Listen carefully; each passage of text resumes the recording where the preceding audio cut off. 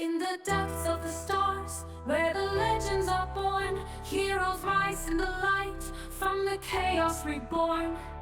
Bound by a force that's ancient and pure, the Rangers unite, in their power secure.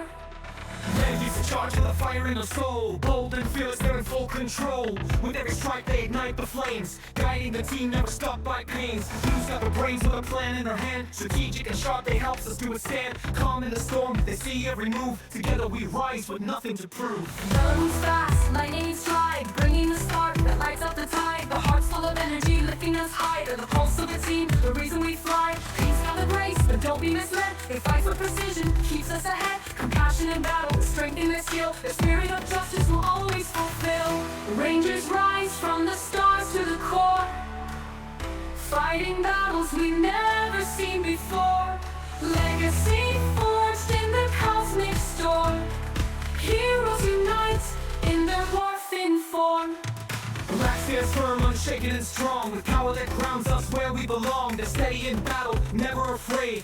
In their hands the foundation is laid. Queens of our force, untamed and free, with the heart of a lion, courage easy to see. Bringing passion and drive, with power untold. Their unstoppable spirit is daring and bold. Light shines bright, beacon a guide, with wisdom that cuts the darkest tide. They leads us through, but the battles are tough. Their light is a force, steady and rough. Gold and silver, legends we praise. Their power and honor in countless ways. With their red strength, we rise as one. Together we fight until the war is won. With swords that roar and weapons that gleam, we're stronger together, we fight as a team. No challenge too great, no battle too long. United we stand, unbreakable and strong. Rangers rise from the stars to the core, fighting battles we've never seen before. Legacy forged in the cosmic storm. Heroes unite in their morphing form. As the stars fade away, their mission remains. The Power Rangers endure through struggles and pain. Forever they'll fight through all they must face. In the heart of the grid, they find their place.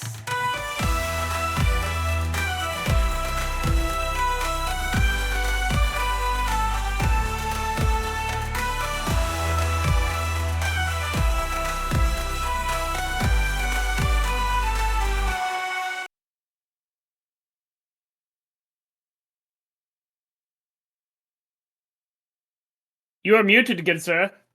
You know, that's probably good. I was being real loud for no good reason.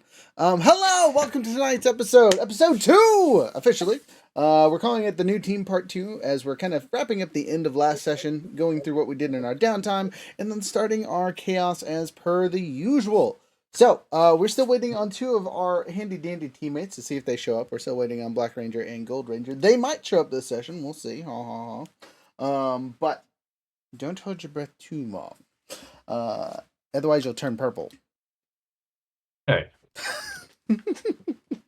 So, new things that we're introducing this session. One second while I fix my screen over here. Focus, dang it. We are introducing our handy dandy argument die. That's what we're introducing. We literally just talked about this before the session. So, argument die, really simple. They're rock, paper, scissors, dice, right, that correspond to your color. And this allows our players a chance to argue with the DM call, a rule of cool, saying something should be allowed via whatever, right? Just giving you guys a little bit extra hearsay in the story, right? If something a character does makes 0 sense to how you have your character, especially one of your little allies that you're friends with, right? If I say something that is just like, that's totally not something anyone imagines that character doing, you have a chance to change the narrative, right? We say, hey, we're going to burn our argument die for the session. You get one, I get one, we roll. If we tie, I win. If I win, I win. But if you win, we change the narrative to make it make more sense. It's a one-time use thing per session. It's really nothing super crazy, but it does give you guys as players a little bit more narrative control as necessary, but also leaves it up to chance because, that's half the fun, right? The other thing I totally forgot is I need to get our handy dandy note taker in here. So give me 30 seconds to do that on the phones. Handy dandy notebook. Yep.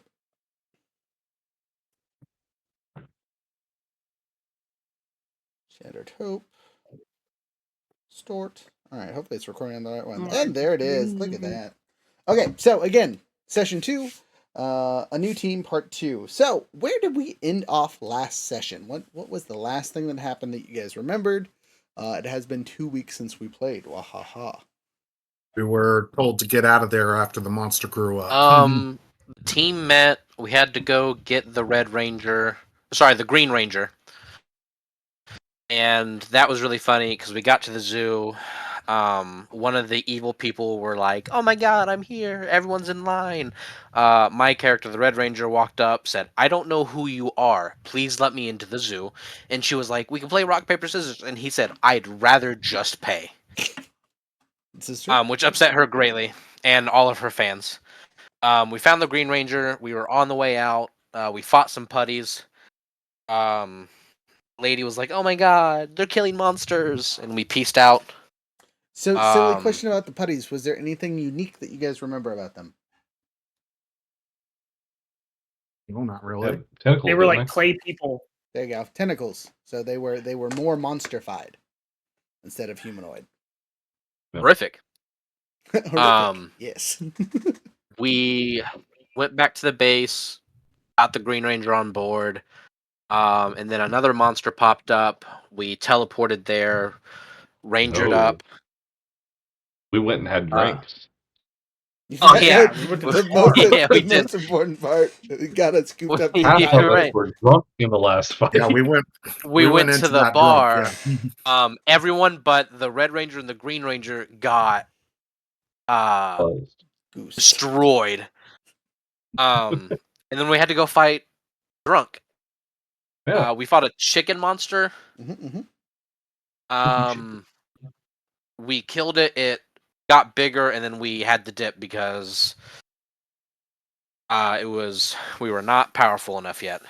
We jumped in the We Phantom also- Ranger ship, right? Or did we all just instant teleport? I believe we got teleported. Yep. Yeah. Yeah. So the We also Phantom. brought a civilian back with us to the base. Yeah, there was a civilian with us. Yeah, the Red Ranger, since the Blue Ranger decided that being on his motorcycle was cooler than saving someone, the Red Ranger hopped over, picked him up, and did his job. Oh, you know what? That's actually a really good example of argument die, for being able to change which stat you're using for that situation. That would have been a perfect example or a chance to use it. Okay. Okay, and I'm looking at, I'm trying to find the right page for what I just rolled for your random monster for this week, because on our poll on our Discord channel, which applies for what we're doing for the week, I rolled 72, so we're kind of in the middle of things here. My only thing is it has to be a low enough power level for you guys to be able to fight it up, because some of these monsters in here are like, it's a lot. Yeah. Okay, so like the real one that you were supposed to roll with was the Mighty Minotaur. I think that's a tad bit higher than what you guys got right now because it's a threat level 7 before it's even grown. Yeah, we're level 2. Much. Yeah. So for you, we did toast a chicken, so you guys did really good with the chicken. Yeah. So I mean, generally for you guys for threat levels, are they kind of like the equivalent of D&D's CR levels? Where four people together equals what level you should be fighting? I believe so, yes, but I also think it helps that my strength is basically maxed, so it really couldn't hit me, and I really couldn't hit it. Noted. I hit it. If you're trying to say anything, I took a drunk shot at it. I was like, see anything on or hear you at all. Oh no! Oh, drink. What? I can see.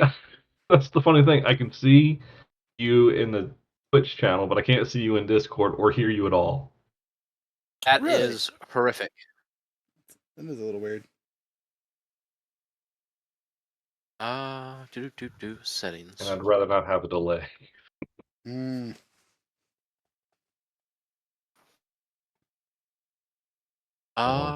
Give me 1 second.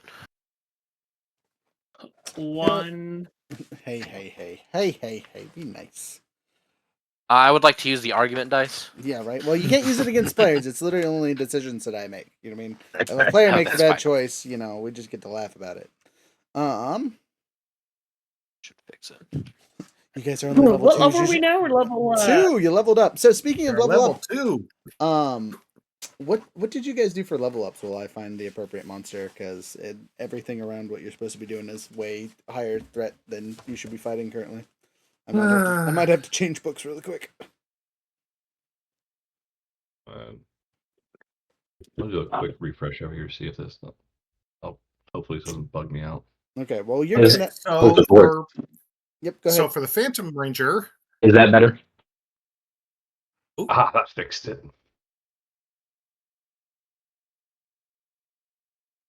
That totally fixed it. Yay! I just used my actual mic, so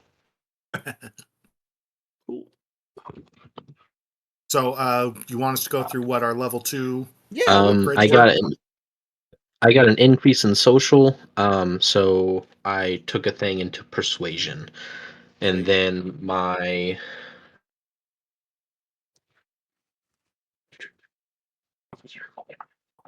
what was it?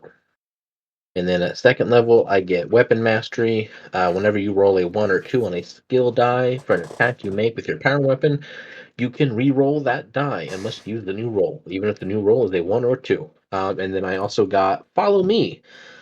Basically, what that is if you guys follow me, I get a +1 to my initiative, and then whoever follows me rolls a d4 and subtracts that from my initiative, and that is your initiative. Up 1, but yes. So we have to decide to use Upshift that 1, but yes. before anyone rolls initiative. Interesting. Okay. Yeah, follow me is really useful, especially if the Ranger team is kind of desperate to go first for any reason, because depending on what Red Ranger's initiative base is, it can put the Ranger team ahead pretty far. So, like if we start a base, if Red Ranger, I don't know what your base initiative is, but let's just say it's D4. Ooh, at level 5, I get an extra attack. D4, and then the rest of us, decide to follow you. The rest of the 3 of us here, you get a D10 on your initiative, and yeah, that can put us ahead, especially against a level 8 threat. That's the idea there. Okay. Cool. I mean, that's a pretty powerful power, yeah. I mean, I could roll low. Potentially, but there's a lot of potential to roll high too, and that's what happens in my in the campaign I'm running. Yeah, our Red Ranger tends to roll very high on their initiative. I mean, it could absolutely be a really good boon, but if I roll low and everyone subtracts the d4 from it, it could not be great. Cry about it later. Okay. Noted. Easy lemon squeezy. I have your guys' enemy picked out, and again, I'll tell you when it's the appropriate time. But fear not, you will be able to beat it, I am sure. The one downside is it doesn't have a grown form, but that's okay. I'll figure that out. I say so we don't pet. I mean, like, we have access to the Zords, but we suffer snags, I think, when we drive them and stuff currently until level 3. Gotcha. Yeah, I'm gonna say narrative lies. You guys don't have Zords. It'll make playing easier. I think you guys will have to come up with creative solutions if you had to deal with the giant. So, all that being said, who else got cool level up stuff? It sounded Phantom. You sounded like you know what you had next. Yeah. So for the Phantom Ranger, I got an additional point into my smarts, which was already super high as it was, and that went into culture. I also got a neat little skill called follow through. Neat little skill. Yep, neat little skill called follow through, or a perk as they are called here. Right. So in my morphed form, while I'm fighting as an individual, after I defeat an enemy for the first time in a round with a might or finesse attack skill test, I can move a variable amount of feet and make the same attack against another target. This movement ignores obstacles, enemies, and rough terrain. Right now, I can only move 5 feet, but that will increase over time. Sweet. That's a great power to have, to be honest. I'm sure that will come in handy for slapping all the minions you plan to fight in the future. Wahaha, or I should say all the time. That's basically minion slapper, yeah. Hell yeah, minion slapper. Alright, so Purple, you look like you're ready to tell us what you got upgraded with. Yeah, I had a couple of cool things. So Tell us what standard happened to thing. I had an increase in smarts. So I went ahead and took it in culture and I explained to you in narrative reasons why that could be. Aside from that, I had two new perks at level 2. The first one is emotional strength. So I can regain 1 D2 power point immediately after I experience some kind of like triggering event tied to the emotions I have in my emotional mastery. So right now I have anger and guilt. Specifically, So it has to be active. Specifically, it has to be active. Yes, it has to be active, yes. But so if I have anger active at the time and I suffer damage, I can roll a D2 and get a personal power point back. Nice. That's helpful. With guilt, it's part of the group test, I'm part of a group test that fails, and I can roll for that. The other really cool thing is that I got to create a unique melee strike. Ooh. So as long as I have at least 1 personal power in the bank, I can use this unique strike at pretty much any time. And I ended up with I could give it an attack name, which I'm calling it Stag Strike. And then I'm using Might as my skill test for it. So that's where I've got pretty much all my attacks for. I'm giving it an energy-based damage. So there's that. And then I had the option to give it one of like a couple of little effects. One being accurate, so that was like an upshift in the attack. Armor piercing, maneuver, which will be a downshift, but I could like hit an enemy down or knock them over or something. And then there was a multiple attack, so I'd get 2 strikes, but I take a downshift. So I took the accurate because I wanted the upshift in the strike. That makes sense to me. So yeah, that's all my cool little things. All your cool little things. Luckily, with this system, there isn't too much craziness that happens at each level, but it seems like level 2 abilities are pretty nice. Yeah. Younger. I got an Ranger. increase to speed, Based. and as such, I took a point into acrobatics. Then I get 2 abilities. Helping Hand, basically, I can use a power point to heal a team member within 60 feet for 1 health. And then Grid Tech, unlock technology secrets. You acquire this role in 4 parts. Upon gaining each version, you choose 2 of the grid bonuses currently available and apply them. And there's 4 total, and I have yet to determine which 2 of those 4 that I am taking. Get on it. Pick those now. Yeah. Yep. Goose. That's what I'm doing. Now, as a note, for any of those powers that allow you to pick multiple choices, if you go through a session and you're like, I didn't use this once, or this doesn't seem like this is going to be helpful ever, I would like to change it. Feel free to do so. Specifically when we level up, but don't be afraid to switch those around to have it make sense for you.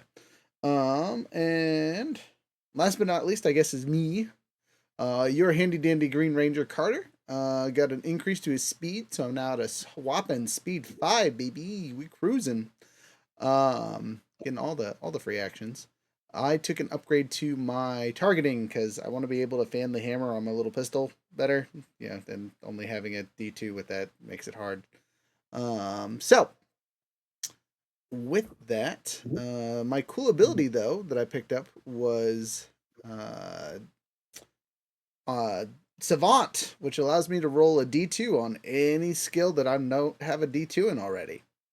I cannot upgrade the skill until I get past D2 on the charts. So once I start upgrading it, it acts as per normal. But for all the stuff that I don't have any skills in, I get to not take the negative and instead get a D2 for it. Which is nice. Trying to think of anything else. I could have picked some other ones, but I went with that one just because I'm a lame and like to do all the things all the time. Yeah, that was my level 2 ability. I'll get to pick that again at level 4 and 9 or something silly, or 9 and 11. I don't know. It'll be a while before I get it again. But there's 4 choices, and basically you get to pick 3 of them. Okay, I know what I want now. Uh-oh, what do you want? Which is going to be important for the team. I chose while morphed, grid speak receivers. You and your Power Ranger team, when morph, can understand and read any language used by other creatures on the morphing grid. Hey, no more communication issues, especially amongst the team. That's nice. So we still can't communicate to the other creature because that would be a different power. Okay. But now we can understand, we can listen, and we can read what other people are saying. Even if we don't understand their language, we now do. Which is good. I like that. And then the other one I took is Aptitude Augmenter, which basically means if I roll a 1 or a 2 while using that skill, I can re-roll it. And I chose to put that on driving. Interesting. Okay. Solid choice to go from there. All right. That's all of our stuff. So, to kind of finish off last session's event, right? You guys had teleported back to base. You've saved a person, and this is the first time you really looked at the person that you guys saved. You'll notice that they previously had very long hair. Unfortunately, beyond the docks with all the explosions and craziness going on, it looks like their hair caught fire and has been singed horribly. She looks to be a young woman, probably in her mid-20s, we'll say. She has dark hair. What's the other descriptors for her? Sorry. And you don't know much about her besides that, right? Besides what you can see on her. She is passed out currently, right? So you guys take her to the medical bay to let Laura kind of keep an eye on her until she recovers. And she might be an important character coming up.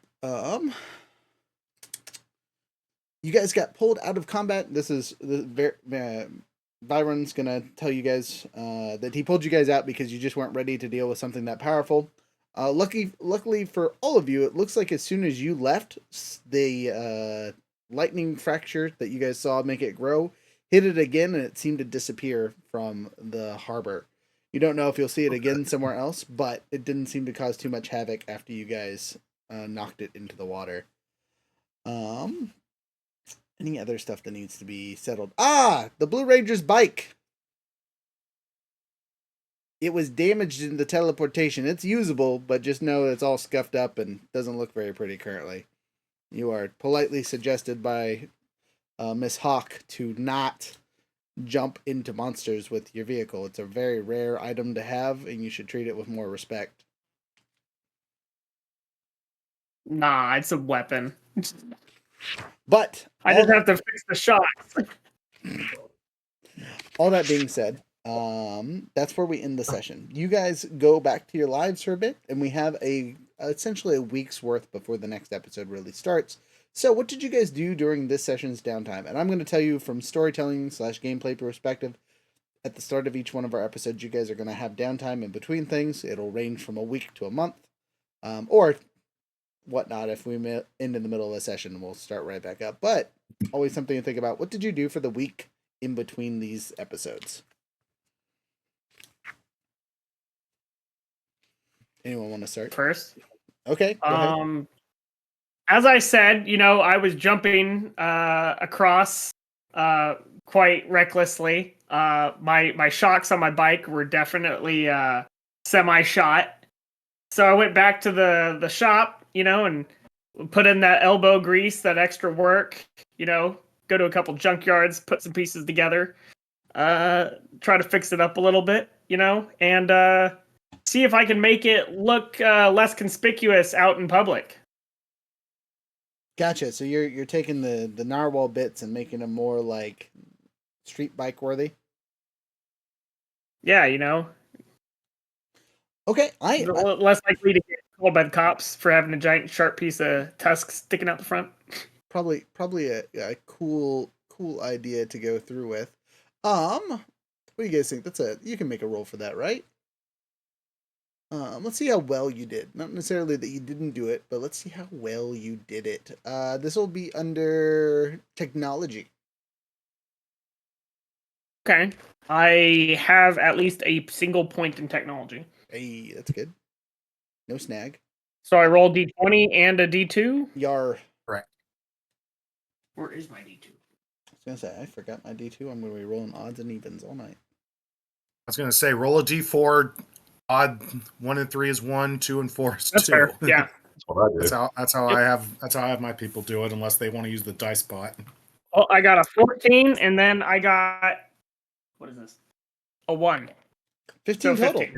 Hey, so you do a great job, right? Not only do you succeed at making it have a button that you can push that retracts the horn and makes it look more like a street bike, it looks nice while doing so, right? So your street version is a passable bike, and it still retains all the features that your regular shark bike has. So there's no downside to it being in quote-unquote civilian mode. It just looks civilian-like. It just looks, yeah, it's a very blue bike. You got some eyeballs painted on the front. It's got a very rounded, like classic looking thing. And design wise, it's like a crotch rocket is probably more akin to what you're driving instead of the classic shark wannabe vehicle. Okay. Yeah, that's your week spent making this thing look unrecognizable. Who's next? I'll take it a go. All right. So I would have gone back to the art gallery and really worked with Leah the whole week. Mm-hmm. Kind of like what I sent you, and just kind of establishing myself as an employee at the gallery and leveraging her to kind of like figure out the ins and outs of the town, since I am a very fresh face. Okay. So I'm going to add on to that. So one of the main things that you did, which might explain your increase in culture, is she took you to a place to get an ID so you can fit in. Because of the time lapses that people have to deal with here on the regular, new people showing up randomly isn't out of the ordinary. So you guys will come to realize that quite a bit of the population here isn't natural born citizens. They come from some other time or some other place. So there's specifically a department at City Hall that gives out new license, gets all your information, and kind of gets you started with some basic necessity stuff. As you are working at the shop, thankfully to your new friend's kindness, you did have a choice. There is another ranger that gave you a couch if you want it, or you can stay at the art gallery as basically a on hire guard. So instead of doing any artwork, you're just basic extra muscle, specifically at night. I think I'll take that for the time being. Okay, so that is your job. Any major events, you have to be a bouncer, which might conflict with Power Ranger silliness if Power Ranger silliness is occurring. So just keep that in mind. All right. Roomies. Not roomies. Oh. I'm living at the gallery, man. He's upstairs in the loft. Though you will notice that you don't have a ton of space in room because the loft is really where Leah paints. So, and she has no problem just intruding on your space because it's hers. Yeah, I have nothing with me, so that's fine. Okay. Who next? let the awkwardness ensue. So Ellie, Ellie will probably need to also seek out an ID, Okay. being only slightly fresher than our Purple Ranger. Uh, so she'll probably have followed. She'll probably have followed suit with that.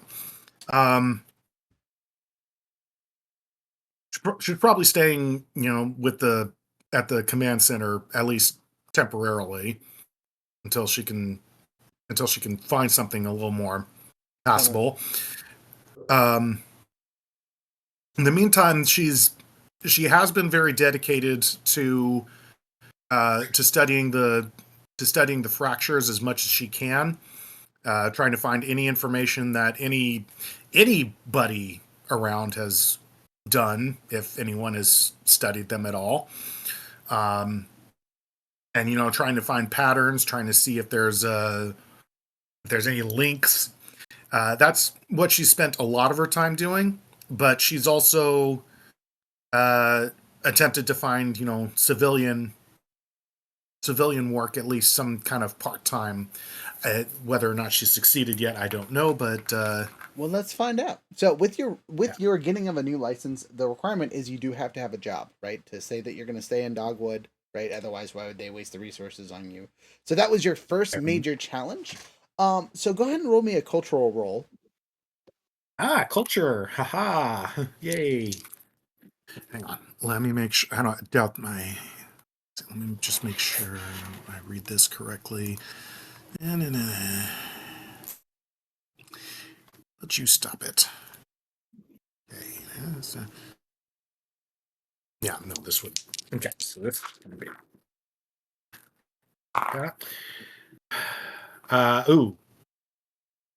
11. 11. Okay, so go ahead and roll me a d20. I'm not rolling you right now. I don't want you right now.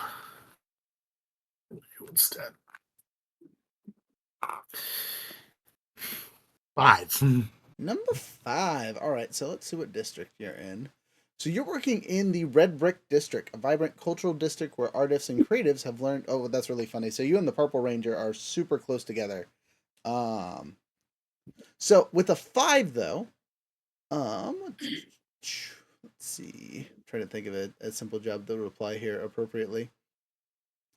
So with an 11, you rolled relatively a normal Mid. So you are currently a warehouse supply technician at one of the shops, right? So you're essentially a gopher. One of the artist supply shops has kindly offered you a position there. You were actually referred to by your friend. Can't remember his name. That was Omar. Yes. Omar Kadar. Yes, Omar knew the owner of this place and basically got you a quick job. You will learn things from there, and we'll get to build your story from there on out.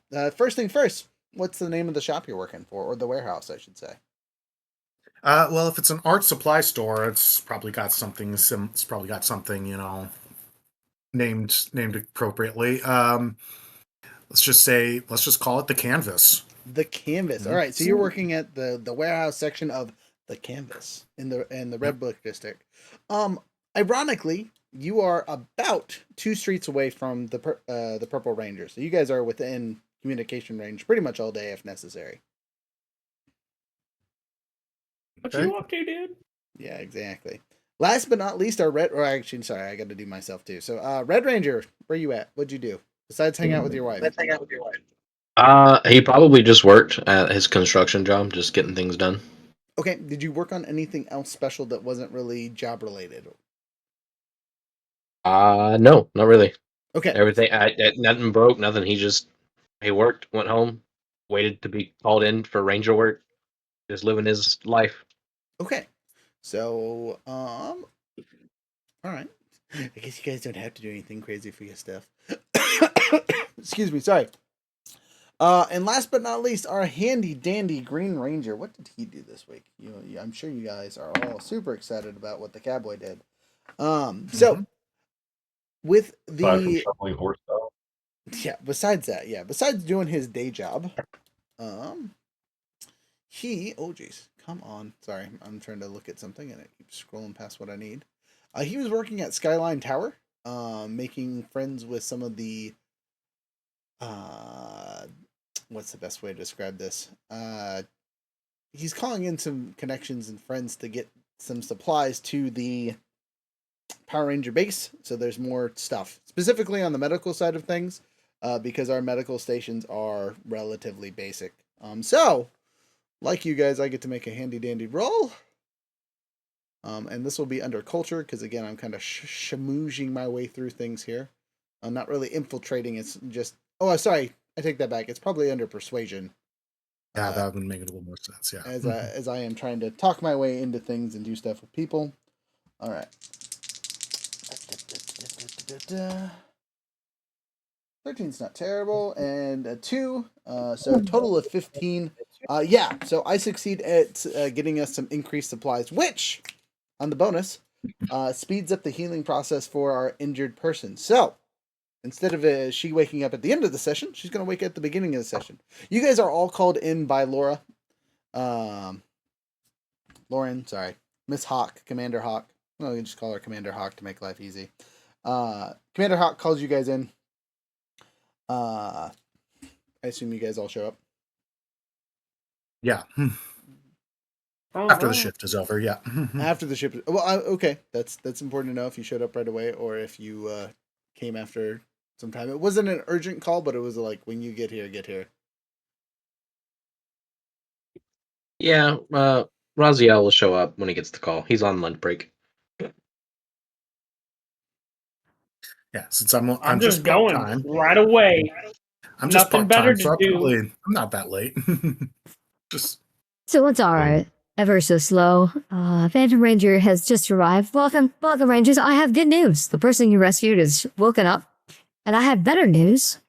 Because you saved them, they want to help out around here. I took a quick look at the inside of the command center here and started fixing things off the bat. I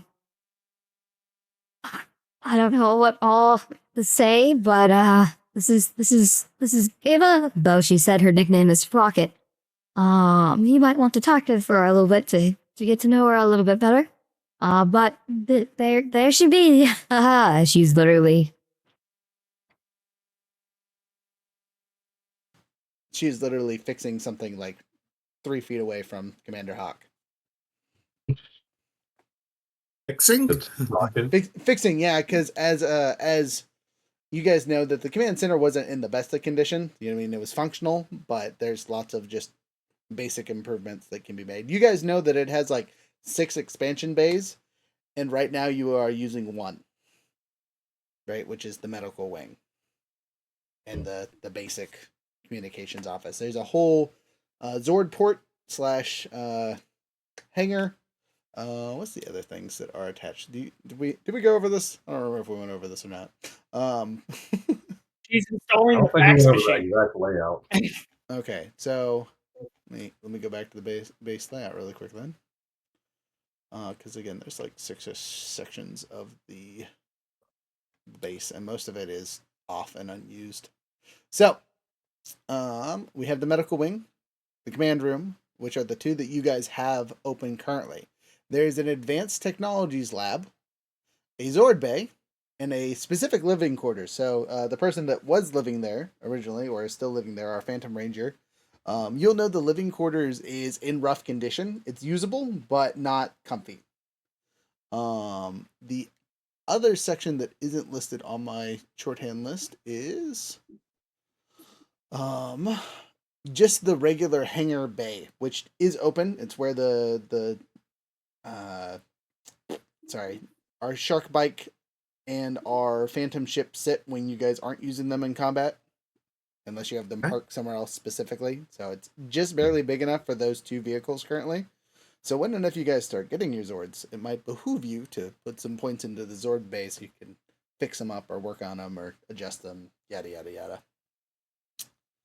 But yeah, those are the 6 sections. Right, hangar, Zord bay, living quarters, command room, medical wing, and advanced technologies lab. they're all technically open to you guys at this point, right? But the usability of them is very low. So if you're going to improve your equipment or things like that, you're going to want to work on the Advanced Technologies Lab. If you guys are wanting to heal quicker or heal others quicker, things like that, working on the medical wing is going to be important. The command room is not improvable besides cosmetically, which is what our handy dandy sprocket is doing currently. And then obviously the Zord Bay and hangar and all that fun stuff can get improved to where they're better. And then living quarters is usable, but needs work. So free time in the future, if you guys want to work on the base to make it better, something to do in your free time. But that's that. Sprocket looks up at the group of you yahoos, and says, maybe if I can find an appropriate voice for her.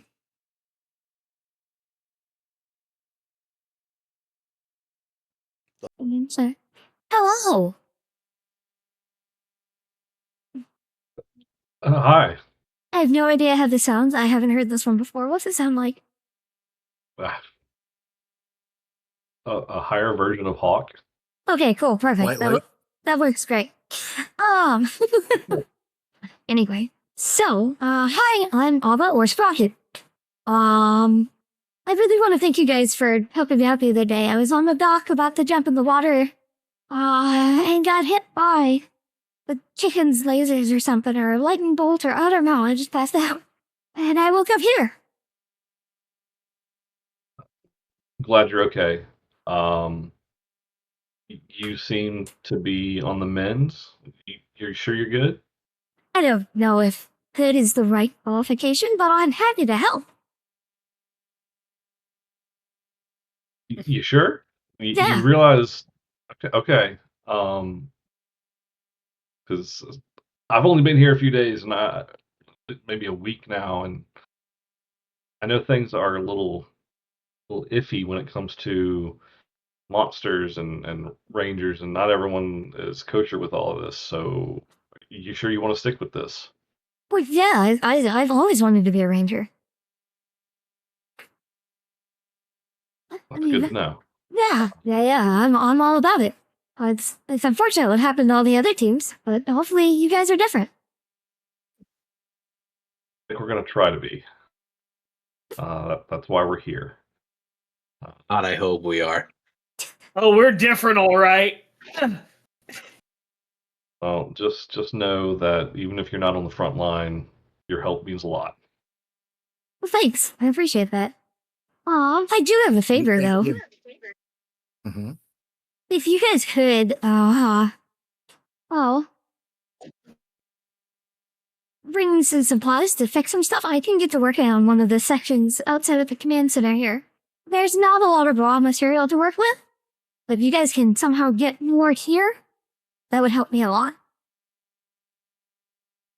there anything in particular you might need to go with, or just whatever we can scrounge up?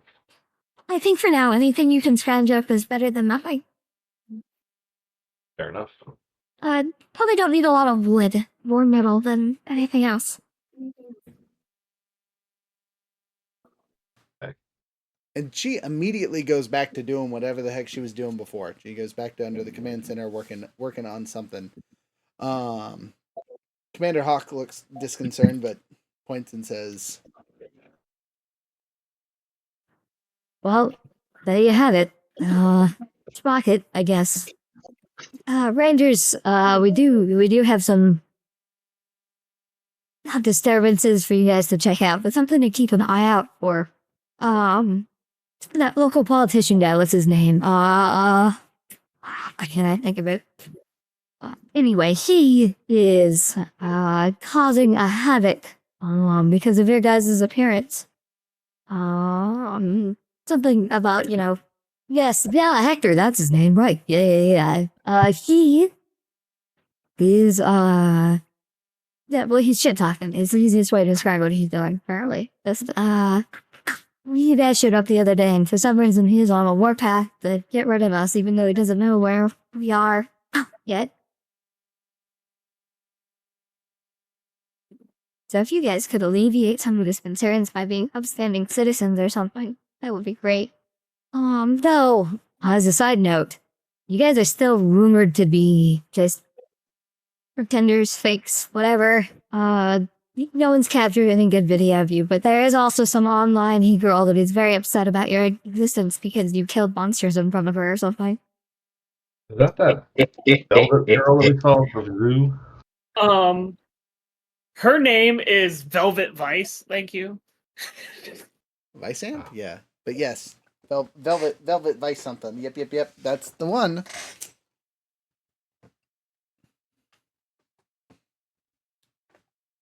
So, y'all, Carter, I did get some supplies from the fancy tower in the middle of town, but there might be other places we can secure some better equipment.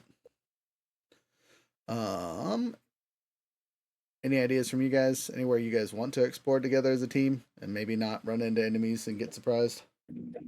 Hopefully. Any other old ranger hideouts? To my knowledge, this is the only one that was ever set up. Or like not necessarily like outposts, like primary bases, but any like quote unquote like safe houses or little things like that. Well, considering we're the only ranger team that's ever been here before. Okay. The Rangers Sprocket was talking about are the ones that were in other cities like Angel Grove or whatever. Gotcha. Would the docks have a boneyard? Like for mammoths? Huh? Like the for docks. No, right, docks, but like for whale bones or mammoth? What kind of bone? No, not that kind of boneyard. Ships, yeah. Boats, bones. Yeah, no, that's not my thing. I don't know. If it's not animals, I don't really care. Yeah. But that's a good idea. Not to dissuade your idea. That just A junkyard that's got car parts. I could probably. Ryan could see about getting materials from his construction job. You think they'd give that away for free, or are you gonna have to do some extra work for it? Could be waste. Probably not for free. I'll have to do some extra work. I guess it would depend on the materials themselves. Just gotta make the request and see. We need metal more than anything. Mm-hmm. You'd be surprised how much copper people leave when during construction jobs. IRL Younger over here sounding like a crack addict. They just leave them Cadillac converters just sitting in parking lots. Do you think there's someone in? Oh, go ahead. Do you think there might be someone in the supply line, in your construction supply line, that might be willing to work with us? Probably, but we'd have to spend what we're doing, like what kind of project we're doing, and why we need this much raw materials. Yeah. I mean, we're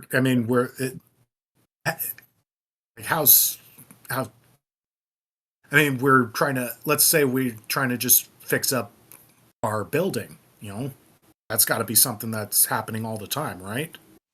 Do they actually need to know where that building is?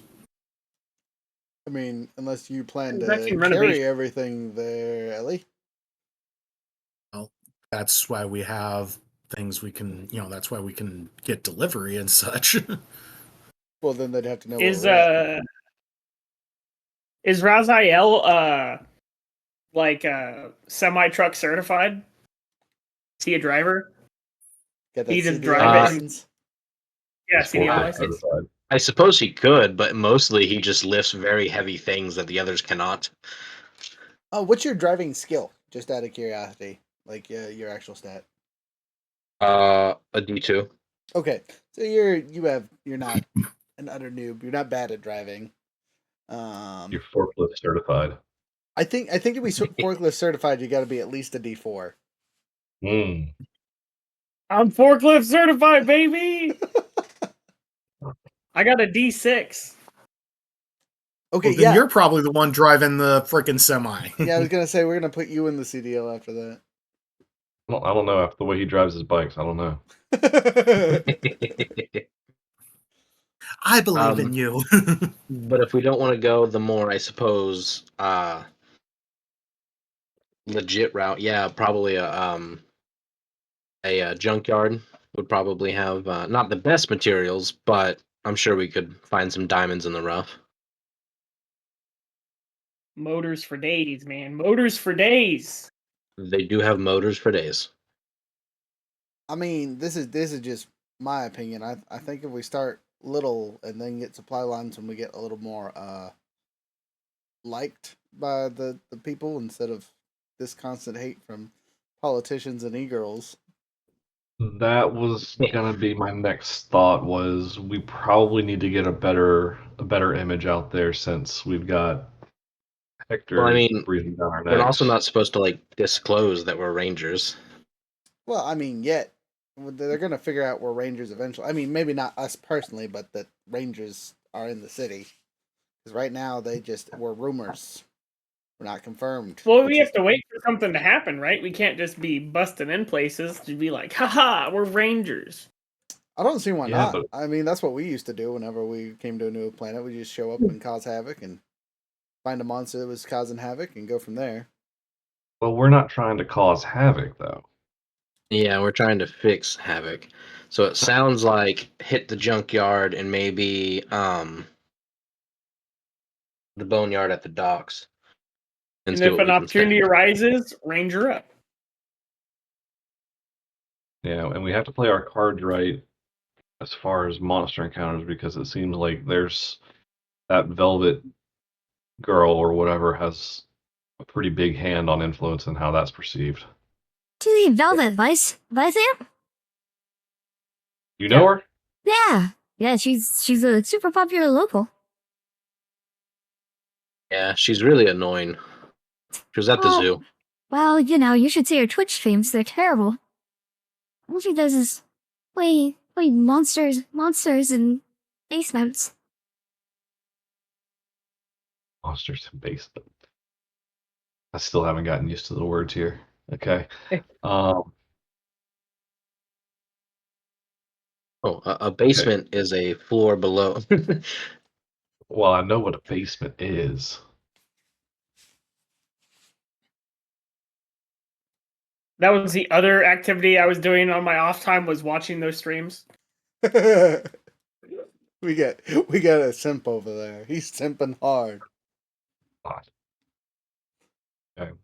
Let's see what we can grab from the scrapyard discreetly for right now, and just keep an eye out for things that might pop up. That sounds like a good idea. I'll follow you. Sounds like a plan. Follow me, guys.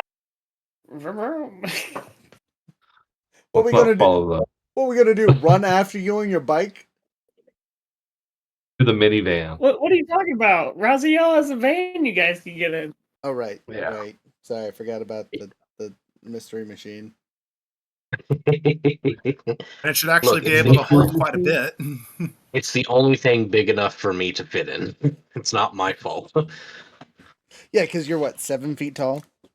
Yeah, this is like the biggest character I've ever had.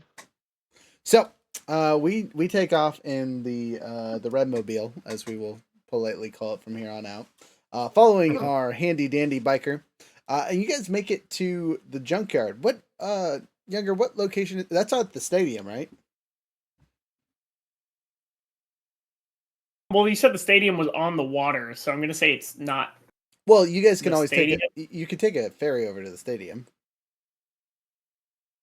Yeah, let's Okay, well, I drive- just meant like the go for it. general city spot, The Oh, pick and general pull. city junkyard. I see. Yeah, is there a pick and pull? Yeah. A pick and pull. Well, let's look at our handy dandy map, shall we? I'm the map, I'm the map, I'm the map, I'm the map. So, I think if we're looking through stuff and things on here, It might be in the industrial section, quote yeah, unquote. I think the industrial sections. So, Ironworks Industrial Zone, Zone 12. Which is pretty close to where we're at, right? Somewhat. Here, I will move the thing on the screen once I find the number 12 on my. Oh yeah. All right. So, whoop. for those of you watching, see all my screens for 2 seconds for some reason. Gosh dang it, computer. You saw all my stuff. Ah. Anyway, number 12 is down here. Not super far from where we fought before. But not exactly right next to us. So, cool beans. And away it goes. Goodbye, Matt. So, you guys head over to the industrial district, which, you guys care to know about. Let me go to my other notes here and see if there's anything important for you.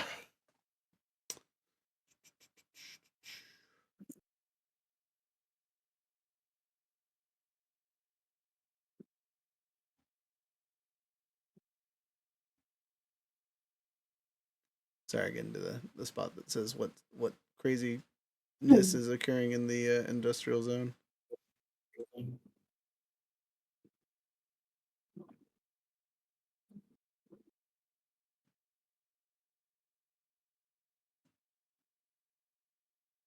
Skip.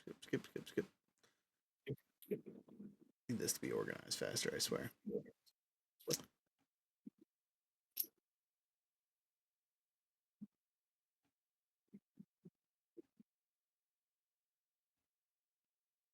Sorry, apparently all my notes on the city are behind all the character notes, which is a lot. Okay, anyway. So this is actually one of the more stable areas of the city. When it does transfer over to stuff and things, it is, where is the rest of it? Nope, that's people. Gosh dang it. Number 12. Aha, here it is. Nope, that's Frank. Gosh dang it.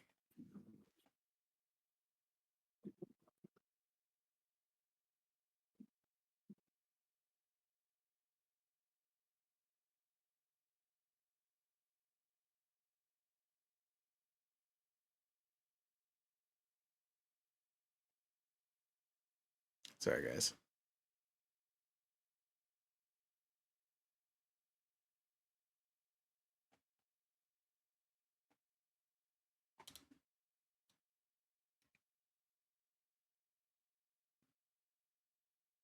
Yeah, so sorry. On this, not this is one of the few zones where it's relatively stable. If it does change, it's like days and weeks, so like the seasons will change, and that's basically the worst part of it. But it's pretty temporally locked, as its locations between a couple different fractures is keeps it relatively stable.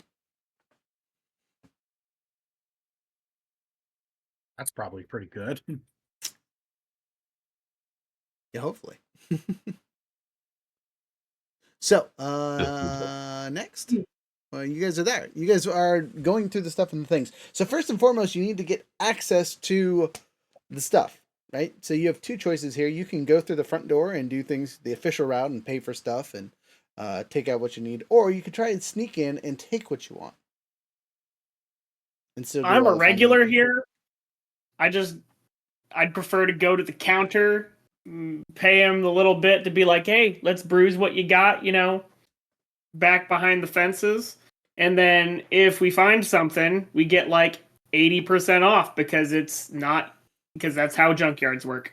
Okay, Younger, since you're a quote unquote regular, actually, before I ask you, everyone good with that plan? I'm good with it. That works for me. What I would prefer. All right. Carter's over here like, let's just sneak in and take stuff because, that's way faster. But all right, whatever. We'll do it the right way.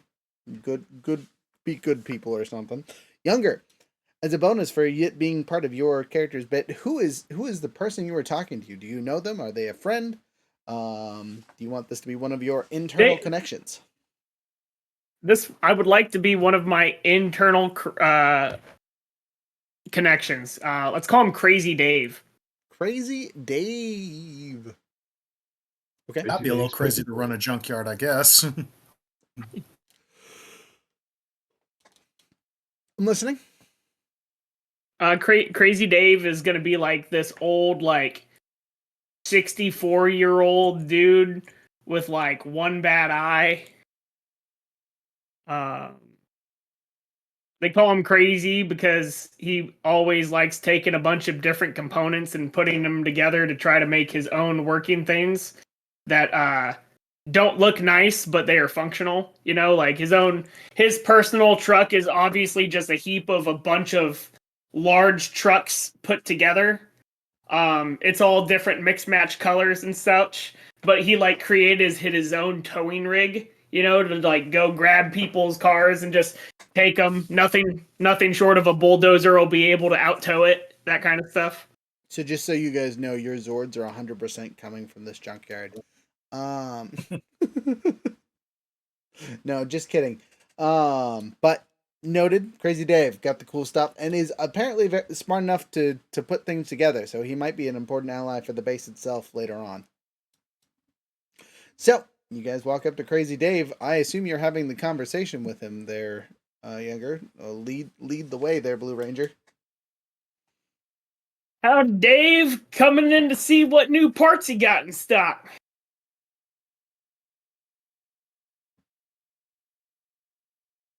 New parts? All we got here is old parts there, Lieutenant.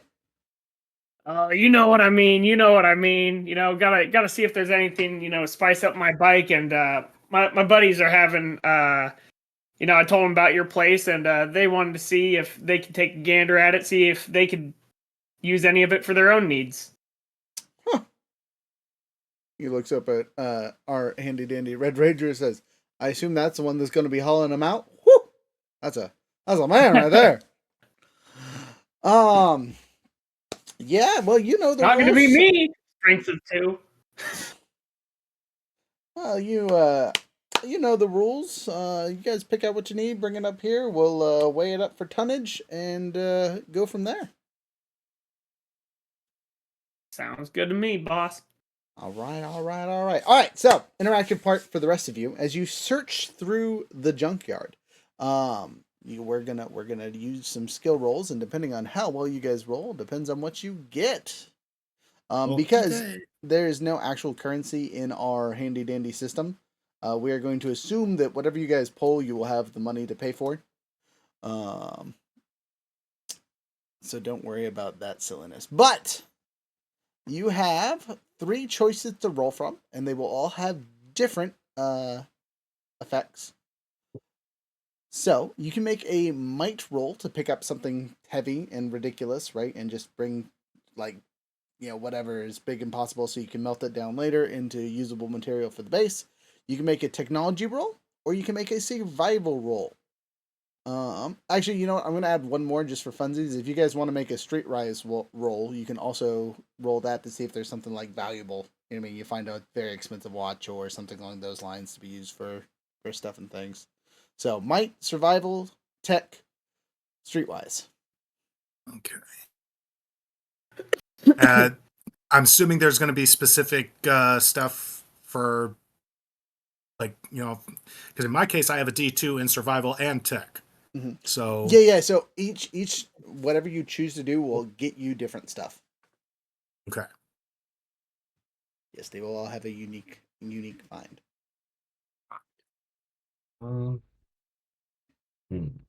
I might do a might check. Right. Okay, you're just carrying as much stuff as possible. I don't know what to choose from. Okay, that works. This is relatively foreign to me, right? Roll it. Let's see. So we get a D4.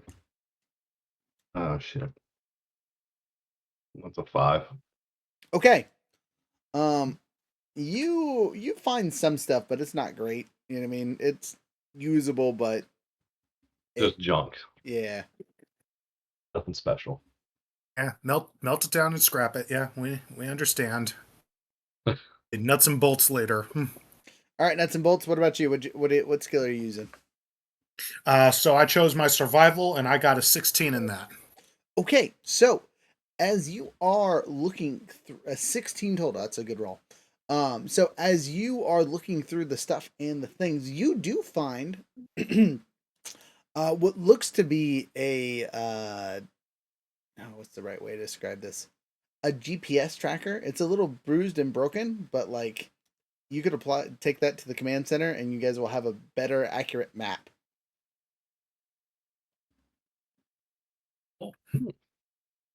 Definitely be taking that. It should be small enough to just kind of carry under the arm. Yeah, it's not super heavy, and the parts and pieces that go with it, you can, as a single person, can carry. Like, this is a heavy duty one. This is not a small Jeep. Like, this looks like it might have been from the police station or something along those lines. Okay. So it's a heavy enough duty piece of equipment, but you as a person can carry it.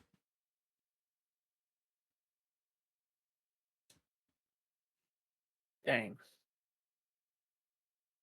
Next. Red Ranger. Well, survival, technology, or Red Ranger. I'll use my alertness roll. Alertness. Just to see if we can... Not an option. Oh, oof. That was might, streetwise, survival, and tech. Yar. Oh, then we'll use might. Okay, you picking up the stuff for raw material. Go ahead and roll me a might roll. 17. Solid roll. Okay, so you brought in like a handful of rusted junk. This man just picks up like half of a car. Go off. You hear Crazy Joe? That's gonna be a lot of tonnage. Make sure the van can carry it. Van's pretty heavy duty. You think it'll be fine. Blue Ranger, what you doing? Yeah, all of those stats are ass for me. You should still have tech, so I have 1 tech, I have 1 streetwise, I have 3 science, but that's not an option. I have negative might. So I guess I only had 1 survival and I got a 16. So you okay. just I think have I'll faith in go your D20. for. We haven't done streetwise yet, right? You have not done We haven't done streetwise. streetwise or tech. Yep. I will do streetwise. I got a 2 on my D2. Oh, okay. And I got a 13. So is that a total of 15? Total of 15. Good roll. So doing streetwise. So as you're going through stuff and things, you pull what looks to be, what's it? A cookbook, and not like a cookbook for recipes and whatnot, but like a bookie's book. Oh. A bookie's book. A bookie's book. Yeah, there might be some important names and things in here. Okay. This looks like it might have. Oh, this is the mayor's car. That's crazy, right? Yeah. Got into a car accident recently? Something like that. It looks like this might have been like accidentally thrown out, not necessarily on purpose. It's not burned or destroyed. It's in really good condition. Ooh. Okay, yeah. It's in the glove box. All right. And since we haven't done a tech roll yet, that's what our Green Ranger will do. I have a 2 in that. Without using my fancy pantsy skill. So 2 away. I got a 1 on the dice and a 10 on the big dice, so a total of 12. Nothing super crazy for the tech. Good enough roll to find something helpful, but nothing that was like, oh, amazing. Again, I find some more unused medical stuff that's worth using, but not a lot. I'd like to take a moment to, depending on how many pages are in this book, just like pull out my phone and just take a couple screenshots. You can take all the time in the world that you need to. It's a good sized notebook, so there's probably 100-ish pages. Not all of them are filled out, mind you, but hey, yeah, actually, whatever's filled out. I'm gonna roll a percentile and see how much of our 30 pages are filled out. Sound good? Mm-hmm. Fair enough. All right. Okay, I lied. This is super duper full. It's 98% full. This is the book. You found the bookie book, apparently. The book for the bookie. The bookie that lost his book is probably at the bottom of the river right now, is all I'm thinking. Says Carter. Or he got a new book because this one was full.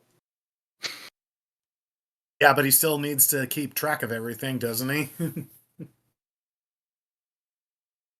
Maybe we could Someone be good probably citizens wants by that. returning it. But no, let's would I be able to do like an alertness check, just kind of skim through, see if I recognize either Hector or whatever her name is? Sure. Velvet. Her first name is Velvet. Yeah, Velvet. Yeah, whatever. Velvet Dykamp. Not like doing like a huge list. Vice Amp. It's Vice Amp. Yeah, whatever.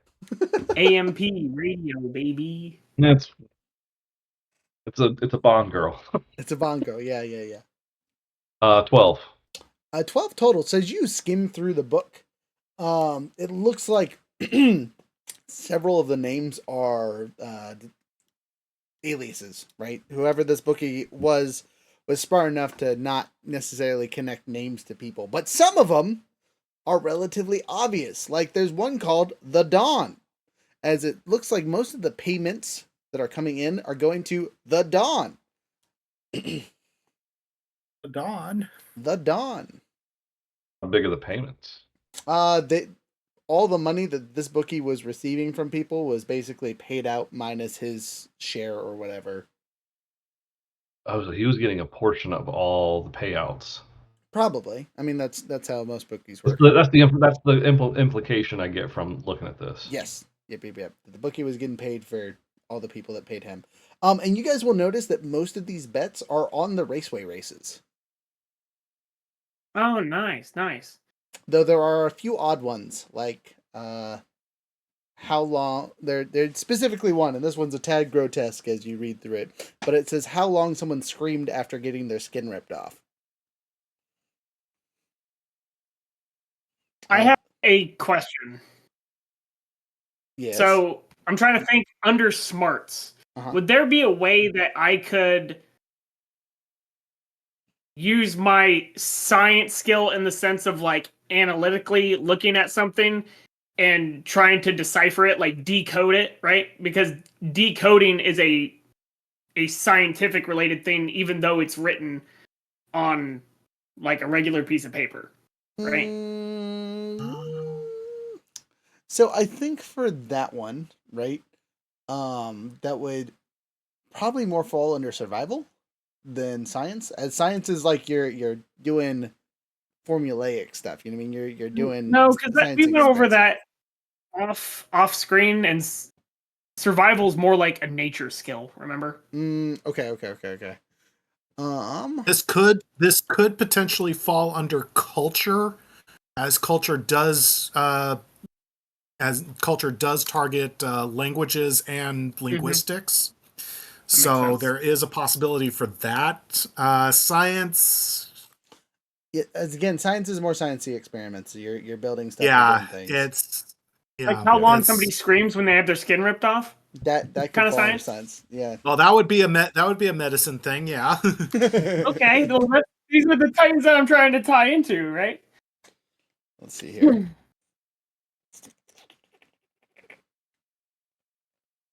Did I find what page the skill descriptors are on to make sure I'm not crazy? There we go. Smart-based skills. So science covers medicine, and specific subjects. So depending on the branch of science, such as biology, chemistry, genealogy, those kind of specific knowledge. That's what science covers, right? Okay, so then culture would make more sense. Culture would probably be a better one. So in terms of how the skills are meant to be distributed. I would think it would actually probably fall under alertness, right? So it's under the investigation. Mm, the ability to search an area for clues, specific details, fair. hidden images, stuff like that. So I think alertness is probably the Yeah, you better could of the do that choices. too. Yeah. Investigation. Which does that fall under? So it's under Investigation is alert. under alertness, yeah. Also Oh, okay. and or insight. This is to see patterns in speech or behavior, otherwise determine a creature believes to be true or false given a moment or in a given moment. Though that's kind of a stretch. Yeah, I'm definitely not the guy for that. I was gonna say I will say that none of our characters are Batman at this point, so we're not the world's greatest detectives. But if we wanted to use science, right, and do forensics or something like that, that would be probably Okay. When we go back to base, I'll try to do that with this little book. Same thing with, well, I mean, your advanced lab isn't set up, so you're not going to do anything helpful. Same thing with technology. If you build a technology to specifically decipher things or whatever. Also, Purple Ranger, your camera has you all Yeah, fuzzy. I just noticed. Wait. Kind of, Is the guy connected to the morphin grid? ah. See if that helps out. How are you trying to figure that out? Wow. I'm just curious Oh, because my ability allows me to understand anything that was connected to the morphin grid. Okay. He's not a Power Ranger, so no. And he's not a villain that necessarily breaks into the grid itself. It was an idea to use my cool ability. Good idea. Regular bookie. There we go. Okay. So you guys have all found something or other. So 2 of us gained low tier helpful things. 1 gained high tier, and 2 of you gained very specifically helpful items. So, not that it isn't improved yet, but installing your GPS station, as we will call it politely, instead of having to rely on the equivalent of our viewing globe, you guys will be able to look at a monitor and be like track things in real time.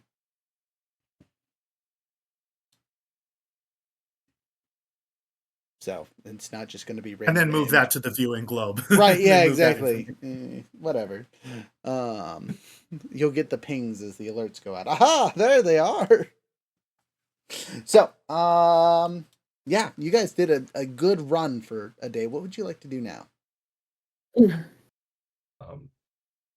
already brought everything back to base. Yes, I will yada yada bringing things back to base. The red mobile is big enough to take what you guys did. Though it was a little ridiculous looking as half of the car was sticking out the back half of the van. Nobody's got a tail hitch. That's crazy. Though, when you guys get there, Commander Hawk is annoyed looking, but Sprocket is enthused by all the pieces and parts.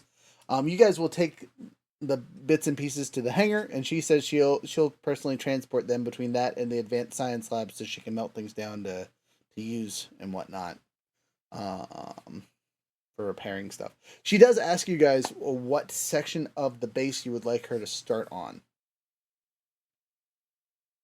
If you start with the command center, you'll install the GPS. If you guys start somewhere else, there will be other. Ellie is being a little biased, but she does want the living quarters upgraded a little bit. But that's Ellie being a little biased. I think if we want to be on top of things, the command center, the GPS will probably be the most beneficial for us at the moment. Well, yes. As much as I hate to admit that, I think that would be best. If not that, then I obviously would want the science lab so that we can get this cool evidence I found looked at. Hey. Though make a note somewhere on your character or whatnot that you do have some kind of evidence. It's not connected to anyone yet, but you have a strong feeling this will be important later. My vote's on the command center. Okay, 1 vote for command center, 2 votes for command center. Any other votes? 3. 3 votes. Okay. Command center. Majority rules. So she will get working on the command center and get the GPS upgraded sometime soon. It won't apply this session because you guys, the only person that has any vehicles are the 2. They can make their vehicles basically teleport to them. But you guys can use this feature to get to a location faster. I know that seems silly, but for narrative reasons, you guys won't have a reason to be like behind when you're appearing someplace. The teleportations won't mess up. You won't get thrown to the wrong section. Things like that.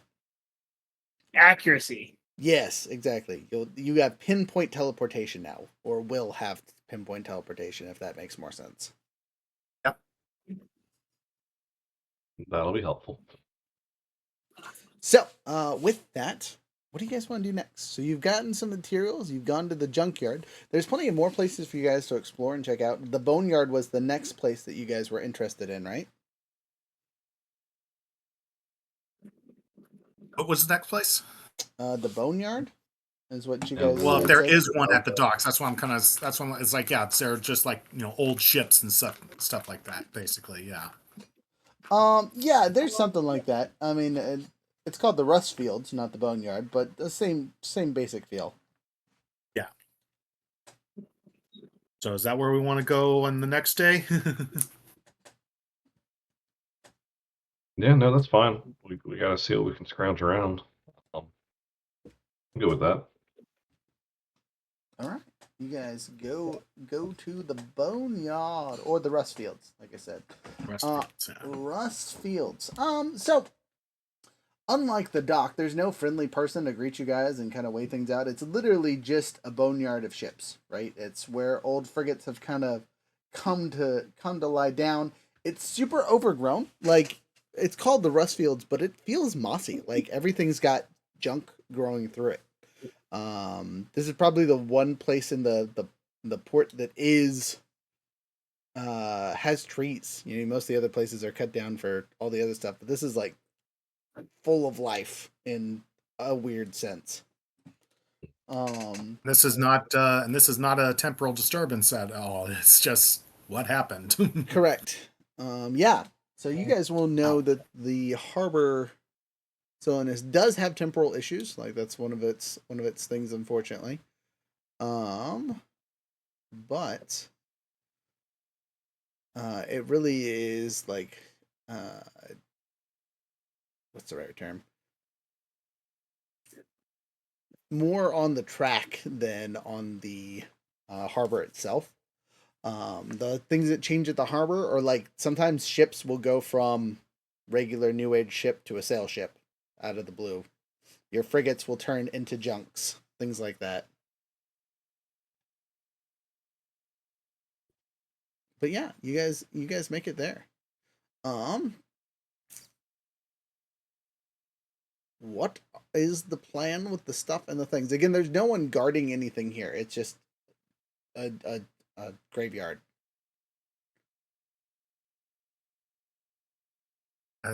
Probably the same plan, only this time we don't have to pay for anything. Okay, so same roll chances as I before. think. If you guys want to do it that way. I think. Am I alone in that? No, I mean that's what I was kind of curious of. I guess we were doing the same kind of scrounging around as Okay. we were doing at the pig and pool. You guys continue your scrounging. Go ahead and give me the rolls like we did before. This time we're going to start with the Phantom Ranger. Phantom Ranger, what kind of roll are you making? And Okay, fun roll. You can't use the same roll you used last time. Oh, fair enough. Okay, let me check my stuff here.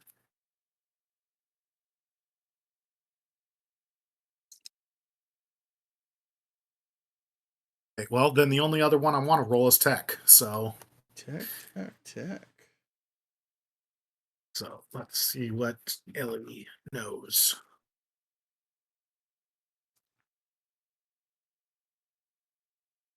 Very little. 5.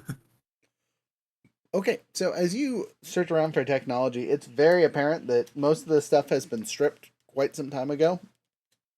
And you not necessarily being from Earth, you don't know what would be helpful of the stuff that is left over.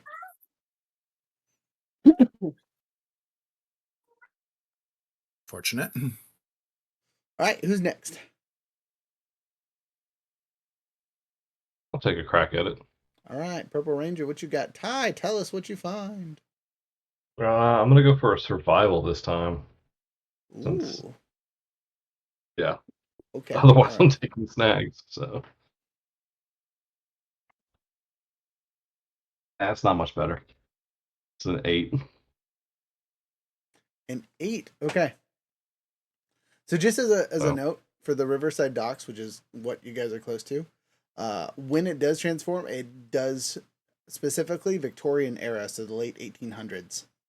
So steamships, coal burning, that kind of stuff is what it switches between. Currently, it's New Age, so no stress there. But just so you guys know, now that I took all the time to roll up there. All right, an 8 total. Yes. Yeah, you kind of like your friend here. This is a much harder place to scavenge and search for. Yeah, I kind of figured.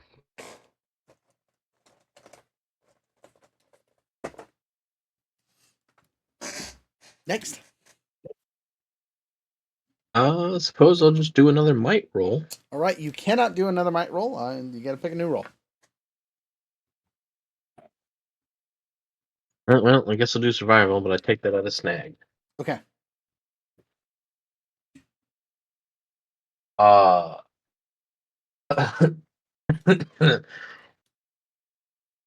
18. Oh, with a snag over here with an 18. Okay. I rolled a Okay. nat 20 and an 18. Wow. Oh, you were designed to succeed, apparently. So Apparently. I'm so sorry. as you No as you apologies. as you are looking around and finding things, what you do find is what looks to be a in front here, sorry. A cryo chamber is the easiest way to describe it.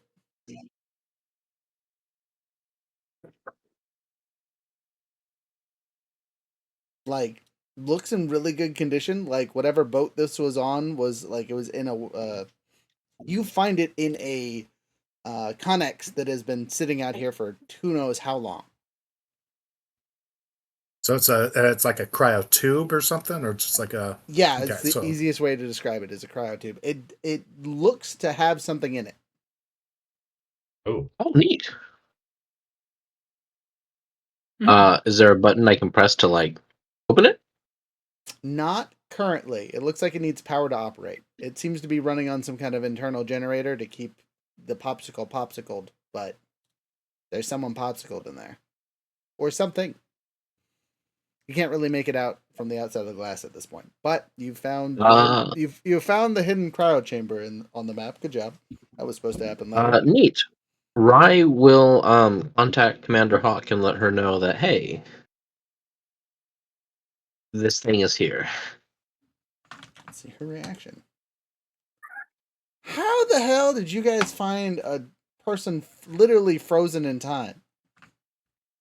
to be Couldn't fair, tell we you. don't know it's a person. We just found this. It's just a tube right now. We can't see what's inside. Oh, so there's some kind of dangerous entity in here. Wonderful. Okay. I will. I'll get something set up to move that here, I guess, and get it into the advanced science lab or the med bay or something. There's not a lot of room here, so we'll see if we can even hook it up, but we'll try. You said it's on? Yeah, it's on. I just can't get it open. I mean, I guess I could get it open, but it wouldn't be safe. All right, she says. Next roll. I think it's me. You, Blue Ranger, what you got? And since there isn't any I don't think science is an appropriate role again. So I guess I'll do something else rather than streetwise. I'll do technology. Okay, so as you're searching the old ships for usable tech, roll it. Okay, let's see what we got here. Hey, got a 2 again. I don't know why I showed the camera. It's off. Why are you showing us a 2? And I rolled 4. Okay, So I got a total of 6. Ooh, bam! You guys hit the jackpot, but the rest of you over here, you're giving him your luck. Critical, man. I got a critical on my D2. Criticals don't count till Oh you're in my. the D4 range. Rah, rah, rah, rah. I Anyway, use science. Hey, science will be important for fixing this cryo tube, so keep that in mind. Yeah, Uh, we'll need to get that advanced technologies place up and running for this, I'm sure. Yep. Okay. Last but not least is me, and I did. What did I do last time? I did tech, right? I think so, yeah. Yes, you did. Okay, so I am just gonna do a straight up might roll because that seems the most appropriate. I'm gonna take some junk and hope for the best. I rolled an 8 and a 1, total of 9. Woo! So because I'm just grabbing material, I do so successfully, but it's not a lot. Again, it's rust buckets and things like that. Like finding usable material is hard. So you guys are, it's going great, going real good. All of us are just finding Jack Diddley that's helpful. I just picked up a bunch of clocks. Just like went into like each of these rooms and stuff. There's like a clock hanging on the wall. Just like, yeah, man, I'm so good. Found a few PCBs, that's about it. Y'all, dude, I found some floppy disks.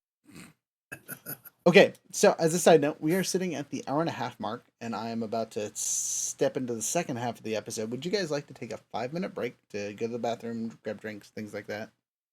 Sounds like a plan. Okay, Yeah, 5-minute sure. break. We'll be back in, what time is it now? We'll be back in 5 minutes. 5 minutes. Whatever time it is, add 5 minutes. Yeah, it's 7:08, so 7:13ish, 7:15ish. We'll see y'all soon.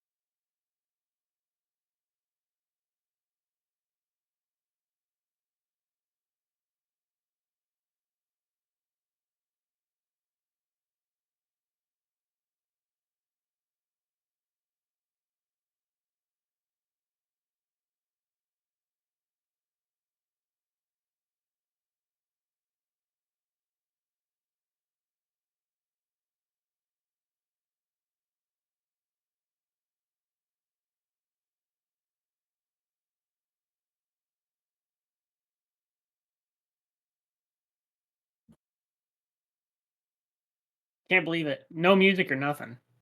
Just pure silence. hate and silence. Sorry. It covers up the sound of me munching on food. Blah, blah, blah. Of silence. There we go. Those two. Okay. So, as you guys are making your way downtown, walking fast, faces past, but you're homebound. Just kidding. You're still in the rust bowl. What I call it before? Sorry. The boneyard. Whatever. Rust Fields. I think. Rust Fields. Thank you. Whatever. Yeah, that one. As you guys are kind of, making the chamber safer to pull out and grab later, you hear a set of noises that just sets off your danger alert. Like gas? No, it was not gas. It was. Hey, Panda! Thanks for the raid. Appreciate you. We got 5 whole people. Love you, Queen. You're the best. All right, so We appreciate you all. right, and we get the emojis. Hell yeah, let's go, Panda. So, I should probably actually put it on our thing so they can see our faces. That would have been a dumb mistake to make. Anyway, jumping into this, a hissing noise comes from behind you. You really don't need an alert check to see the giant snake monster approaching you.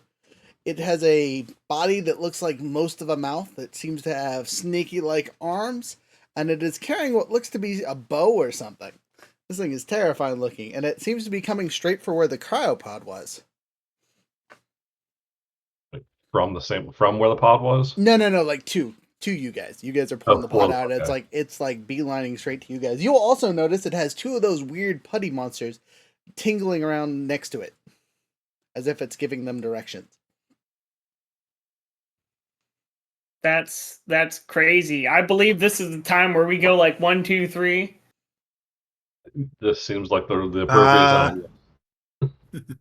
Or at least Yeah, unless we want to try and get out of the way, or unless it already saw us. I was actually about to roll for we're that, getting that really got. quick. We're It gonna get got. it is not technically seeing you, but let me see if it does. Siren morphing time. I rolled a 14 on its perception. I'm gonna say yeah, because you guys aren't specifically hiding. You're kind of out in the open, so yeah. we're It's moving easy. a giant pod. Yeah, exactly. You're kind of right there. For those of you that care, this is the Snizzard. Yeah. Sneezard. I will use this guy's. I was about to ask, what do snake arms look like? They're just snakes that it's using its fingers, right? Just Okay. So it's like literally just like additional snake heads, so it's more like a hydra, just like tinier heads, rather than like lizard arms. Because when you're like, Yeah. hey, See that? snake arms. this is a picture. Of Oh, it. that's actually terrifying. Okay. Like the picture doesn't Not a fan. do a very good job, but like its entire torso is just a giant mouth. This was like, I'm not gonna say one of the first creatures, but it was like the Pink Rangers It episode. was an early, yeah. Yeah. Mhm. Which ironically it has immunity to ranged energy. Not that I should tell you guys that, but just so you know, like, why was Pink Ranger able to defeat this monster if that's all the Pink Ranger does? It's ranged attacks. But neither here nor there. I'm gonna put you guys on the map. I'm gonna put my face away, so all you see is the map and not me. Me. It has 2 putty peeps. 1, 2, and then there's the 5 of you. You're not technically morphed yet, so don't worry about that. I just have you there. The cryopod is this giant thing back here. The rest of the stuff that is kind of leaning our ship remains and stuff like that. This entire area is, dry, quote unquote. So no, don't worry about getting into the water or anything like that. But yeah. Not really rough terrain or anything. Correct, yes. What you see on the map is stuff that you can interact with. Obviously, there's a path that you guys are on. Off the path, again, it's you might get tetanus, but that's about it. That's a real threat. I mean, poisoned environment, sure. If you guys roll bad enough on your turns, but yeah, I think. Do you guys see the creature though? Again, I told you guys that you guys felt a presence. But go ahead and all of you roll me a alertness check to see if you get any advantages on the Slizzard. We know his is 14, so let's see if any of you beat that. Oh, Can I you're use my funny. sniffer? You what? Aha! You Can I what? use my nose? Yeah, I guess if you want to use that, so we don't have to roll. Wow. Dirty 20. Dirty 20, and we all roll a d4 to see what we get, right? Wait, for what? Alertness. Wait, how's he doing this? Sorry, I'm thinking of his initiative thing. Yeah, alertness, dirty 20. Yeah, we all got to roll on alertness. Yeah. Oh, right. Sorry. If we want to use my initiative power of follow the lead, whoever decides to follow that, I get a plus. For each person that follows, I get a +1 to my initiative. Well, we're not there yet. Yeah, We're not there yet. We're just rolling alertness. You're ahead of us. Also, Panda over here calling us a nerd. What a jerk. How dare you? Thought we were friends. Just kidding. All right. I got a 15 with my snag. A 15 with your snag. Nice. For what it counts, I got an 18 total with a crit on my D4. If that matters. Is that good or bad? I don't think so. Not for this. Not for this. It's just Probably, 18 total. yeah. Okay, Carter's got y'all back with a total of 19 alertness. Yeah, so Ellie seems to have been distracted by something. She's got an 8. Shiny! You're over here licking the tube like a little, hello. Hello, frozen friend. I'm going to wake you up. Okay, so highest was mine at 19. Was there anyone else above 14 that I missed? I mean, I had 18. Okay, Yeah, so Younger and Fairly all got over. Okay, cool. So because you were able to see them on your initiative, if you choose not to take the Red Ranger bonus, I will give you a +1 to your roll. Because you saw this guy coming, he's not going to surprise you. And you're able to, since the majority of us saw it, you were able to alert your friends that weren't paying attention. Now, just so I'm understanding, is it a +1 or is it an upshift? That is a great question. For this system, it should probably be an upshift, not a +1. Yeah. Upshift. Upshift, yes, that is the term we will use. Upshift at 1. That's what I meant to say. Sure, clear. Yes, upshift. So yeah, upshift 1 for the three of us that did the success. But to counter that, or not counter it, if we want to use our Red Ranger's ability, that will be negated. Well, not all of us have to go with them. I mean, everyone who wants to do that, yeah. Yes. Keep that in mind. For me, I think I'm gonna let the Red Ranger take over because my initiative is non-existent. So Okay, so I got a +1 on that. Is anyone else following? Phantom Ranger will follow. So +2. Up 2. Yep, up 2. You know what? I'll go with you. That's up 3. I will also follow. Everyone following the leader. All right. Hey, leader, you want to say the important words? It's morphin time. Hey. All right, it's morphin time. Let's call out your things. Now, I did have a note for doing this in the future. Once you guys get more than one association, so like right now you only have a single association, Phantom, Snake, Stag, Narwhal, and Wolf. Once you get a second association with something, like we pick up a new Zords, we get something crazy like that, we'll switch to just calling out whatever color you are. So it'll be using the Red Ranger color, whatever, right? But for now, remember, when you're doing your morphin form, it is you're calling out whatever animal or ability is your thing. Phantom, you might always be Phantom, and I apologize. Yeah, that's fine. It was always Gold Ranger power and Zeo, so I'm fine with that. So, Red Ranger, you started, so you get to go first. Need his initiative so that we can all roll our initiatives. No. I mean for the goofy cutscene part. Let's hear it. Give us your best. Morphin' Power time. weapon. There we go. Red Wool. It's Morphin' time. Snake Ranger powers. It's Morphin' time. Amethyst Stag. It's Morphin' time. Narwhal. It's Morphin' time. Phantom Ranger. Perfect. And then next week, next session, I should have that prop in. I'm super excited. It'll be great. So next, initiative. Red, you Okay, get to roll so- for us, and then we roll our d4s, right? Yes, since you all followed. That's actually it's a +4. So yeah. it is 22. So wait, it's not a +4. It's an upshift 4, right? Yes. The books says +4 or +1 Oh. for each one that follows. No, it should say up 1. Should be an up arrow with 1. I'm looking at follow me. Yeah. It does. No, it says they must It's choose +1. follow this roll perk before you roll the initiative. But each member who chooses to do this emboldens you and adds +1 to your result. You guys just subtract a D4 Yep. from my initial. Yep, totally says Okay. +1 there I know. on an upshift. Wild. 22 then. So everyone subtract 1D4 from that. All right, Oh. 22 minus the I 1d4. think I see the issue though. What's the issue? I think it's one of those carryovers when they were working it still with 5e and they didn't fix it. Yeah, I'm betting that's what it is. Anyways, It's fine. We can roll with it. We'll roll with it for now. 22 is a great roll. Green Ranger is going on -1, so 21. Phantom Younger- Ranger got 19. Younger, are you keeping track of initiative force? I can. Please and thank Yeah, you. because we're just rolling. 21 rolling green, 19 for Phantom. What is yours there, purple? It's just a D4, and we just subtract from there, right? Yes. Yes.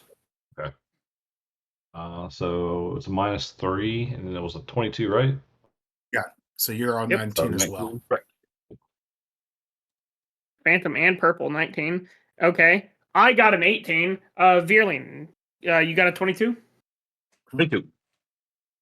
Okay. And then Roger, what was the snake was green 21? The Okay. Snizzard is Yeah, I rolling. got it. So the Snizzard, the enemy, rolled a critical fail and a 6, so it'll take the 6 because it's got a snag because it doesn't have any training in initiative, which seems crazy to me. I feel like all monsters should have an initiative score, but whatever. And the putties go on the end of their turn, so it'll be all you guys and then the monsters. Okay, it will start off with our lovely Red Ranger. Okay, and just as a note for you guys for looking at the board, obviously the gray yahoos are our putties. This thing with the bow is our Snizzard, and then you guys are your colors. Is the lighting okay? Do I need to change anything? You guys tell who's who. No, looks fine. Am I in the middle or which one am I? That Which one's is Phantom? you, right in the center. Yep. Okay. So red, Phantom, purple, blue, green. Blue and green, we're going to be relatively useless for this fight as we are gunslingers. Okay. Well, let's start out. I would like to leap behind our lizard friend. You using that 90 leap off the bat. All right, so 1, 2, 3, 4, 5, 6, 7, 8, 9, 10 is 50. You have 90 feet, right? Yep, 90 feet. Well, no. Okay. You can do that with no problem. Just super jump your way over there. Great job. Snizzer over here at disadvantage from the start. All right, and then I'm gonna try to hit him. Does your jump take your whole action, or is it just a movement? Just move. Okay. Yeah. Cool. I'm rolling great tonight. I love this D20. Let's go. 23. 20. And I would like to spend a personal power to use to do an additional +1 damage, and I am two-handing my power sword, so 3 damage. Next time, make sure you declare that before the attack itself. Right, yes, I forgot. Apologies. You're good. That looked like it hurt the snizzard. Like, dang, yo. Okay. Yeah, that's. I don't know if this man's gonna make it through the turn. Like, dang. Yeah. Next, After that is Green Rangers. Blue Ranger. It's you. It's green. Oh, green. Sorry, me. It's you. Okay. Well, let's see here. 1, 2, 3, 4, 5, 6. We can get a little bit closer, so I'm within range. Yeah, it's within range of my gun. I don't know if I want to summon my power rifle yet. We're just gonna pistol whip him, or at least try. Which again, we'll go from here. Pew pew pew. Where's my dice? Hey, I'm up to a D4 on targeting, so that's exciting. Oh, it's like, where's my dice? They're in my dice tower. That makes sense. An 11 and a 3, not quite a critical. 14. That does not hit his toughness. I tried. I failed. That's. I guess Did I it hit his evasion? It's not an evasion move though, because evasion is AOE stuff, right? Evasion is and is anything that could be dodged, basically. So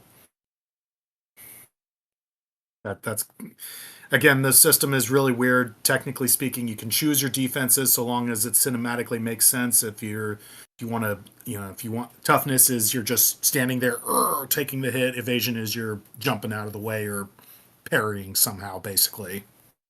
Yeah, he's just gonna eat that then using his toughness. So yeah, that's silly, but okay. Yeah, it's really weird in that regard. Okay, I assumed evasion was just for whatever. Okay. Area effect. Yeah. Okay, after Green Ranger, it is either the Phantom or the Purple. Are we going to determine their speed dependent upon who has more points in their initiative count? Yeah, we'll go first by who has better initiative dice, and then if it's the same, we'll go who has higher speed, and if it's you all have the same speed, it'll be Rochambeau it up. All right. So D2. D2. Okay. Speed? 5. 3. Okay, so Okay. Phantom, you're first. Okay. Okay, so Phantom Ranger. Phantom Ranger. Let's hang on. What's my range on my? So Phantom Ranger, she's got 80 base range on her weapon, so she don't gotta move. Probably doesn't even need to move.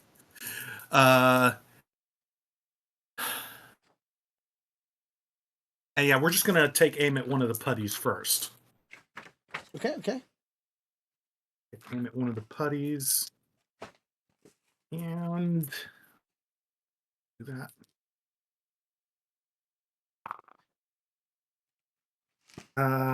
Ooh, 22. 22. Or no, not 22. 20. 20. Just 20. Excuse me. Still rocks that putty's world. This weapon does 2 laser damage. All right. Goodbye, putty. Bye. Got him. No mercy. Okay. Pew-pewed away. Success. Who's next? That would be me. After that, it is now the Purple Ranger. Purple Ranger. Yeah. So I am got 40 feet of movement. How close can I get if I wanted to run up to that group? You could literally get right next to them because they're 60 feet away. Okay. Like if you stand here, you'll be within striking range of both of them. All right. Yep. Let's go ahead and do that. I will. Yep. That's 40 feet. Exactly. I'll spend a personal power and go for anger. Okay. Burn their power. Get that up. You angry? Yep. Yeah, okay. Yep, so I get my upshift, and I'm gonna have the.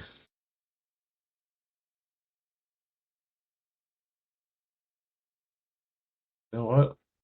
The upshift and that. Let's see, it's a melee strike. So not only do I have the D6, I'll do my stag strike. So now I'm bumped up, and with the accurate upshift, I'm up to a D8. Okay. If you're following that. That's a great roll. I believe in you. Ah. And this will be towards. You're attacking the snizzard, yes? Yeah. Okay. This will be towards Snizzard.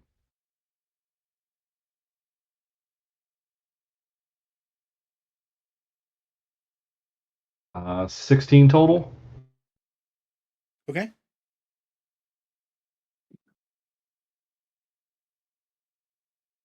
16 So total? yes, no. Uh, Yeah. going against his toughness, that misses. Yep. All right. Yeah, his evasion is Yeah, trash so he here. just you like bounce off against him basically. Yeah. He got that thick skin. Be like this ethereal stag, just kind of whiff it. I don't think it was a whip. That was a good roll. You hit, just not well enough. Yeah. You got that scaly armor. All right, next.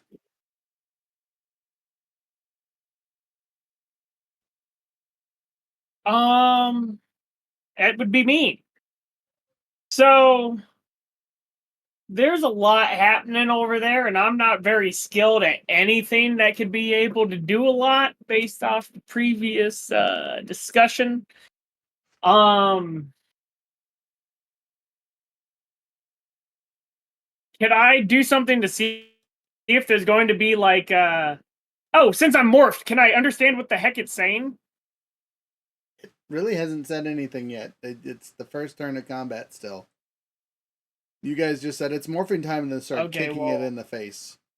That has had 0 time to Yeah, normal you were saying walk. earlier that it was telling you were telling the whatever things to do something, right? Oh, it was just directing the So, face. Yeah.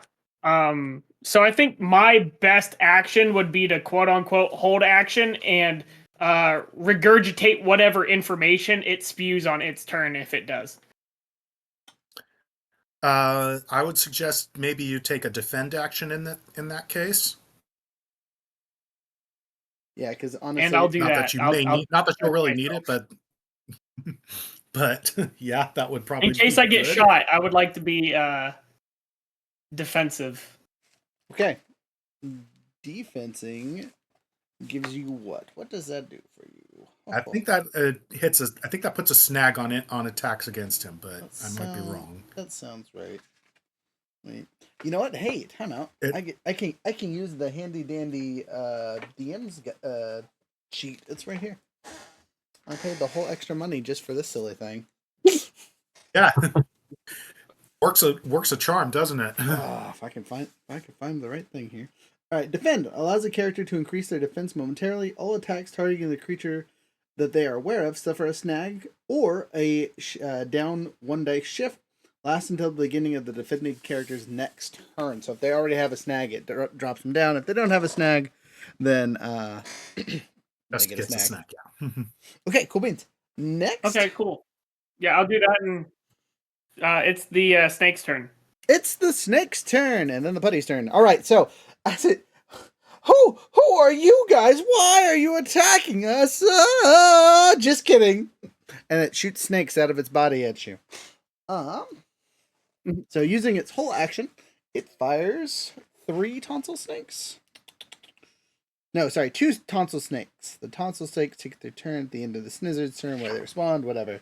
Okay, so it fires 2 tonsil snakes out, and because I'm being uber duper lazy over here, our tonsil snakes are going to just be tokens. Not that that's actually lazy, but whatever. Wow.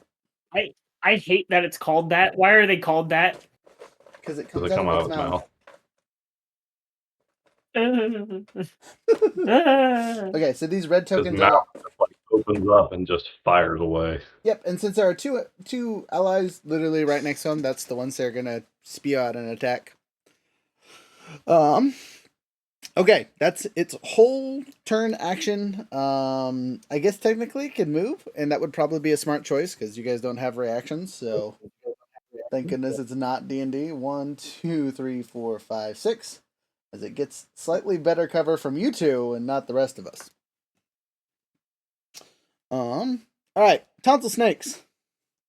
First one is going to try to constrict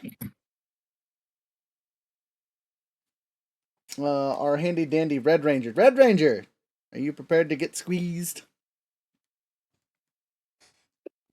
Yes.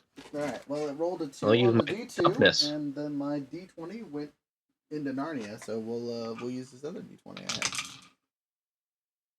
have. 21 total. And I'm gonna use my toughness to tank this. So no. How dare you? What's your Yeah, I mean, in your case, it would have to be toughness because there's no way you're dodging that. There's no way you're moving out of the way. While morphed, my toughness is 24. Ooh, My strength is 10. Yeah. noted. Dang. Okay. Yeah. You're gonna cry about that Rye later. is he is very, very strong. He's not too bright. Okay, so Thank you. no one is ever touching Red Ranger until we get to like epic level threats. Noted. Check mark. Got it. Okay, the other one's gonna attack purple. Purple. I don't think you have any downshifts or negatives, so. Much better roll for you. 1 on the small dice and 6 on the regular dice, so 7 total against your toughness. Yeah, that's 18. So You're good. Okay, the snakes do nothing. They tried. They failed terribly. The putty's turn. As you're distracted by the snake, it takes a swing using its would-be martial arts, and it actually they do have pretty good fighting stuff. It's a D6. I think. Yeah. They have really good for minions. They're really good. All right, base level putty. Here he is. No. So you're not surprised. There's only one of them, so don't get the extra stuff. D4. Okay, cool. Wow, 6 total. I think you're okay. aha. Trash ass putties. Damn. They tried. They failed. That's all the enemy's turn. Back to the top of the order with our Red Ranger. Okay. Well, I'm gonna try to hit that snake again. The snizzard or the snake that's right next to you?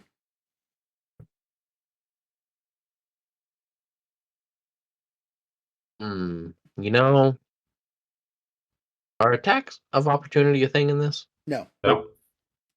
Unless they have the perk. No. Then I'm gonna.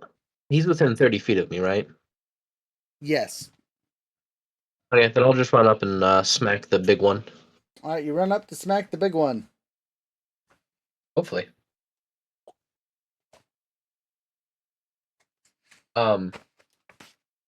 19. Yep. By far. Yep. By far. I'm telling you. Two-handed, just 2 damage. You guys, yeah, all right. The 2 damage plus the 3 damage you did before murders the monster. And with his death, the putty Does its babies disappears. Nope, tonsil snakes are still around. Oh God, that's such a bad name. Why are they still around? I don't know, but the putties say they go away. The tonsil snakes do not.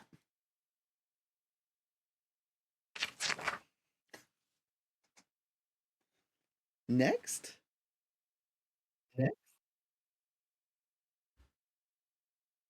After that, it is the putty's turn. Oh wait, he doesn't exist, and then it's the Ranger's turn. Red, and now it's your turn, Roger. Hey, Green Ranger. All right, pew pew.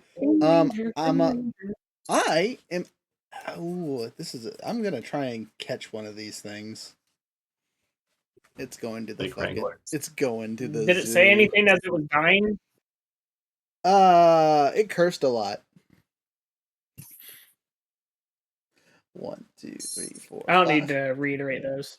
So, I'm going to use my martial arts as I'm trying to grapple this thing and get it to submit because we're going to animal handling eventually. That's under might, right? We agree that's all might. What? Your martial Animal arts? handling is under social. No. He's grappling. So yeah, that would be a might roll. Yeah. All right, D2. But with grappling, sorry, I have this written down actually. It's an upshift or a downshift. Where is it at here? It's under brawling.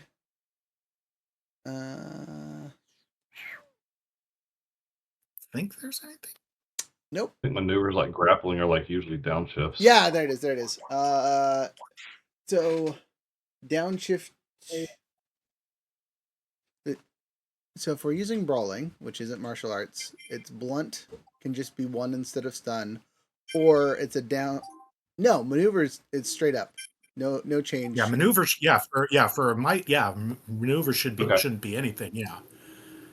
It's martial arts, which uses finesse, which is the same for me, but it's only a downshift 1 instead of a no downshift. So brawling's definitely what I want to use. So brawling at a D2, I rolled a whopping 9 and a 1, so I got 10.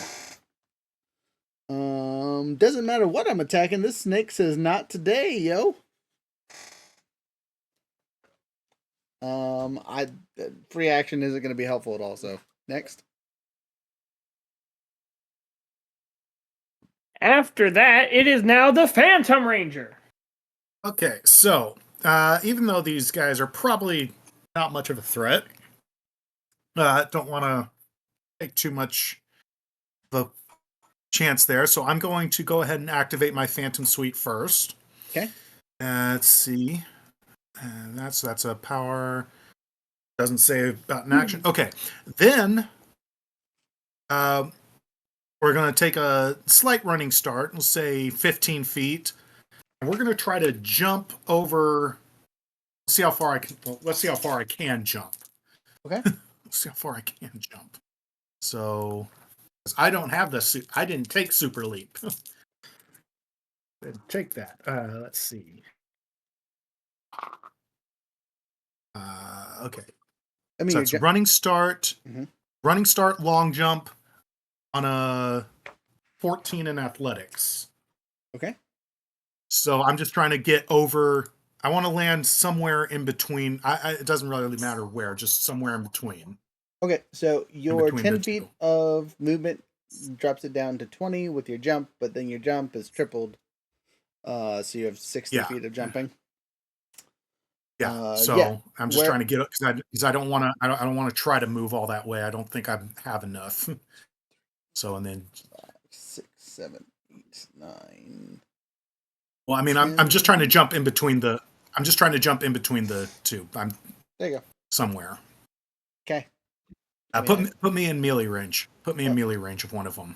Okay. We'll Doesn't put you matter on which one. Just we'll put you on the me in far melee one. range. There you go. Okay. And then I'm going to try to take it out with a finesse strike. See if I can appropriately follow through. Probably not, but let's see. Hopefully. I believe in you. Oh yeah, that's a 20. Got him. It's dead. Okay. Can we pretend that I was within 5 feet Of the other one? of the other one? Yeah. So I can move that 5 feet with my follow through. So I guess if it was here, I technically could have put you there. So yes, we can do that. Yeah, and then it's the same attack again. It's the same attack against that one, basically. Right. Roll the slap.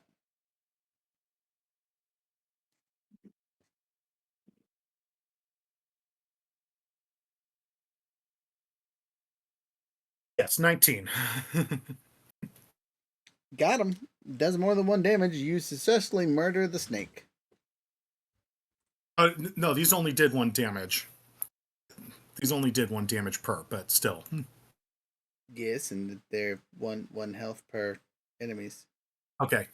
All right, just making sure. Yep. All right, you guys have cleared the board. Dun dun dun. Congratulations. This fight was still somehow above your Can I do a check? rating currently. Sure. What kind of check you making? I want to do a quote unquote like alien zoology check via science. Okay.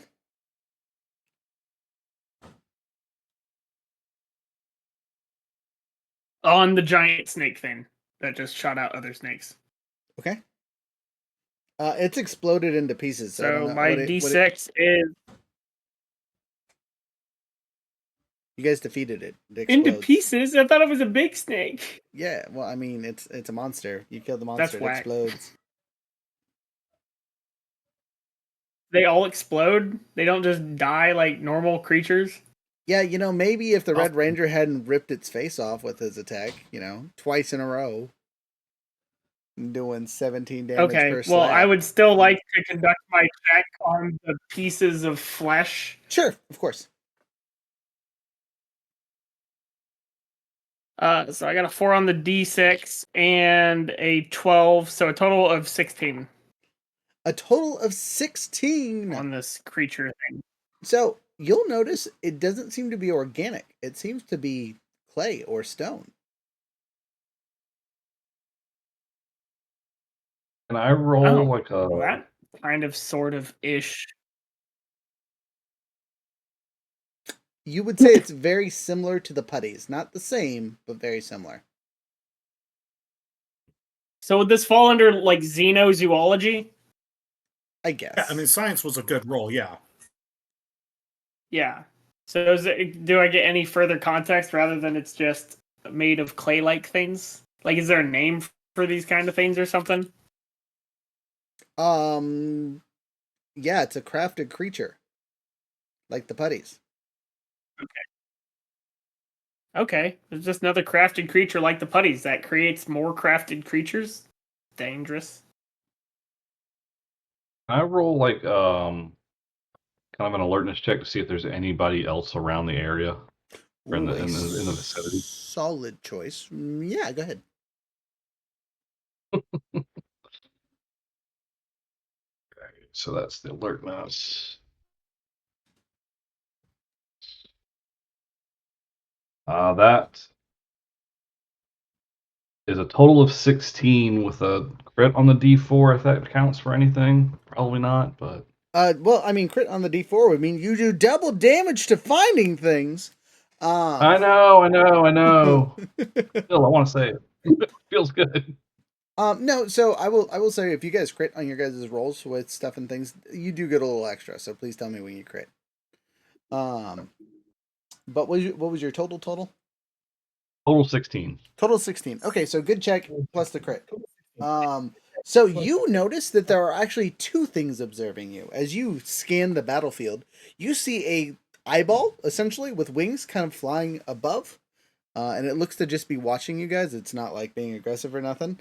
And also, you see camera flashes from across the bay. Oh, shit.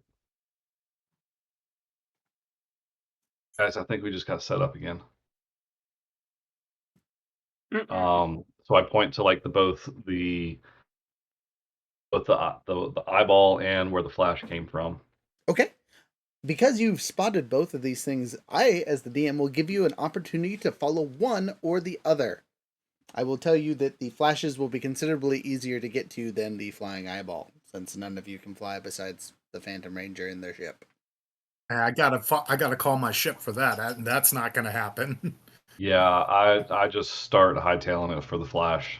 Like, guys, there's someone's out there watching us. I'm heading out there. Follow me if you can. Okay. We all keep up with you because we all have about the same speed. Let me flip off the map here because you guys aren't in combat anymore. Click. Can I, as we're running, can I make sure, like, hey, Hawk, can you please get that cryopod out?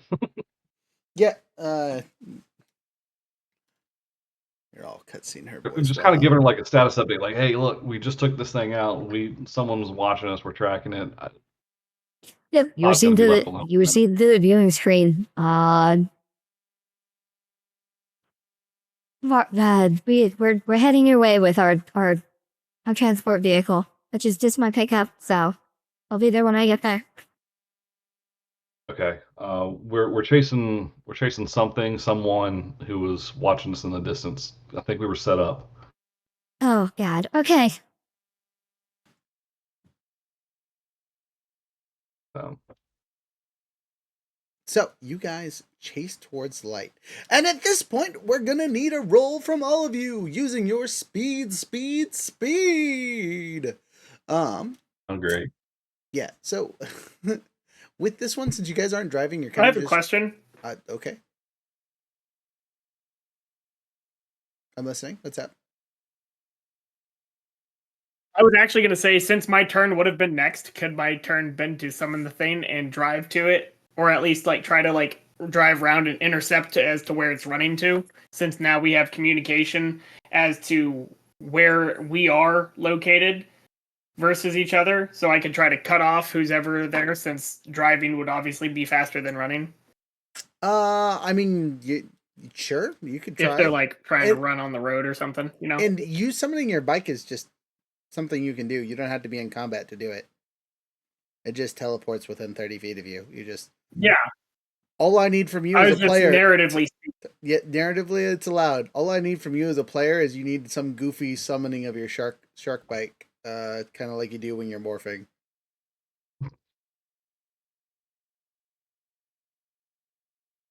Shark bite, come! Perfect. Thank you. We'll get it animated in the future. It'll be great.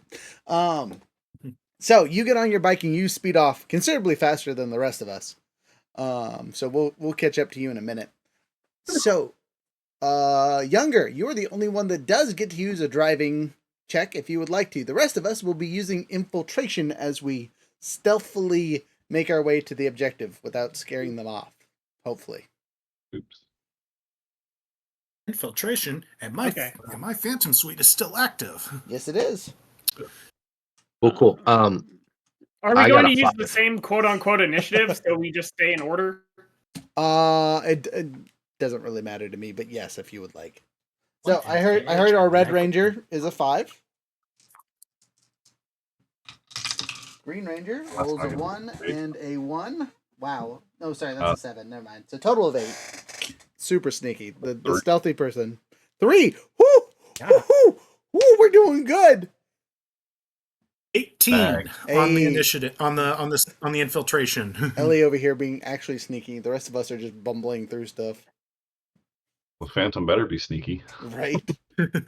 Okay. Especially 4 when on I'm my getting an D6 edge and up one on and my an 11 on my on my roll, infiltration so a checks. total of 15 on my driving. Okay, Younger or Blue Ranger, Lieutenant Hawthorne over here is guaranteed that this person will not escape. He's cut off their escape routes, which is helpful because the rest of us failing like definitely pushes them away as they're trying to sneakily get by. Our handy dandy Phantom Ranger grabs them by the shoulder and they scream loudly. You guys are able to catch up. Thank you to the 2 successful checks of the team.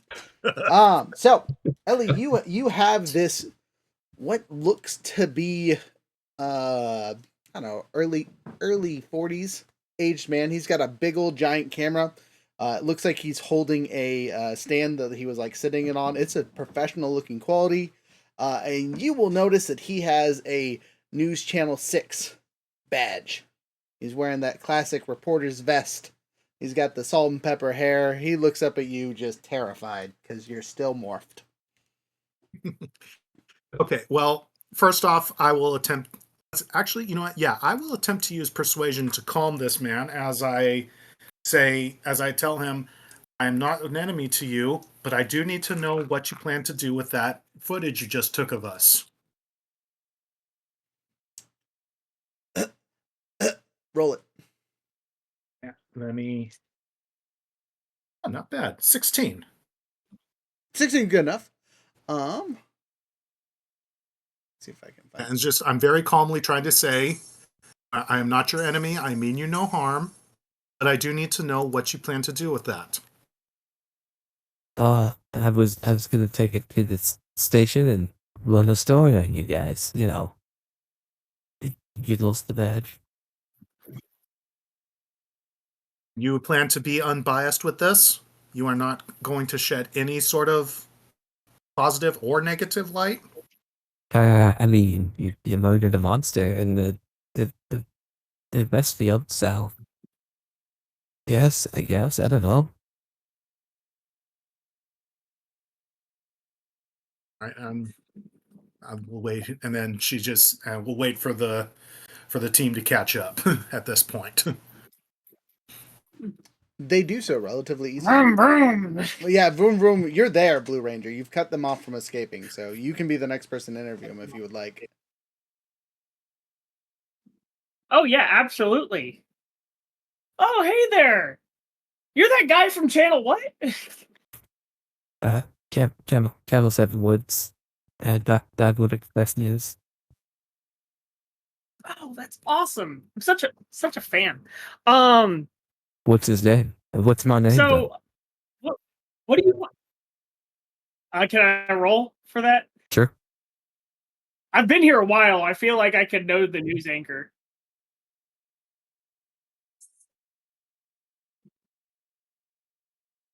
I'm sorry, I couldn't hear because the. Yes, you can roll. Go ahead. What do you want me to roll?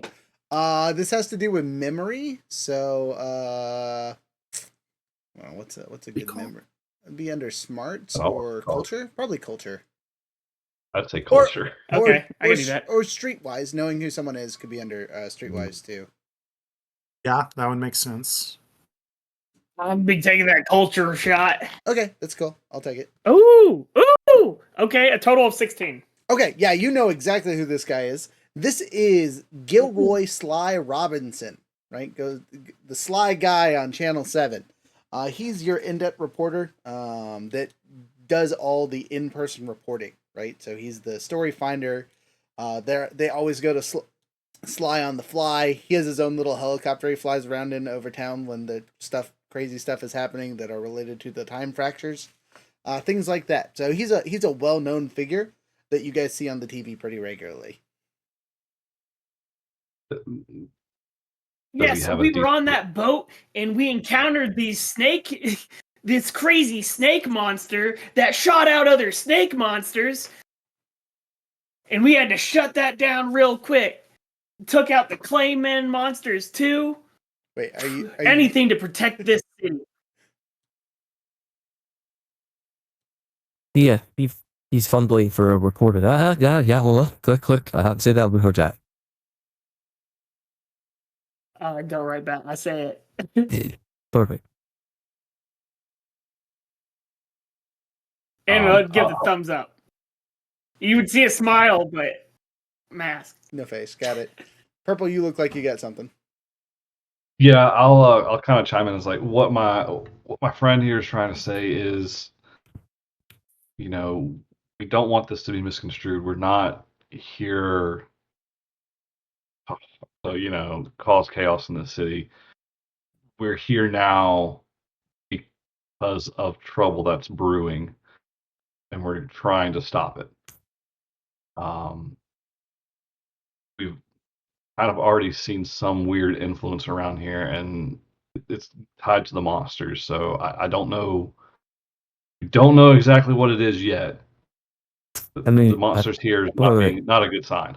I mean, the monsters have been around for a long time, though. They haven't caused any havoc until recently, allegedly. They had that chicken thing that happened the other day, but it disappeared out on itself. Right, and it harmed some civilians. Did it? It did harm. We didn't have any reported casualties. Never said casualties, but I mean, it freaked out civilians. There were civilians that were injured. We tried to stop it. So casualties, the reporting is just anyone who's hurt. Now, we didn't get any reported casualties. And your first sighting, so this is the second one, and it makes you an official group of Yahoos from what I can tell. Well, you look like the real deal. I don't know what's up with your uniforms, but the passive violators. I can assure you, hey, I'd like thank you for the raid. Appreciate you. We got 6 more people join us. There's that lighthouse coming in. No, I can assure you. These are all the viewers from Channel 7. This is incredible. Anyway, I continue, can Zach. assure you, we're the real deal.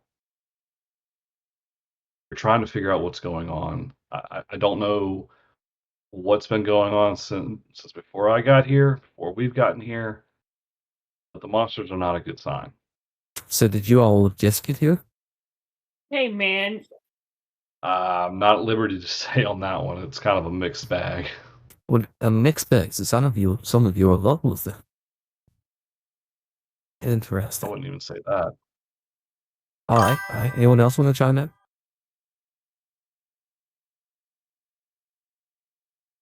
Shiloh silently to not disturb I'm the rubbing session. See what Purple happens. Ranger's shoulder. All right. Those two noted. Possible romantic interest. Like, Hey, next. Gilgoy Sly Robinson, is there any way that we can get in contact in case we have any news that you think you can that you might be interested in, getting our face out there and stuff, or like after action interviews, like if something cool happens, so that you get the first spiel on it. Is that something we could probably do? Work with each other on? Yeah, you could give me a phone number or something, and I will happily send you text messages later, or vice versa. And we'll hook up. Yeah. Oh, can you give me your phone number so any one of us can contact you? Okay, cool. What's your phone number, man? All right. Yeah, he gives it to you. Little disconcerting, but he does so. Okay, cool. Anyone else want to talk Awesome, to? man. We'll be in touch. This is so good. I'm such a fan. Do you like hugs? Rangers, report back quickly. Oh, Okay. yeah. Oh, I don't We'll think there's get time back. for hugs. I give him a quick pat. See you around. He looks disconcerted. You're blessing your dice. I jump on my bike and riding away like a majestic steed. There's a wall there in real life. The rest of us have to walk off and shame the Blue Rangers. Whee!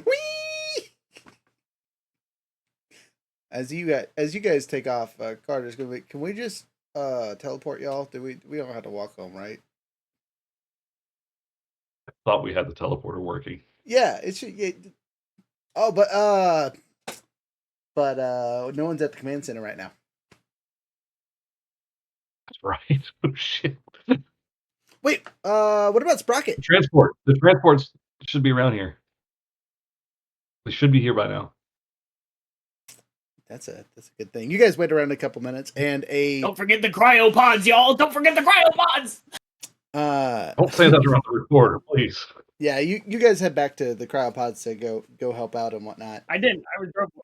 You drove away. Everyone else is gonna go help. But successfully, you're picked up by Commander Hawk and Sprocket, as she came with Commander Hawk, and you guys get in the car with them and awkwardly go away. Do you want to demorph so you're not shiny, colory people and just yahoos in the back of a truck? Making sure that no one's around. Yeah. Yes. Yeah. All right. You do so. I will just quick play. There's no one watching you that you know of. There might be a giant eyeball, but you don't see it right now. It's a flying eyeball. It left some time ago after you guys defeated the monster. Cutscene to the evil villain's lair, which you guys haven't met yet. Oh no. You see things spilled and knocked over and angrily tossed about. And then you hear.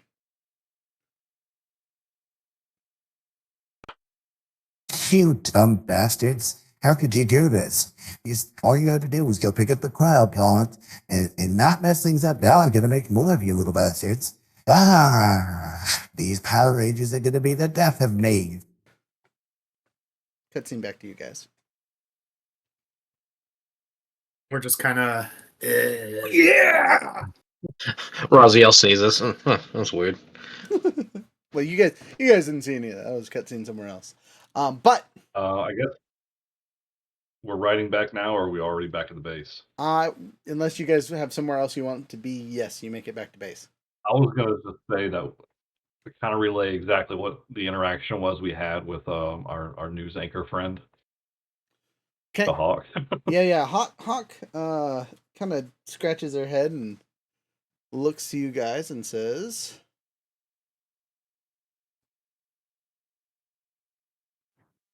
Well, we didn't really want to come out of the dark yet.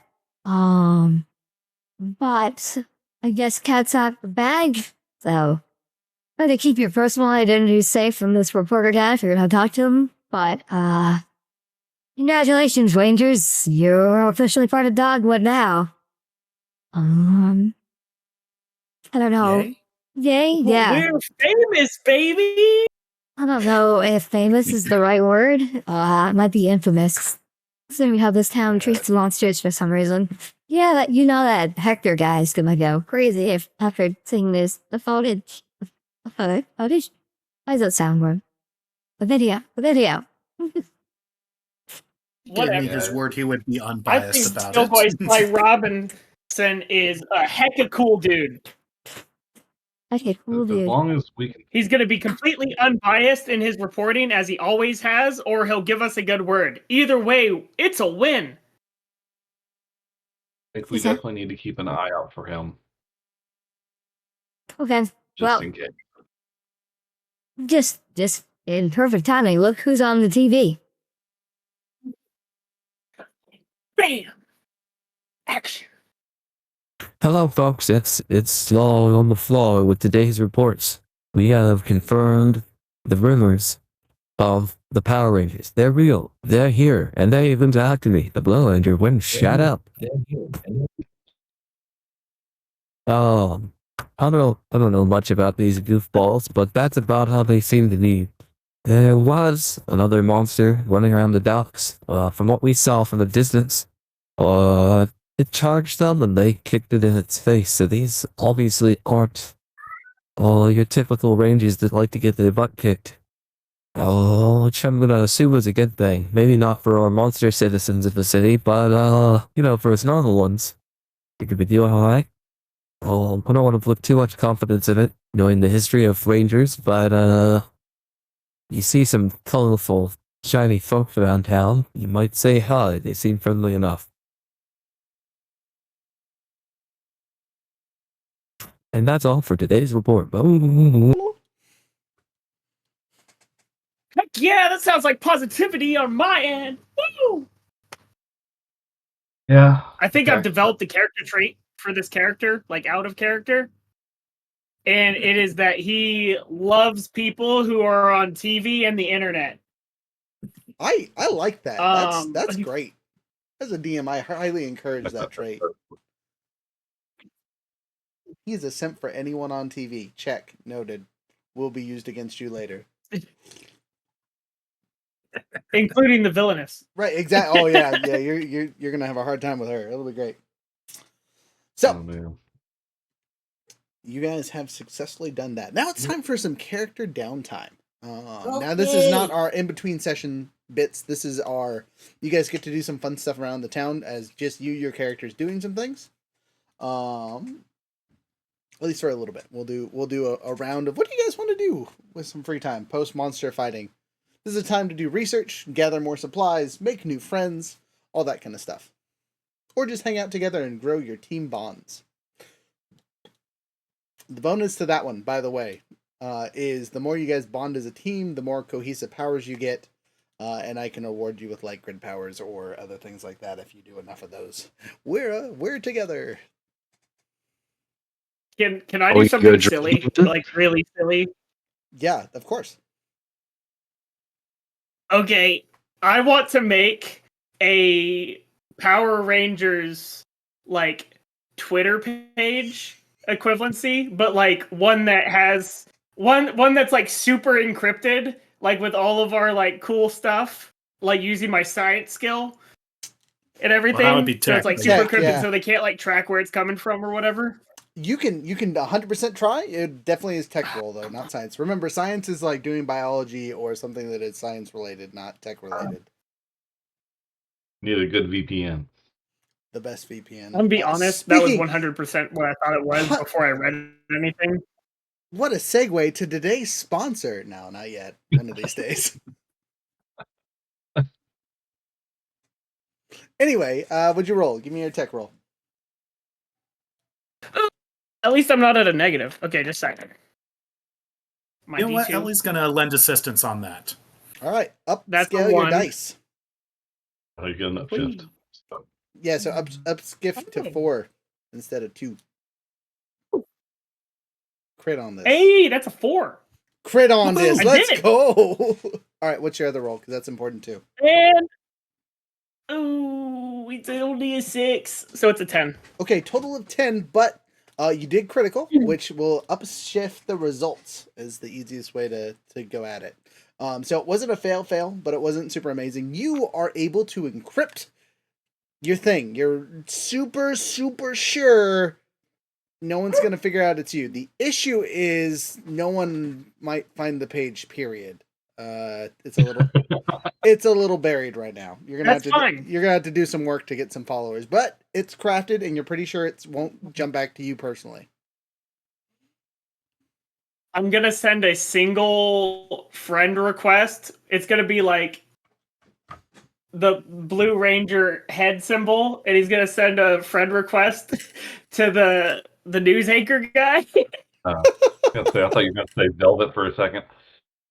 I thought that too. Would be way funnier. But okay, so you send something to Sly. Who? Oh, to her. That. Later. I'll do that next. Later. Okay. No response. Oh, sorry, that's the wrong dice. Let me reroll that. I was like, that's a critical fail. He says, "Nah, fam, not today." Okay, no, he accepts. You're now Twitter friends. And we can say Twitter because it's in real life. It's called X now. Oh goodness. Oh, legal loopholes. Ranger.net. So now the news anchor is buddies with the crazy Blue Ranger. Allegedly. I mean, and not necessarily buddies. They're just connected on social media. Yeah, well, you know what I mean. But that is an easy way We'll for become connection. best friends. You just wait. Just wait. Sly Guy McGee is going to be in the base soon enough. I'm gonna save a link to the video of his first deal that he did of us, and like just save it into the profile. Noted. Okay, who's next? Your social media stuff has started. Interesting choice. I like it. Make notes. Oh God. I'm sure Ellie spent a lot of time helping him. Right, you were lending assistance, so your free time was helping the ranger figure things out. In the meantime, in between time, though, I will allow you to also test out your side of the social media, because his encryption worked for all of us. We all technically have one now. So you may try and friend someone you know IRL, which is like 4 people total. Yeah. But Ellie's not too familiar with social media, having been, Phantom Ranger and all. She's, she just kind of, oh, okay, I guess I have this now. It's on my phone. It's on this phone that was provided to me. Government phone. I don't know what else she would do at that point, though. Okay. As far as the social media aspect goes. Okay. Is there anything else you would like to try and do? I was trying to think about that. If others want to go, let me. Okay. Little did you know, I was the public affairs officer for my last crew. Oh no, that makes way more sense, and I don't like it. So far for that crew. Purple, you got anything for us?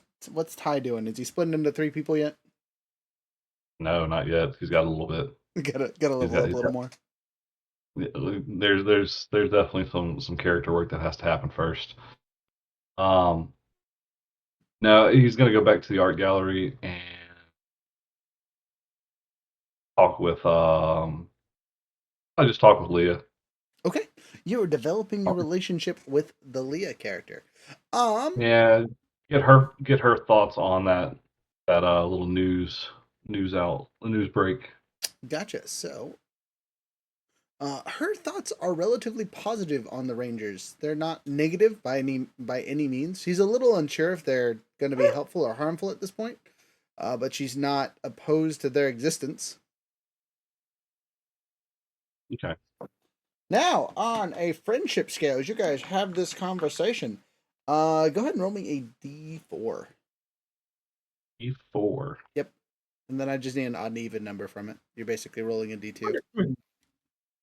Yeah, 2. So Hey, guess what? You have moved on to the next phase of relationship. So instead of acquaintances, you're now friends. Next time you roll for Hey, stuff there with we go. her, you get a D4 when you're using her attributes or doing stuff with her instead of a D2. Oh, sweet. Um, And that's 'cause kind of I, that's how it's going to work for you guys' social stuff. The more you interact with people, the better skill rolls you get, kind of thing.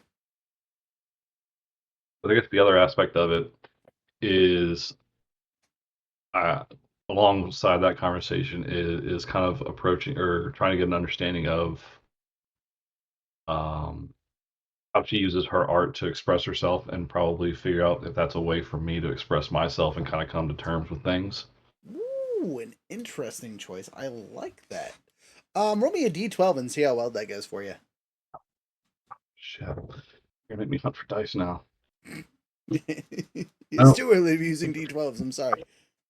So just as a DM note, I like using D12s for deciding how things hit emotionally because it's a big enough range where you can kind of have a nuanced feel of how things are feeling. Downside is when you're in the middle emotions, it's kind of like me. All right. So pulling this up. We need you to get into making comics. 9. 9. Okay, so relatively well. This is really good. It's not like the most amazing thing ever. You might not be great at art, but this feels like the right direction you need to be heading. You're at least comfortable with it. Right. That's what I wanted to do with that. All right, Red Ranger.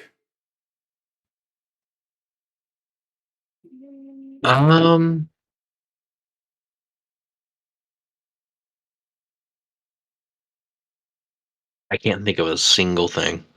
Yeah, you could talk with your wife, but she's already max tier relationship with you. You're married. You're Yeah, already you're already a D12 with her. Sorry, and cannot progress. That doesn't mean anything. My character was married.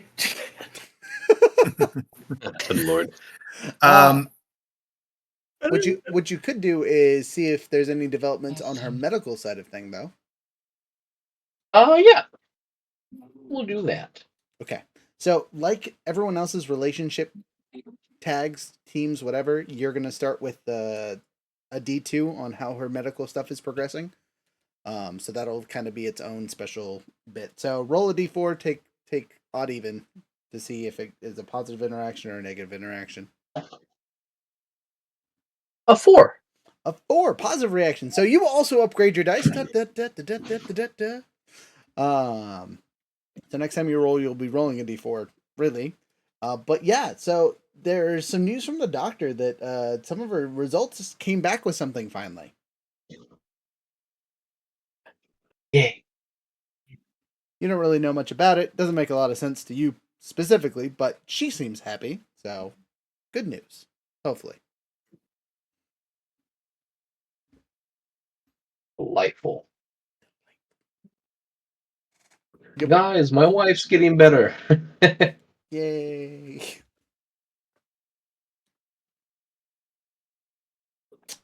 I'm gonna get to know Sprocket. I'm gonna help around at the base to see what we can do with the command center silliness. So, same relationshipy silliness, but it's with a comrade. Nick, it's bad. Okay, me and Sprocket. She's nice and all, but I cannot stand her currently. She annoys the shit. She's my alpha 5. I ain't dealing with that. I prefer monkeys. I prefer psychic monkeys. 100% thoughts that Carter has. Yeah, so I'm stuck on D2 with her. So We as acquaintances at best currently. I tried, just not my Or peeps. colleagues. Right. I'll deal with you when I have to. All It right. would have been ruined without Ellie's support. Hey, friendship, good. Next. Anyone else? Was that the last one? No, Phantom. Your secondary. Yeah, I'm trying. Yeah, I'm still trying to. The best that I can come up with right now is she's still just trying to investigate the anomalies at this point. Just anything, any little thing she can learn. Okay. Any new bits of information. I, as a free action, will give you a thing, right? You're able to figure out that any information that's already been captured is going to be in the scientific hub, right? Which is a section of town. It's like section 6 or something silly. Okay. Yeah. So yeah, she's gonna go down there and. Sorry. Just anything that she can.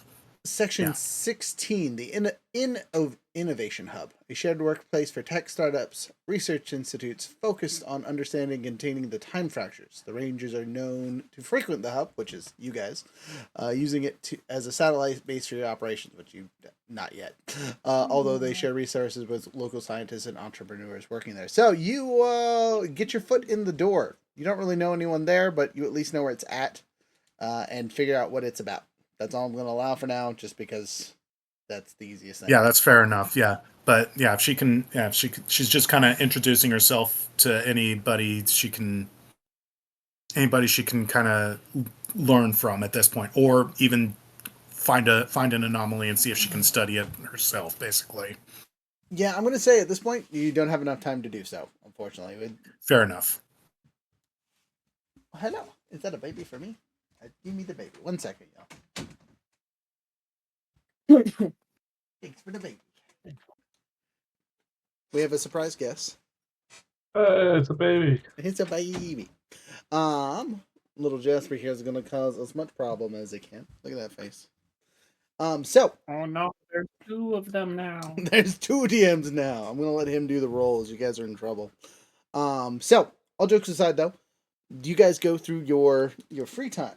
So, I'm going to move on to the next silliness. That's the wrong button. And Rangers, come back to the command center. I need you for an important development. Well, sounds like she can go right there. Yeah, I don't think I'm working right now, so if I can, I'll go. Then, Raziel, show up.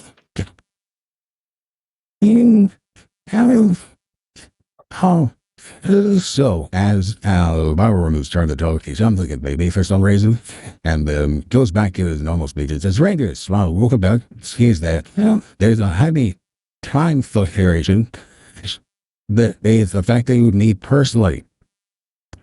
One of the time fractures is having something coming out of it. It looks to be my face.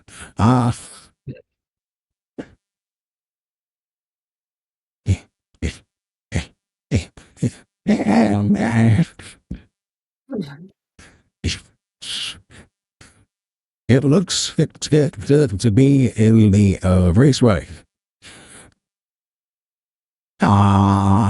Quickly, see what he can do.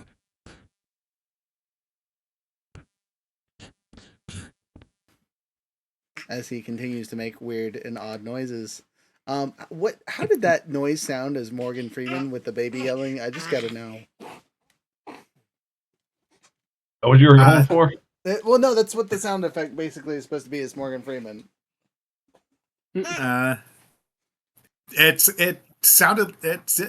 did kind of sound like, him going, Okay. If it was Morgan Freeman doing that, yeah. I'll take it. All right. Yeah, so at the raceway is where he directs you. And again, you guys have I'm already there, baby. A tad bit better ability to teleport. Your GPS isn't technically going to be finished until next session, but it's installed at least. So The kinks will get Well, worked out. we can still get to the raceway. That's not the issue. You can, and you do so. As you get there, the time is not the same, right? So you guys have been going around. The time fractures really hasn't done anything too crazy. You hit here, and it is 1,000 years in the future. Just beautiful silver tech everywhere. Everything looks like it's futuristic. It's all chrome and looks pretty. And the race cars aren't cars, they're hover vehicles. And they're racing around the track at high speed. And in the middle of all that... F-Zero! Yeah, that very much the feel. And in the middle of all that, you guys see a crackling light like you've seen before. You know, the shattery bits in the center and crackling, except for this one is continuous. It seems to be staying there all the time. So this is the first time you've seen a time fracture up close. It is about the size of a small building, right? If you were to overlay a house on top of it, it's about the size of a house. The crackles and sparks hits parts of the area, and that part jumps from one time to another, right? It could be a singleized area, or it could be the whole area gets affected when one of these little lightning bolts spew out and hit something.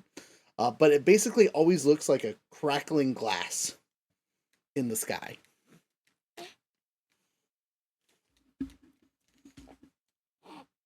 And we're not morphed. We're still... Correct. I mean, if you want to morph, you can morph. But right now, there's plenty of regular people just kind of doing their thing. What you will notice is there is a small crowd kind of gathering and waiting near the bottom of one of the racetracks. Excuse you. I'll make my way over and just kind of, nudge someone and say, "Hey, what's going on?" Something's head keeps popping out. It's kind of gross. It's like a head? Yeah, like a big old snake face. What? A snake face? Yeah. Like it's got a little apple on its head, and the snakes keep popping out, and it keeps coming back in. It's like playing whack-a-mole. It looks real weird. Every time the lightning strikes somewhere, it pops out and then goes back in. That's not normal, I take it, for the racetrack? Nope. Usually if it spawns a monster, it's regular size. This one's real big. Oh, shit. Like, not a building big, but like 16, 17 feet at least, if not bigger. Okay. The security handle something like that, or what? I mean, if it would pop out, maybe. Maybe some of those rangers should show up. That sounds like something they deal with. I want to walk out of the bathroom morphed if it's an empty bathroom. Well, you know the rules. And I want to drive out on my Tron-shaped shark bike. Well, your bike doesn't change. My hover bike that looks completely different because now it's been disguised twice. You have not had that kind of time. Also, if you want a hover bike... No, I've been here the whole time! Yeah, your bike isn't affected by the time change because it's connected to the morphing grid. Lame. Which is a note that you guys you didn't install Mario Kart modifications on it yet. Right. You gotta combine it with the Galaxy Glider for that to work. Okay, so That's the fine. monster's kind of like bikes fading around? out. Yes, it hasn't quite popped out, and you guys will note that for some reason that was messing with Byron. Byron was having some kind of time issue while this was going on, so there's obviously something going on with this fracture that is affecting your hologram friend. Okay, then I'm gonna kind of go off to the side where no one's really around. Okay. And try and get on comms with Hawk and be like, "Hey, it sounds like that snake that we fought earlier is popping in and out at the raceway." Yeah, that's weird. We looked at the description that matched a creature called a snizzard. It's affected this timeline before. The people in Angel Grove thought this quite some time ago. But it never got big. I. Well, yeah, because it does it have? Well, what do we do? I mean, nothing. It's not harming anybody because it's not even here yet. It's just popping in and out. I guess right now we'll just keep an eye on it until something happens. That might be the wisest course of action. But if you let something happen, something could happen. Yeah, I mean, it's up to you, Ranger. One of you guys needs to make a decision. Looks like Blue's already morphed for some reason.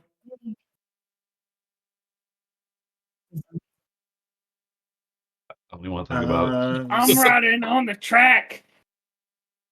The Blue Ranger I'm is just circling it. 100% on his bike just running around. Also, you morphed, so I need your thing, you goose. Retroactively. It's morphin' time. Shark bite. Move. Shark bite. What?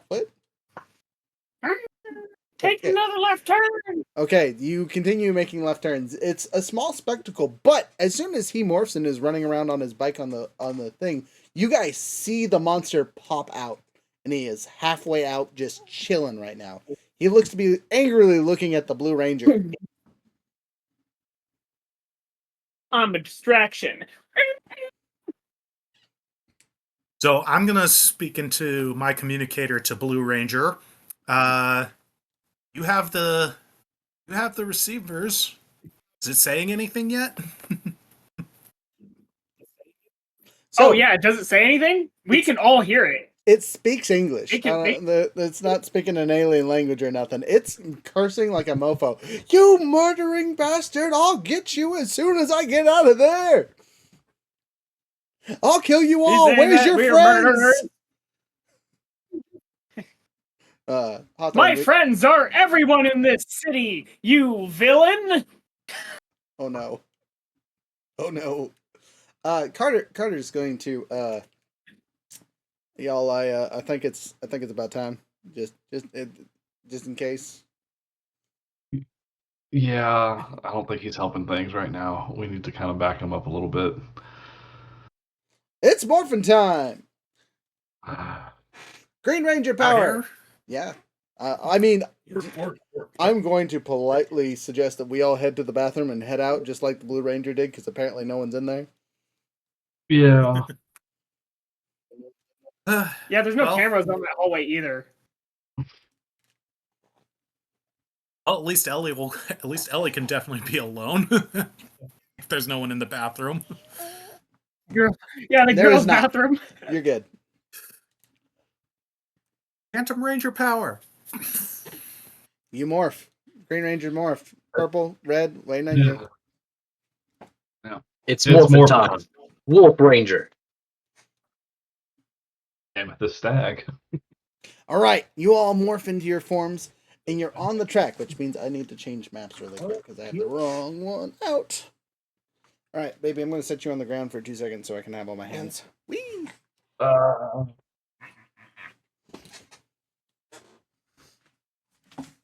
right, so this is going to be a representative board, not a perfect board of the track that you guys are on. I'm going to start with that, just because what we're using is going to be an arena, and that's not quite what you guys are in. But it's the right shape, so we'll go with that. Sound good?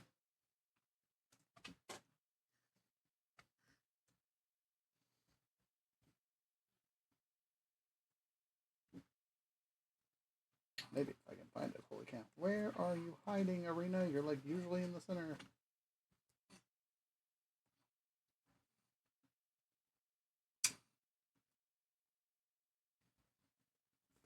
I've passed it. It's I've gone too far.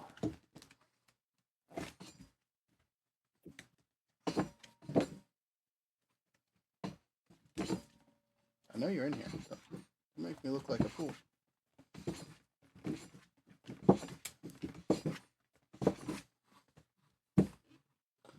Alright, it hates me. That's why, because I went the wrong direction in the book. I have it upside down, y'all. I'm sorry.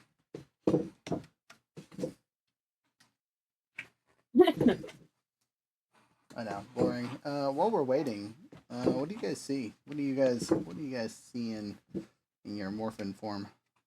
Ah, there it is. Okay. Turn my camera off.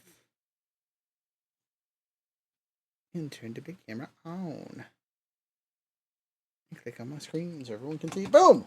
Racetrack. Now, so you guys know and understand, this racetrack is just a representation of the area. Every square is actually 30 feet.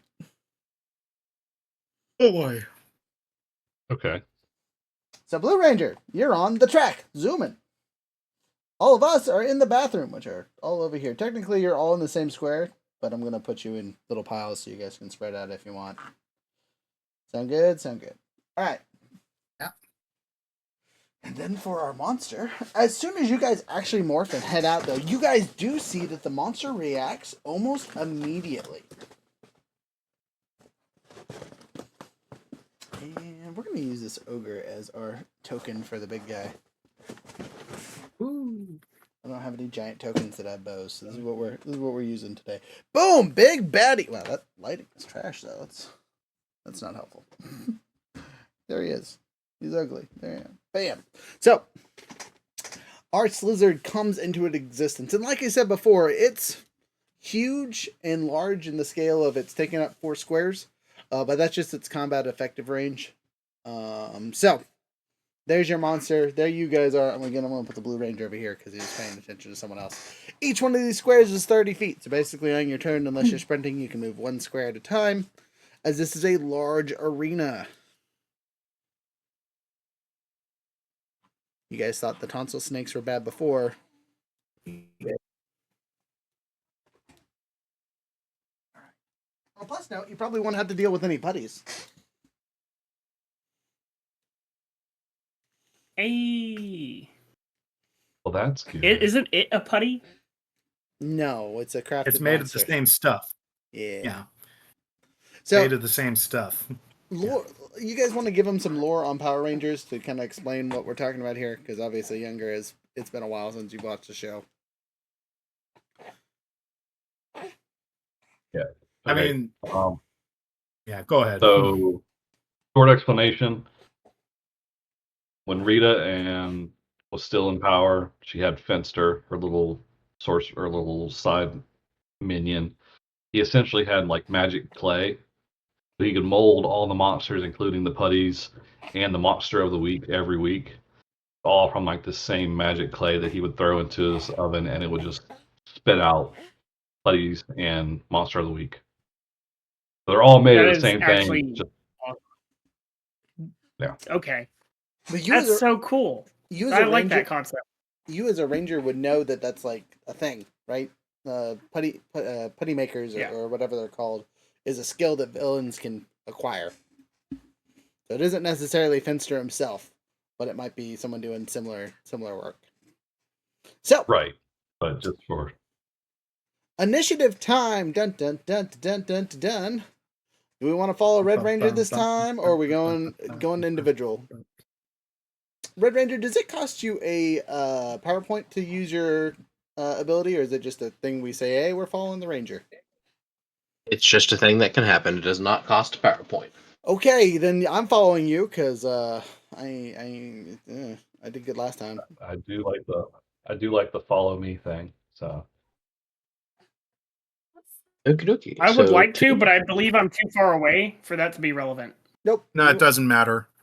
Doesn't matter. Does not matter. Yeah. Then I am following. So are we upshifting or are we doing the I am going to make a ruling that at this point that it should be upshifting because it makes way more sense to upshift than to downshift.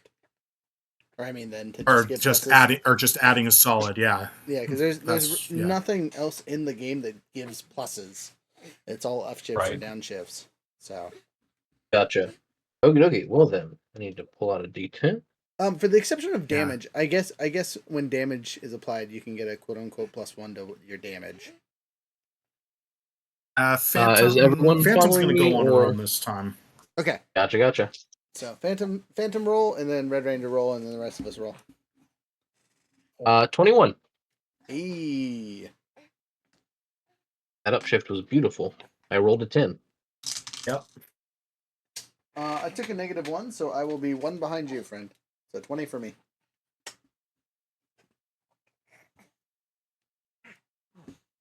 Um, 19 for me.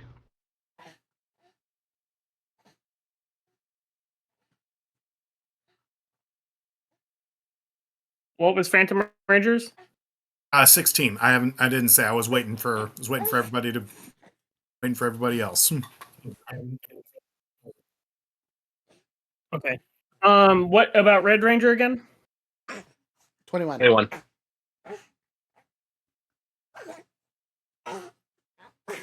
Okay. I'm being attacked viciously by this baby. Oh no.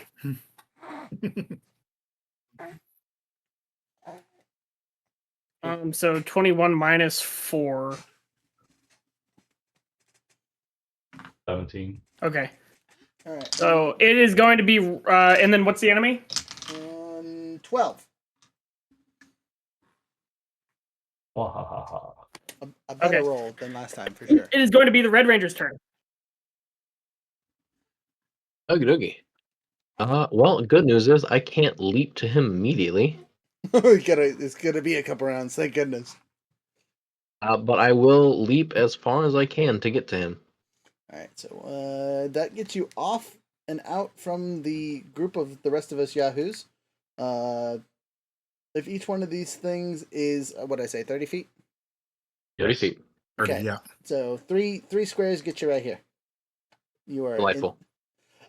You will note, right, that with this 90-foot jump, you're actually considerably amount lower than the track itself. So if you guys jump down to the lower area like Red Ranger did, it's about a 30-foot height difference between the top where the track is and where what they call the pit is at, which is where all the mechanical stuff and things. While in the pit, all movement is rough terrain because you're moving around stuff and there's all kinds of mechanically silliness that's in there.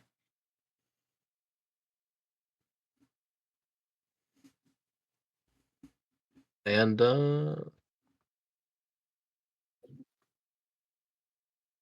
that's all I've got. Do you want to use your second action to move again, or your main action to move again?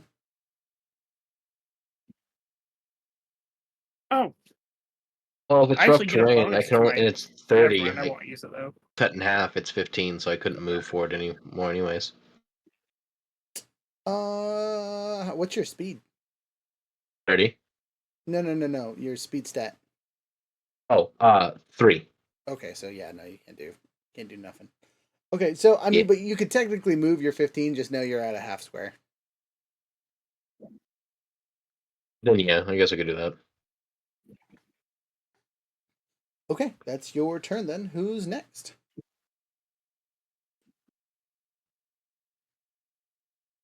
After that, it is the Green's turn. Woohoo! All right, Green's gonna So free yours. action and summon his rifle because it has better range than his pistol.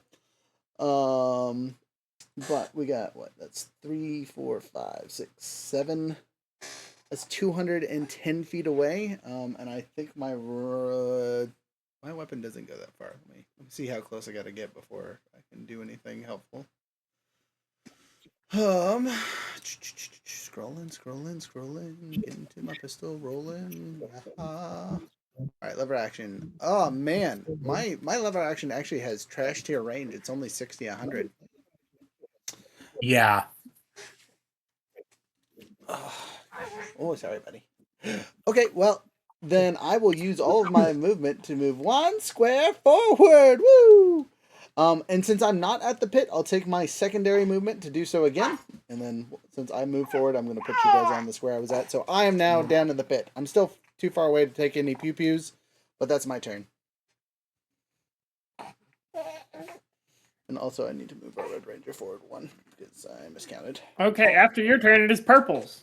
Purple.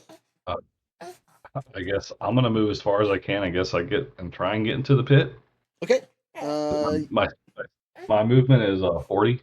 40. Okay, so you can go a square and a quarter, and if you move it again, you can do 90 feet. So you can technically do 2 3/4 square. Also, what's your speed? 3. So I only Okay. get like 1 free action. Okay, so yeah, you can be in basically the same square as me, but not quite.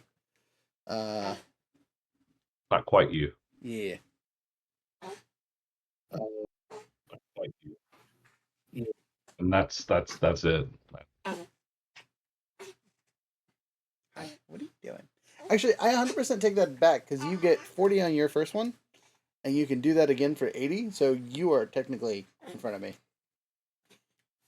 because I only have a movement speed of 30. So even if I sprinted, I can only move 60, which gets me to the edge of the pit. I got you. Okay, that's your turn. Mm-hmm. That leaves Phantom, yeah, and Blue. Okay, after that, it is me. It's me first, Blue. Blue. 42. So I can move 60 feet. Okay. From what I understand normally, Okay. on the bike. Okay. Yes. That's 2 squares. Do you need to know my regular speed stat? No. No. So the speed Okay. set I need to know is if you have enough extra actions to move, right? So you can use a free action to move 5 extra feet. Oh no! Why are you so mad? Hey. You're okay. Okay. Gotcha. Well, I have a quote unquote speed of 7, so that would give me a maximum of what 95 feet or something of movement. No. If all I did Your was move. speed essence gives you your free actions. Yep. So what is and Yeah, and he said 5 feet per free action. right? How Right? many free actions do you Times have? 5 is 30, and I have a movement speed of 60. So I have 7. Time out. But you're on your bike. I don't know the rules. So said anything about It says that. my bike actually says I can use my stats for stuff.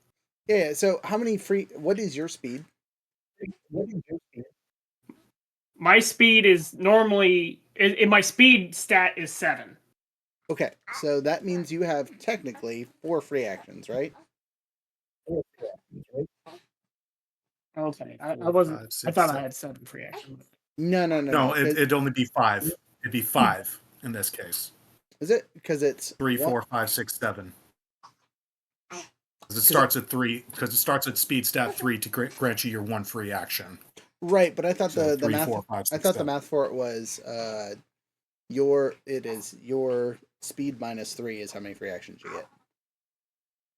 Speed minus 2. Is it 2? Okay, then yeah. So you have 5 free actions, which means you can move an extra 25 feet, regardless of how fast the bike is. I'm still only going to allow it to use the extra 5 feet movement if you're using your stats. So you can move basically 3 squares in a turn. No, I get you. Yeah. Then I will move 3 squares closer to the monster and yell, "Hey, look over here, you big snake nerd!" All right, you do so. Oh, she comes to saveth me.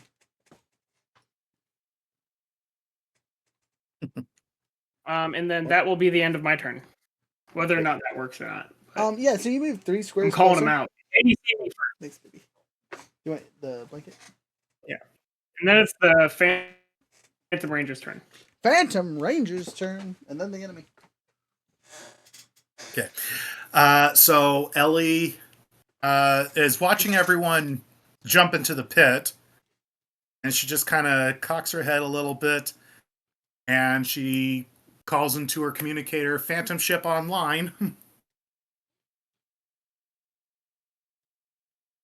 Okay.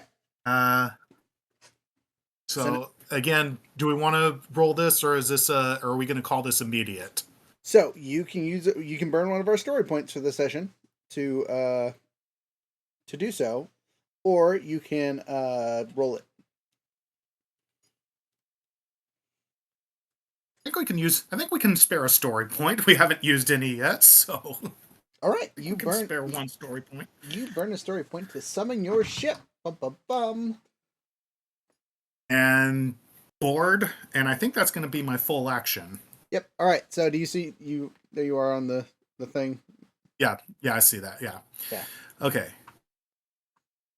So this is it. So it does have aerial movement, so it is flying. It is not on the ground. Good. In this case, just FYI on that.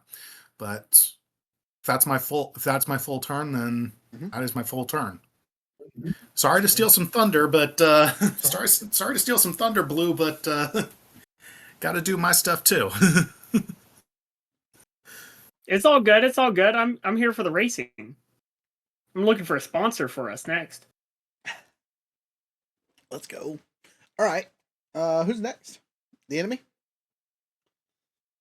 After that, it's the enemy. All right. So the Snizzard over here gets to pew pew pew pew pew pew. It unleashes. This is probably like the only round it's going to be able to pew pew successfully. It's going to summon some monstrous tonsil snakes. What? Yep. Firstly, shooting at the closest ranger, which is red, which, you know, is super helpful. And then at the dude on the bike, which is blue.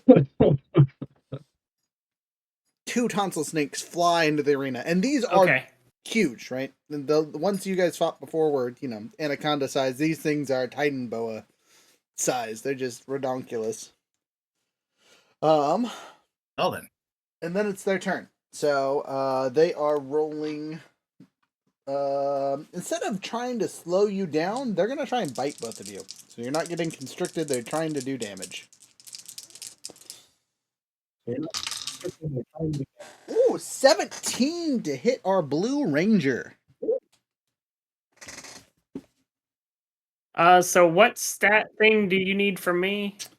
Well, are you trying to dodge or are you trying to just tough out the damage? Or is it a roll off? Nope, just you tell me what defense you're using. In this case, dodge. All right, so you're using evasion. So what's your evasion? Okay.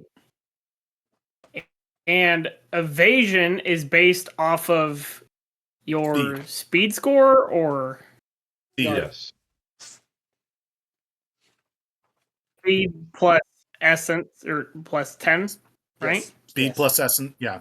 Speed essence plus 10, yeah. Okay, so 17. So it hits barely. Barely, yeah. All right, you take 2 damage, as these are a larger version. Oh, of wait. snake. Before that, you told me when I'm on my shark bite that I get a +1 bonus to my defense. You due to do the plating. 100%. So now it's 18. While I'm on my Okay, then you don't take 2 damage. Thank the bike, as the teeth crunch into it instead of you. Oh. Good remembering that. Good save. Oof. Okay. Red. Close. Red. I could have died. Red. I think I have to critical on both the dice and the other dice to hit you. So.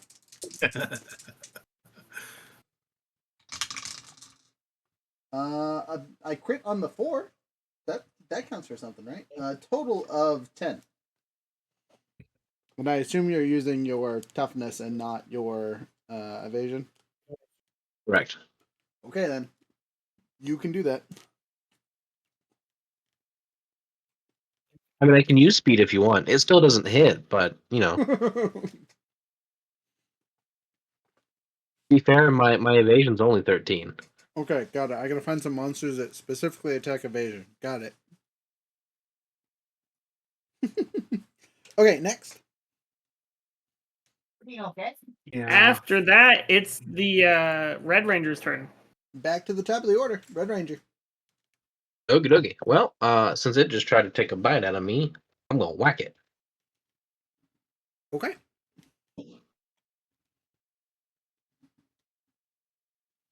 13. 13 hits, barely. Oh, nice. Two-handing the power sword, so 2 damage. All right, that's just enough to kill it.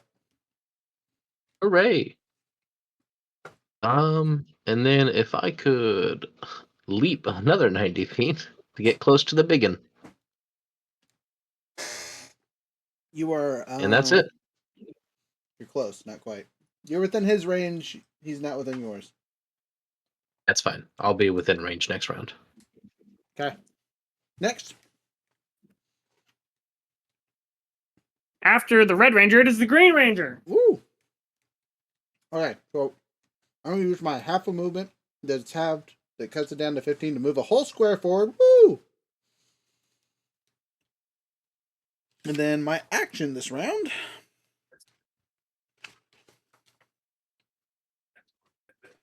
How close is he now? 30 feet. We're getting there. I'm not quite in range, but I'll get there in a turn or two. I'm actually going to use my cool grid ability, which is the concentrated shot. So I'm going to burn 8 personal power from my gun and not me specifically. So so there's that. And the next time I shoot my weapon, it ignores all damage negating abilities. I believe is how it works. Let me pull it up and you guys can make sure I'm reading this right. Grid powers.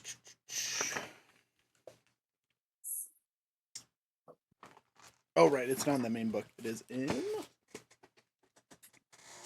Across the Stars. Does it jump through time? I don't remember.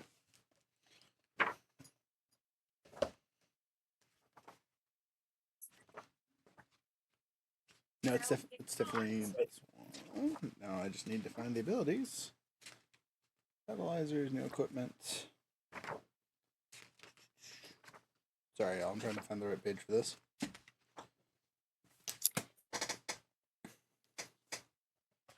Concentrated shots.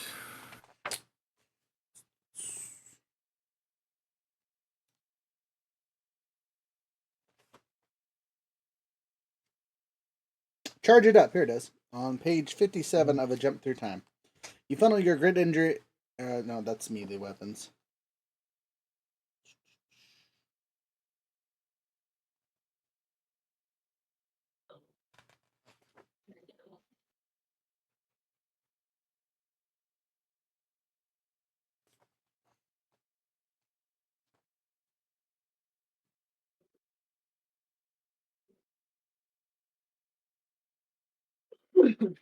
I want to goof that up and charge it up when that's not what I wanted, because I wanted to apply to ranged weapons.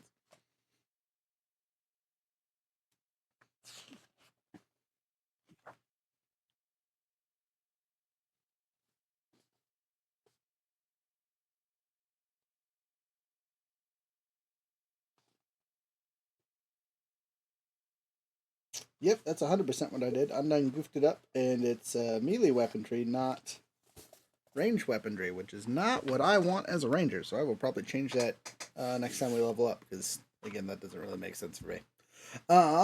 Until now, it sucks, and I can't do nothing. Okay, then never mind. I mean, I guess I can still technically charge it up, spend a personal power, and if I get close enough to punch this thing with my whip, I can do that. Yeah, because it is a standard action, so you can still move forward and spend your free actions to get closer. So you do have that. 15 more feet. So I'm halfway in the square. Next square.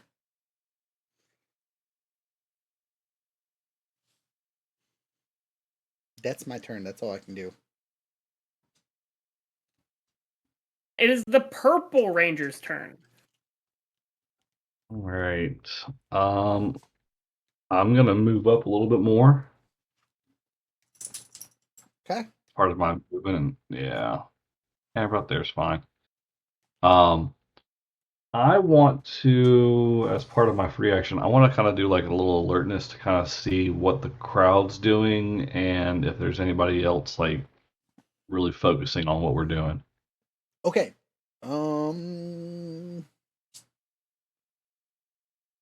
So doing it as a quote unquote free action, I'm not going to give you any super crazy stuff, but you see the crowd is freaking out now that the monster is kind of appearing and is yelling at you guys.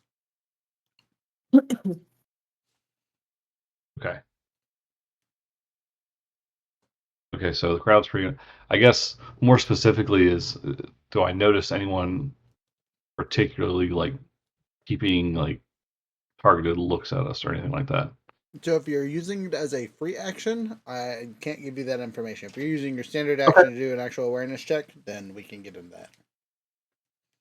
Okay, that's understandable. I guess I just used my movement, or did I end up using my standard to get that extra No, you haven't spot? used your standard yet. You're Correct. still good Then there. I'll use my standard for that then. All right, make an alertness check.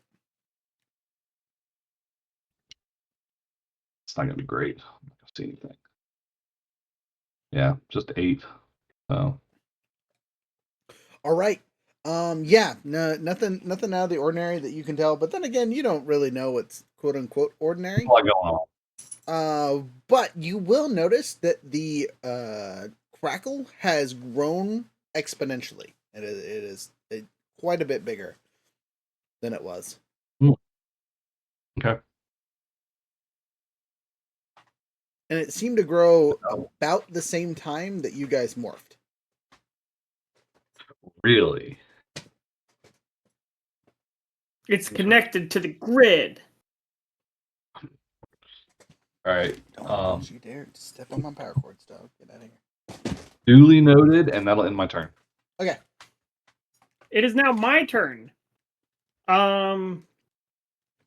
Since the snake is close enough to bite me, I assume it's in my square technically. So I'd like to use my quote-unquote ram ability to run it over as I make my way over to the larger monster. Sure. Okay, so I got to roll. I get a D4 to my brawn if I ram. No, a D6. It should be driving. Okay.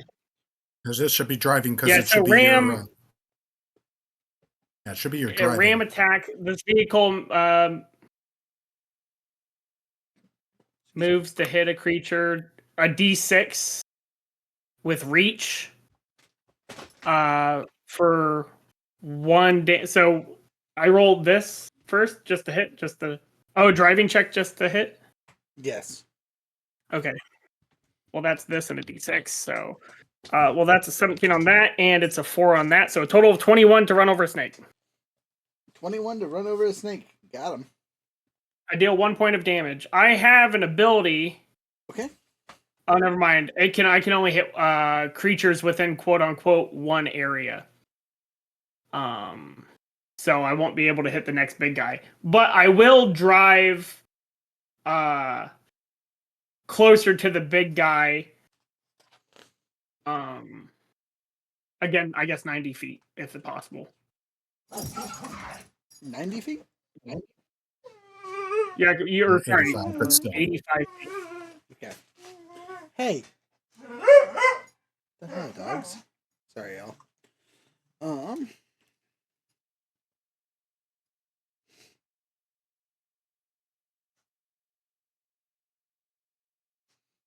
I'd like to tickle its side while I pass it. So silly question. Is there a reason why you didn't do 2 blunt damage to one target? Well, I guess I would have done 2 damage to the snake. I wanted to hit both of them, but I can't. Right, yeah, because it's two blunt damage to one target or 1 blunt damage to 2 targets. Yeah, so I guess I'll do the 2 blunt damage on the snake. Okay, that's important. So you spend your movement to run over the snake, and then you move 1 closer, but the snake is dead. Okay, cool. And then I drive behind the bigger snake. As close as you can, yeah. I did. I moved it. I can't see it. Trust me. Okay, I see it now. It has been moved. That's a total of that many weird feet. Well, remember, you're in hazardous terrain.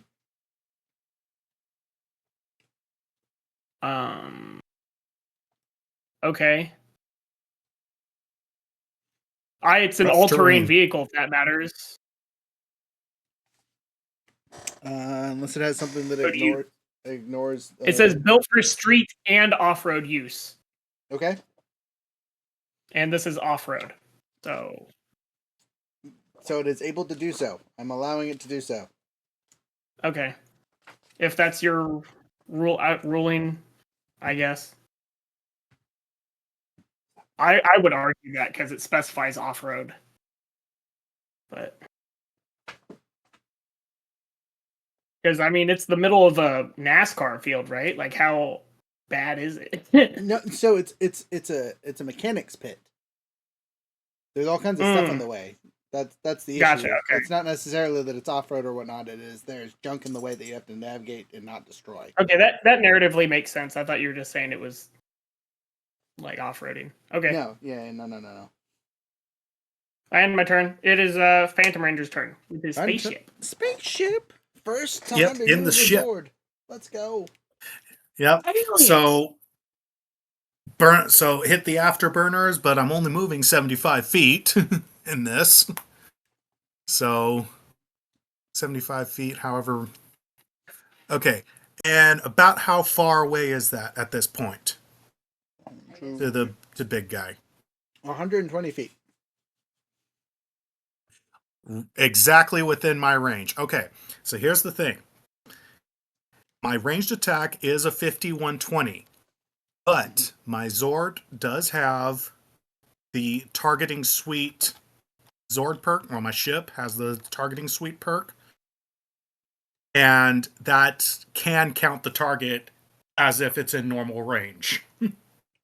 Okay. So that is what I'm going to do.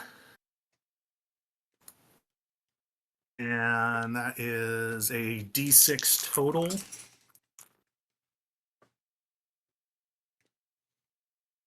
Excuse me. Oh, wait, hang on. Yeah, D6. Yeah, that's correct.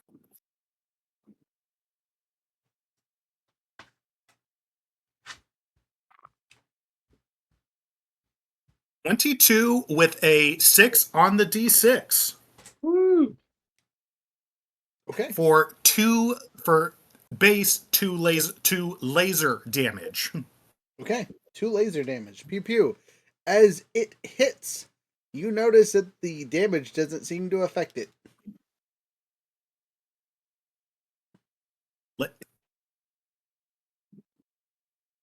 Does laser counts as energy, right?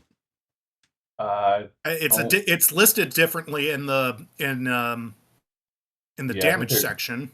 Is it? Okay.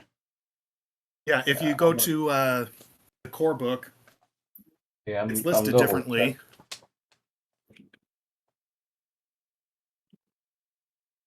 It has its own listing.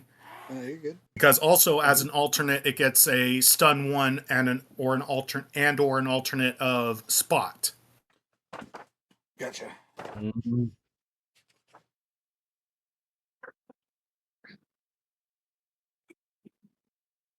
So, styles of energy that I have are melee, energy, explosive, and projectile. Okay, I have acid, blunt, cold, electric, energy, fire, poison, psychic, sharp, sonic. Yeah, and laser blast is the first thing listed after energy. Yeah, laser blast falls under energy. On page 171. Where is that? I'm looking at 106. Page 171 under damage types. 171. Oh, thanks, guys. 171. Yep, it says acid. It says energy, laser blast, raw energy beams, and many other Morphin Grid items unleash raw energy attacks. If an attack is not a physical force but can not be defined by any other type, cold, fire, etc., it is considered to be simply energy damage. Hmm.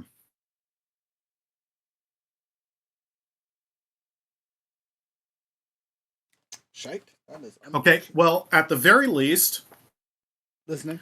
At the very least, I'm going to use the critical to activate the alternate effect of spotting. Okay. What's that do for us? So spot is basically a lend assistance. Sweet. Just on whoever goes next. Coming. Or do you get to pick? Or is it everybody? It just says lend assistance to allies. It doesn't. The spot effect doesn't actually say anything specifically about who. It just says spot. Just says you lend assistance to allies. Okay. That's in. Hang on. That is under the weapons section. Mm-hmm. It's under the weapons section. 107. Between silent and stun.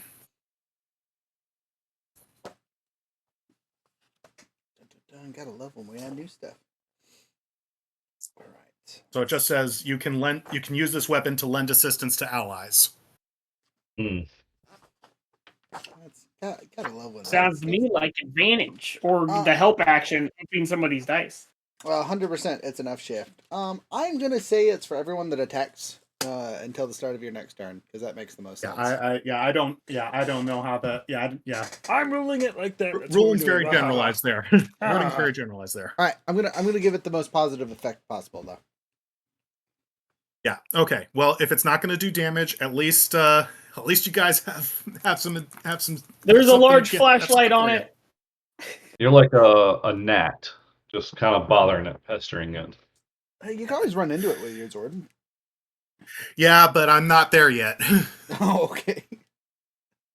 I'm not there yet. I do have a slight reach on my sword with the spiked ram, but it's only 10 feet. You gotta get close, catch up. I mean, that's only 2 rounds away. And if mine too. If you boost or whatever, right? Then it could be 1 round away.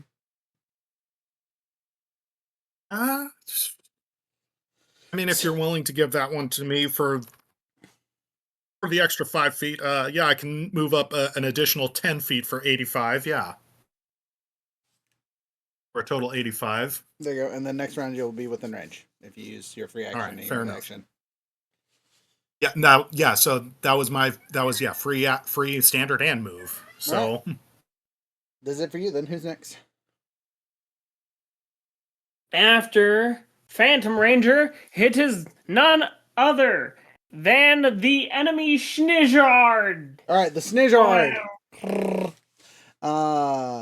You guys want more snakes, or should I actually do some damage? Flying Gnat. Actually, you shot it, so it's he's gonna return the favor. Godzilla. So that is an option for this character. It does have a charge that he could use. I'm not going to use it because it would be silly. But 100% is an option. Mm-hmm. He's about to get the worst toe splinter in his life. 1 second. Sorry. Snake doesn't even know what a toe splinter is because he doesn't have toes, but it's gonna know. Yeah, so it's got a charge up ability that seems super cool. It gives it an upshift, but I was like, this character doesn't feel like it has enough health to warrant that. All right, 8,300. So it'll be rolling with snag to shoot our handy dandy flyer because you are just out of range, even with all your movement forward. Congratulations. I'm out of range of it. It's not out of range of me.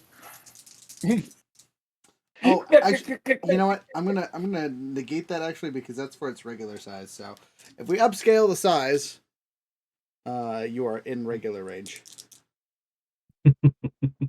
Actually, yeah, that's fair. That is fair. All right, pew pew. It does one range attack or 2 melee. Yep. All right, ranged attack away. Ooh, 18 to hit. What are you using? Also, yeah, that'll. Am I supposed to ask you for what you're using to defend before or after I roll? Because I feel like that's the rub. Because then you get to pick after you have the number. Yeah. Again, the ruling's weird on the wording's weird on the defenses with that. Again, mechanically, it's supposed to be, is it if it's able to dodge, you kind of get the choice of toughness or evasion. If you can't dodge it, it's going to be toughness. So I have an alternate rule because everyone's evasion is lower than their evade, right? Than their toughness? Yeah, for most of us, if not all of No, us. mine is way higher. Okay. Yeah, most evasions are. Yeah, I think most of our evasions are higher. Like I'm definitely higher in my evasion. Well, on the ground I am. In the air, my toughness is definitely much higher. But it doesn't really matter in this case because 18 would hit either one. Okay.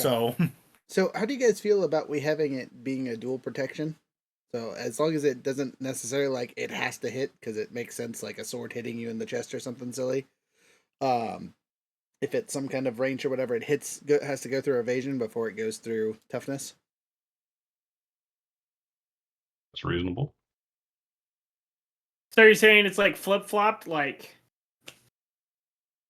Yeah, so like it'll go through. Like if it's melee attack, it'll always be a might roll first or whatever. It'll always go to So- toughness, but if it's range, you have the Yeah. evasion stats first. yeah, and like me personally, I kind of rule this as a standard D&D thing. Melee attacks always hit toughness. Ranged attacks generally always target evasion. Generally. But that's me.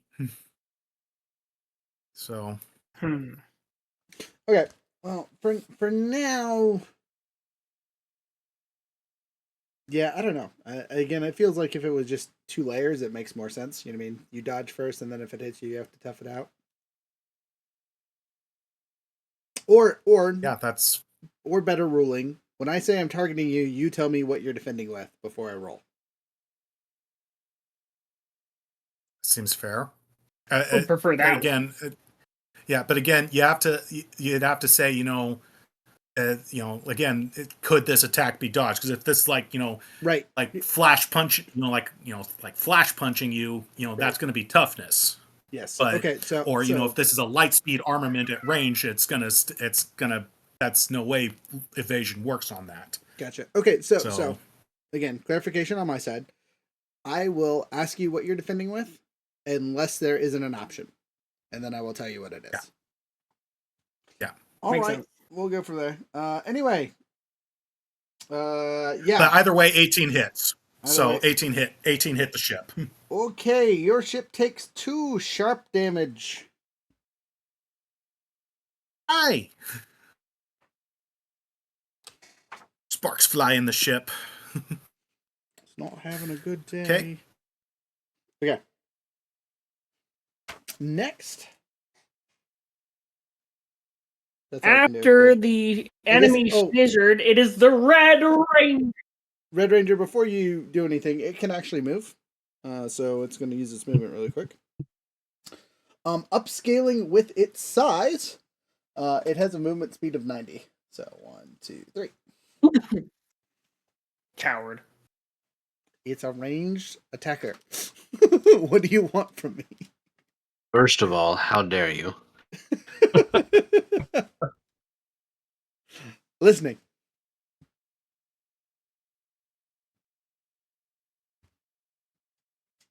Well, all I can really do is leap to get close to it.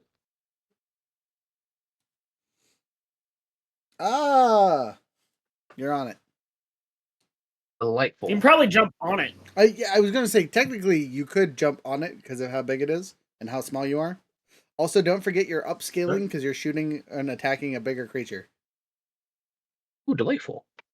And you are getting a lend assistance as well. Hey. Shift it up. So, D12? Okay, well, you're just maxing it out. Good to know. Wait, sorry. Just kidding. D10. I apologize. I misread. I will use my last personal power to hit it harder. Okay. Let's see if I hit. Hit it very hard. I did not. I rolled a 7. So. Yep, it could have dodged that, though. It would have just used toughness because you're literally on top of it. It's not really dodging that. Exactly. That's yeah, exactly that. Okay. Next, Red Ranger. Red Ranger gave it the gun. He's riding the snizzard. It's the Green Ranger. All right, Green Ranger's over here trying. So I'm going to use my free action to move into the next square. With where it's moved to, I'm close enough to pew pew at it. The issue is I just watched the super laser of doom hit it twice in the chest, and it just kind of soaked the damage. So, and since I have the wrong ability for charge it up, and it's not a projectile, it's melee only, which I am super sad about. My 10-foot whip is not going to be helpful here.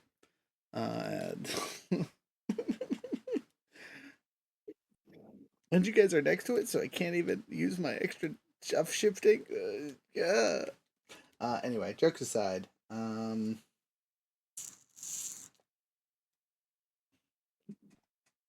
I have an alternate? Lever action is just literally just energy. I mean, I fanning, but it's still just that's not helpful. I can shoot the thing more than once, but it just does damage to the energy. Okay, so I guess I'm moving with my standard action. I'm in the middle of the next square, not close enough to do anything this round. I tried. I slow. It big. Okay. It is then the Purple Ranger's turn. I'm gonna get as close to it as I can. Woo! We're getting there. Ah, jeez. Me and you trying our best. Okay, we don't have super jump. We don't got nothing. Now, Listening. jumping was a little unclear to me. So I know my jump distance is tripled. Yes. So if you're doing a standing still jump, you can only jump so far, but that distance is tripled. If you are doing a running jump, you get whatever your jump is tripled. There's a chart for it on movement. I can pull it up really quick. Yeah. Underwater. Oh wow! I almost turned to the right page off the bat. I feel pretty fancy over here. So jumping, right? Characters with multiple movement types.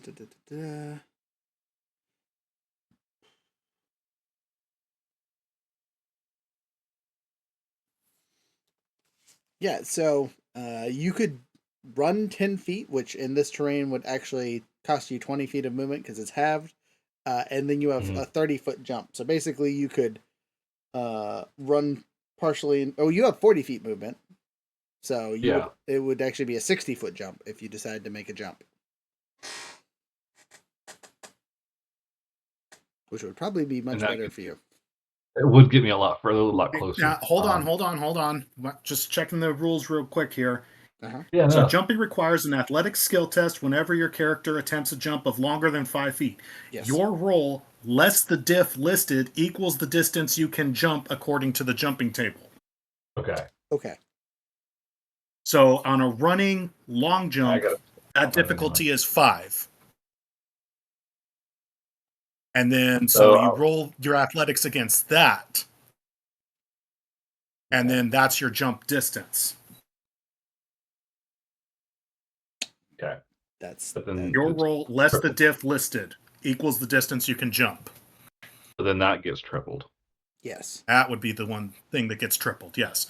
And I think this isn't specified here, but I think it's 5 feet per. It's not specified, but I think it's 5 feet per. So 5 feet per what? So like again, you're taking a running long jump, it's diff 5. If you roll a 6, that would be 5. If you roll a 10 against that, that'd be 25, and then triple accordingly, blah blah blah. That's the rules that's my interpretation, because again, it's how it's stated here. The reason it says running is the reason it lists those 10 feet is that's how much you have to move. That's the distance you have to travel in order to get that running start, basically. Yeah. Right. But it's 5 or whatever I roll minus that 5, right? Yes, and then Correct. times 3. Okay. Got it. Or you just take a minus 10 to whatever you roll. Yeah, if you're well, just standing there, it's a long jump. But you already moved, so you can take the running long jump. yeah, I'll give it a shot. Why not? I'll see. I'll take the gamble. It's an athletics check. Yeah, I get a D2 with it, so see.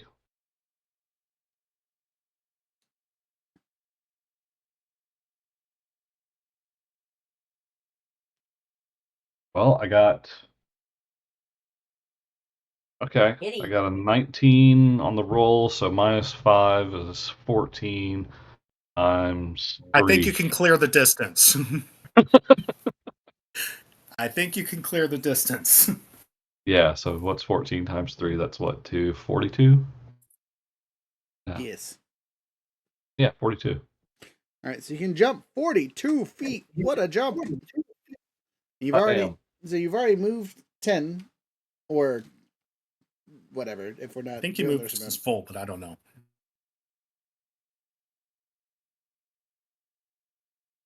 So now I guess the other question is the jump considered part of the movement or is it the standard That's part of the action? movement.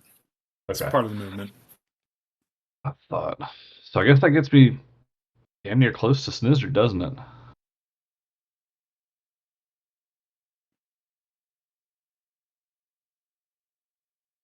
Yes, it does.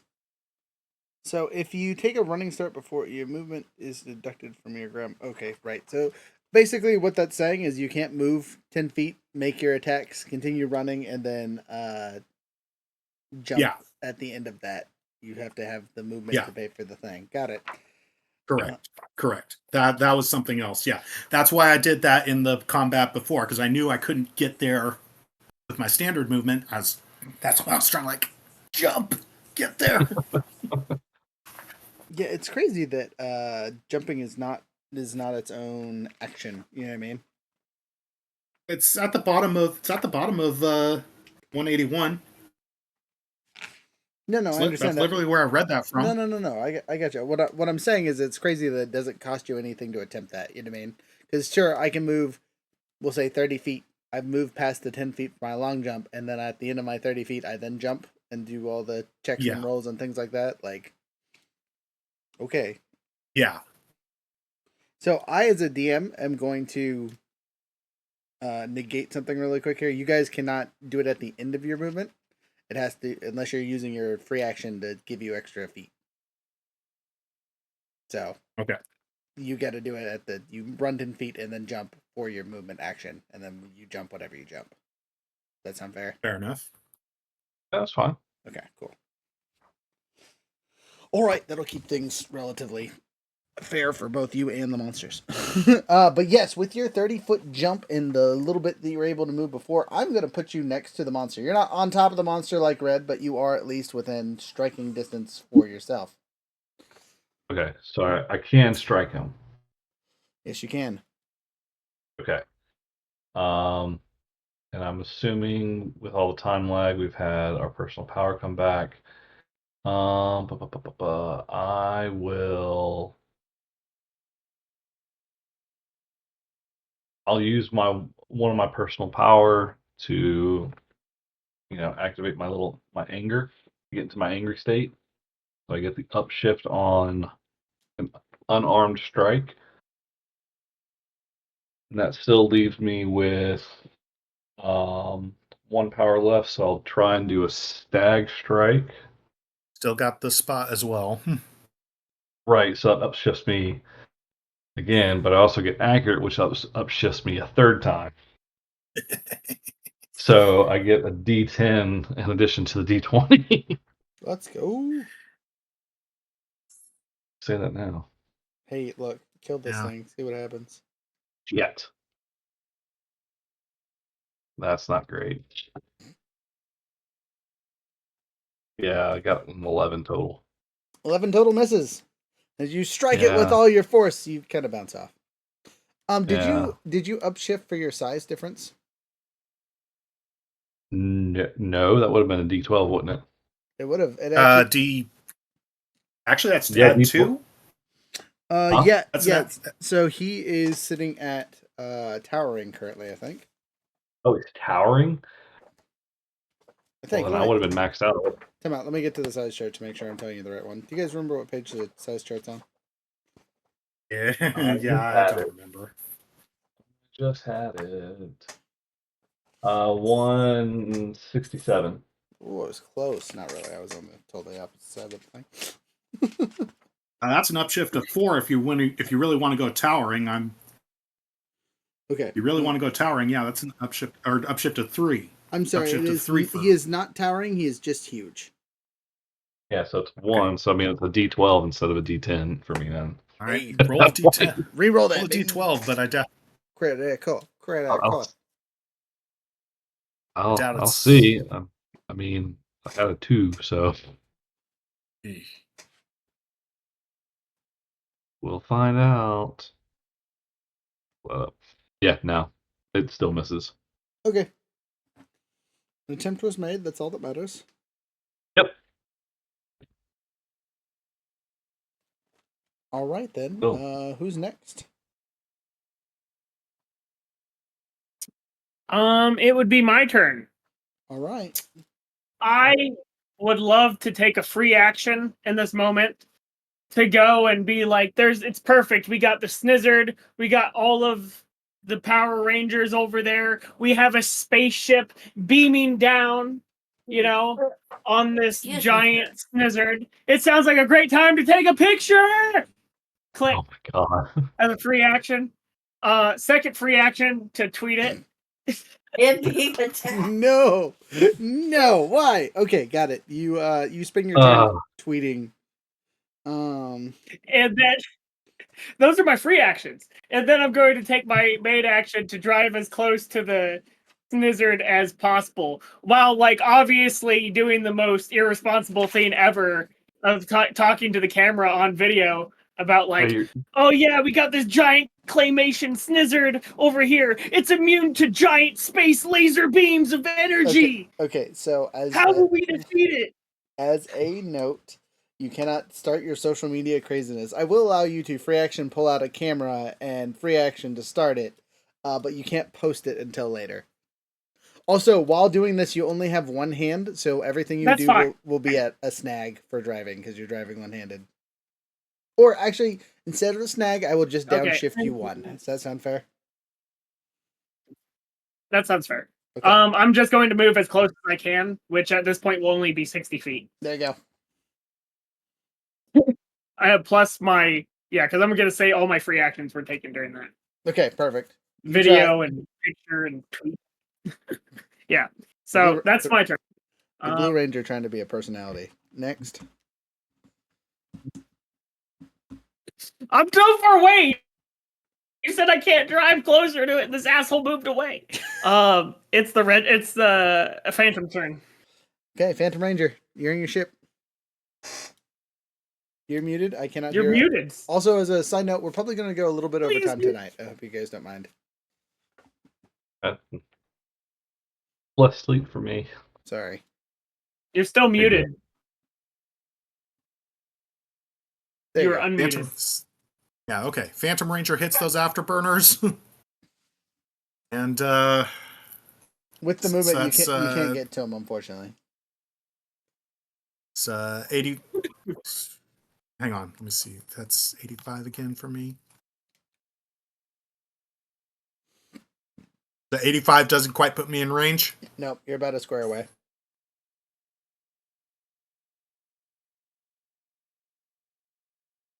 Because in this case the melee attack on a Zord is reach 10 feet. So is that no? That's not quite enough. No, 30 foot space.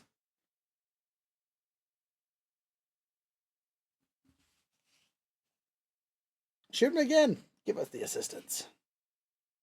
Yeah, that's that. See, the problem is. The problem is now I have to declare it as marking with the spot. I think I'm gonna have. Because again, I got the critical last time. I'm not so confident I can get that again. So can't you just do the alternate effect instead of the? Yeah, I'm trying to think because I don't doesn't say. All right, so yeah, so this one will be once. So this one will be just a spot in this case. Okay. Try and mark this creature again. Maybe maybe in hope that it does some good. Let's see. 16.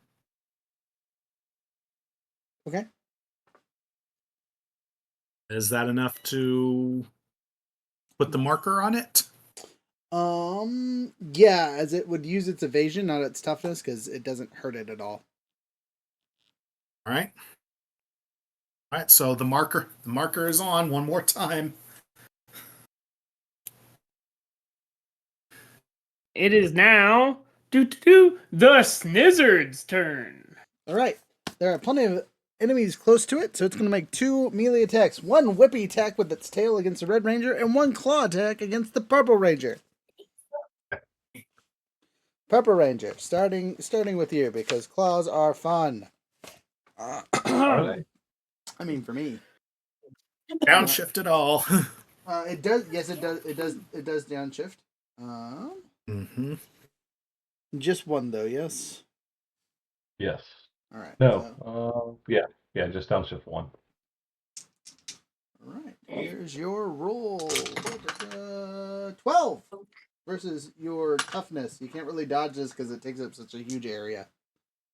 Doesn't matter. They both miss. All right. Same roll type against the Red Ranger. Red Ranger, surprise, surprise, you also cannot dodge this. Still get the downshift, and with your it's same thing. Okay, cool.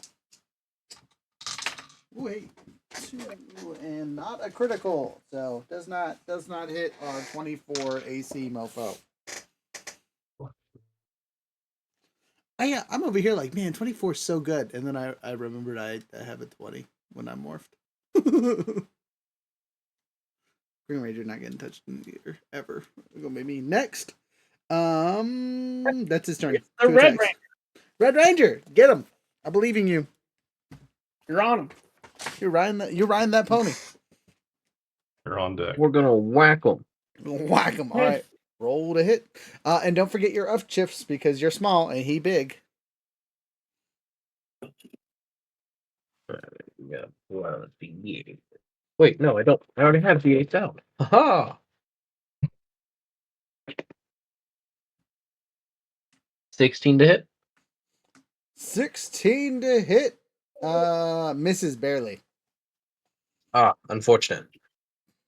Yeah, that's all I got. So you upshifted for size and spot. Oh, I did. I didn't know. Oops, sorry. Let me. May I re-roll that I will allow D10? you. I will allow you to re-roll that D10.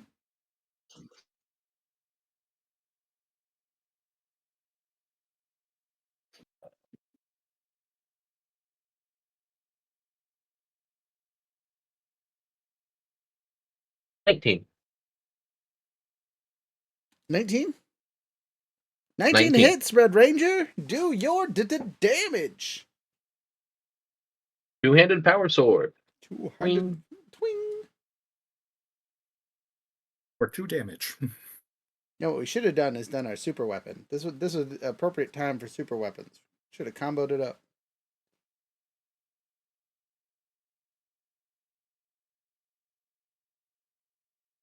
Except for I guess that would be a terrible choice because it does energy damage. Yeah. Yeah. That's why I literally can't do anything.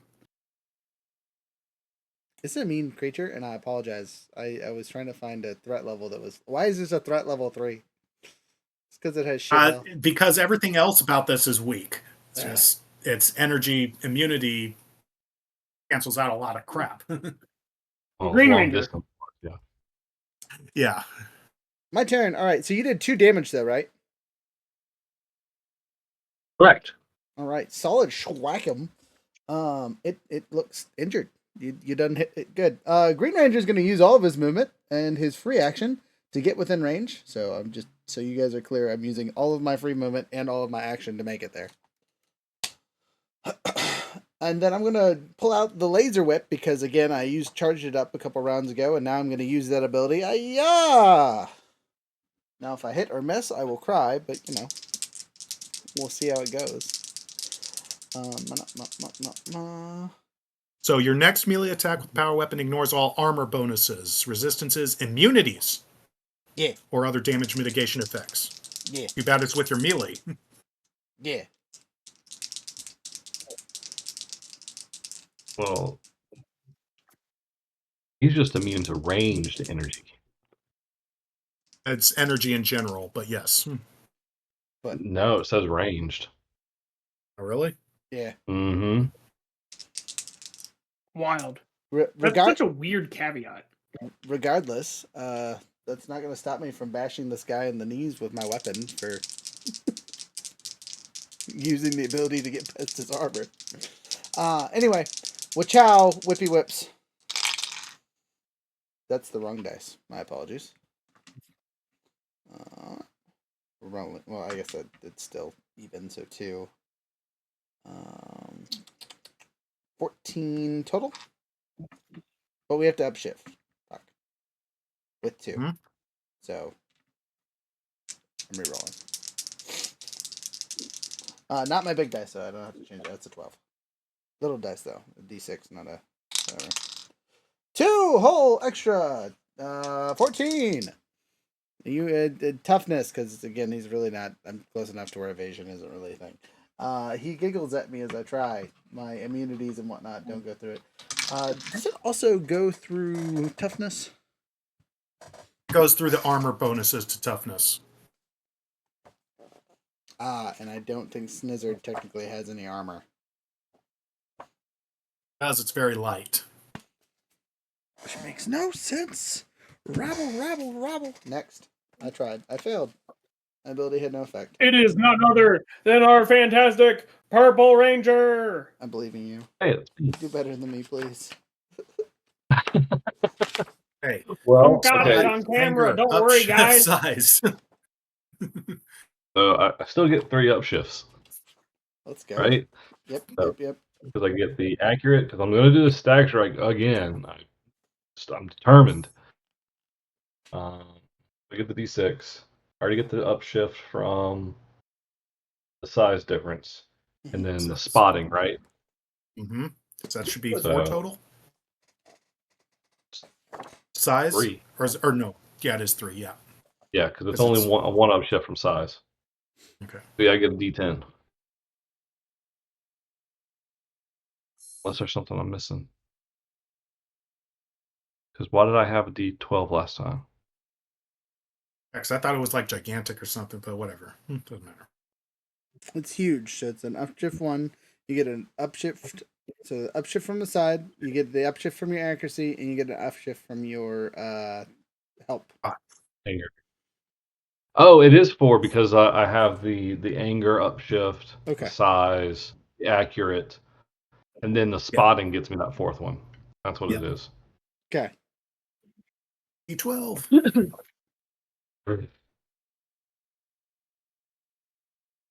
That's 18 total. Got him. Roll damage.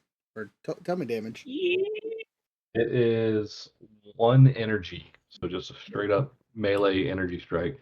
Okay, you do so. He's not looking great, but still alive. I'll take it. Staying alive. Staying alive. I'll take it.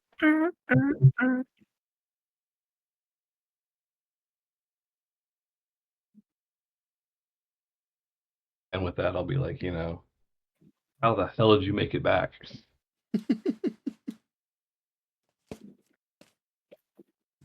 Who's next? After the Purple Ranger, it is me. All right.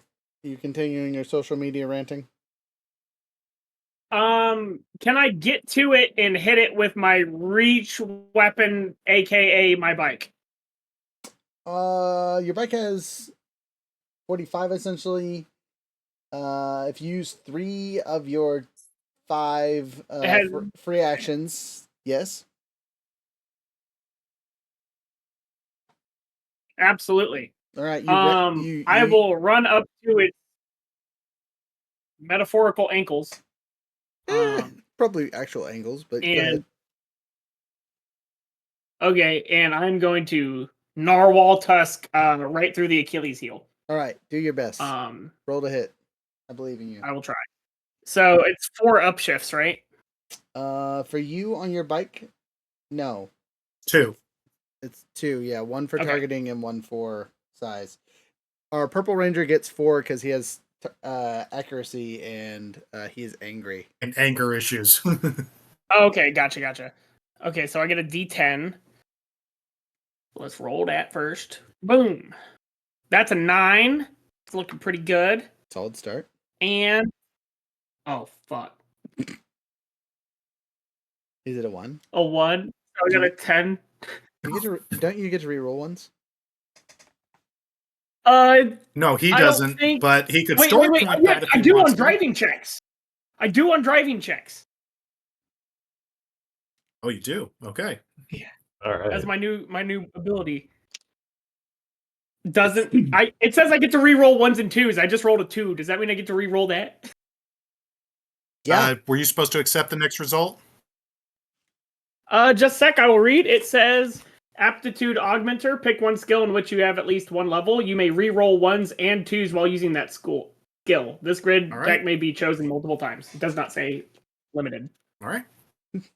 You can't ever get a 1 or a 2. Let's go. 19 plus 9, 28 to hit. You do 2 blunt damage. I'd like to imagine that, like, while driving, it was like, oh, gah! Okay, cool. Two blunt damage. You do so, and your narwhal tusk pierces his Achilles tendon as if you had aimed for that specifically. You hear the snizzard curse loudly, "You little bastards!" As he shatters and crumples, and it looks like the timer seems to suck him up once again and pull him back into some other time. But as you do so, your guys' Nexus Chronomorphers irradiate in energy. I need you all to roll a technology check. Oh shit. That's points in that. Yay. Okay, I'll take that. Oh no. What? He's sitting. All right. Oh shit. All right. So Decisions. You got 1. I got a 16. I'm average, baby. I got a 10. Okay. 10, you have no idea. 5, you have no idea. 1. Definitely not a 1. 1 bad. Oh damn. I mean, And pause. 3 also with a 1 on the D20. Gosh, dang. All right. Red Ranger. I'm the high roller. I think my 17 has you beat there, friend. This is true.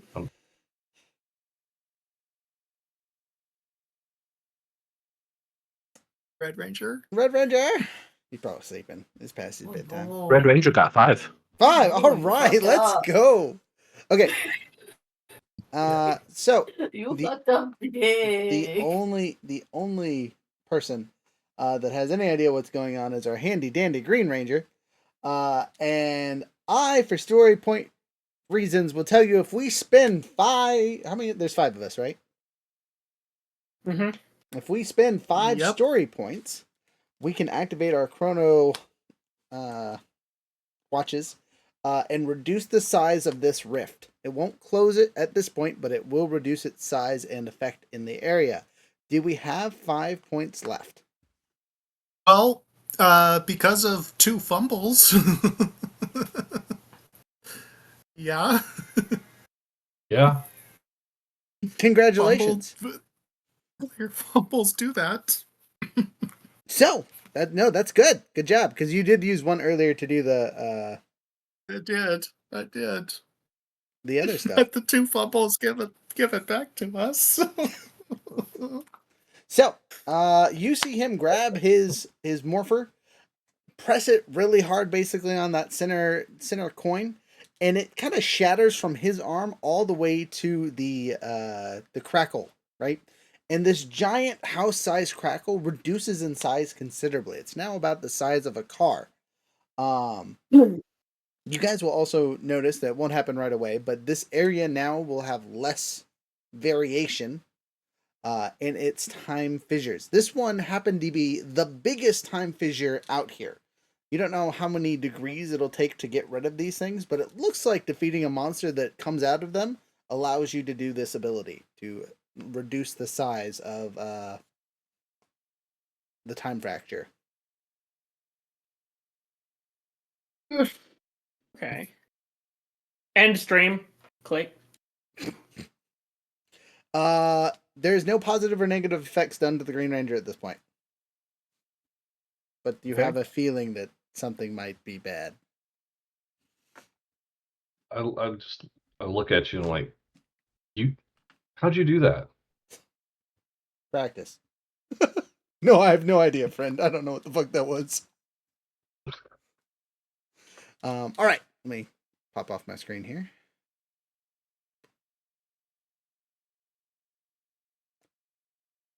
Let everyone's screens load back in. Wahaha, it's me. So, with that, you guys have finished the first session and you've started closing your first time rift. At this point, we're gonna call it a night, and you guys completed the mission. Yay! All right, and big surprise because you guys completed this mission and started the time fracture silliness. You get to level up because we're such low levels at this point. So we'll level up to 3 in between. Just like this week, in the meantime and in between time, think of something fun your character is going to do over its quote-unquote rest time.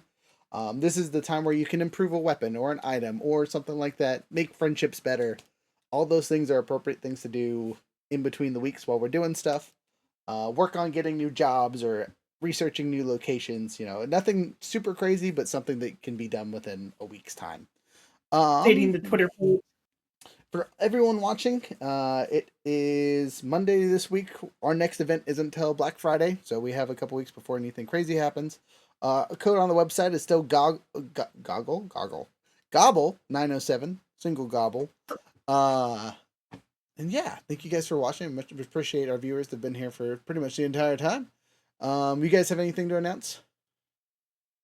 I'm still working on the real grade Xeon. Look at that. Got the head done. Look at that. Ooh, I want to see that. Yeah. Dude, up Yeah, close. pretty cool. Nice. Nice. Yeah.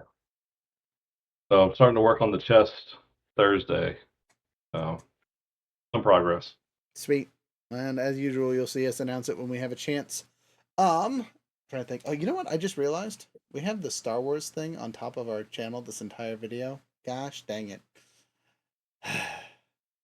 Speaking of Star Wars is Wednesday. Watch it then. I'm the Avatar. No Avatar mistakes. This time it's just Star Wars mistakes. We'll fix that later.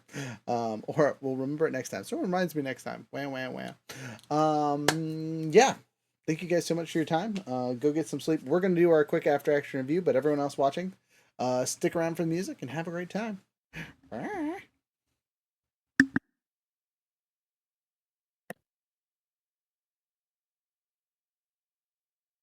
What in the sweet and sour does that mean?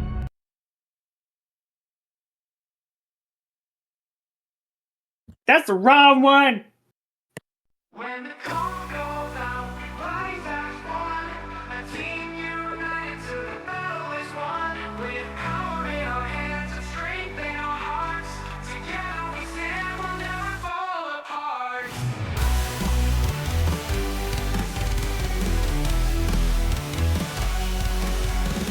Side by side, we charge into the fight. Our bond unbreakable, fueled by the lights. Each with a weapon, forged in the flame.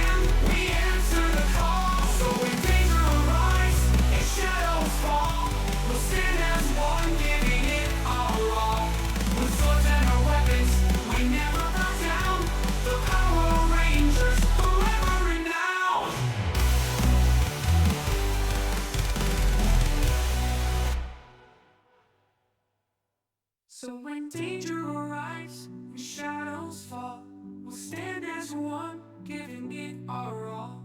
With swords and our weapons, we never back down. The Power Rangers, forever renowned.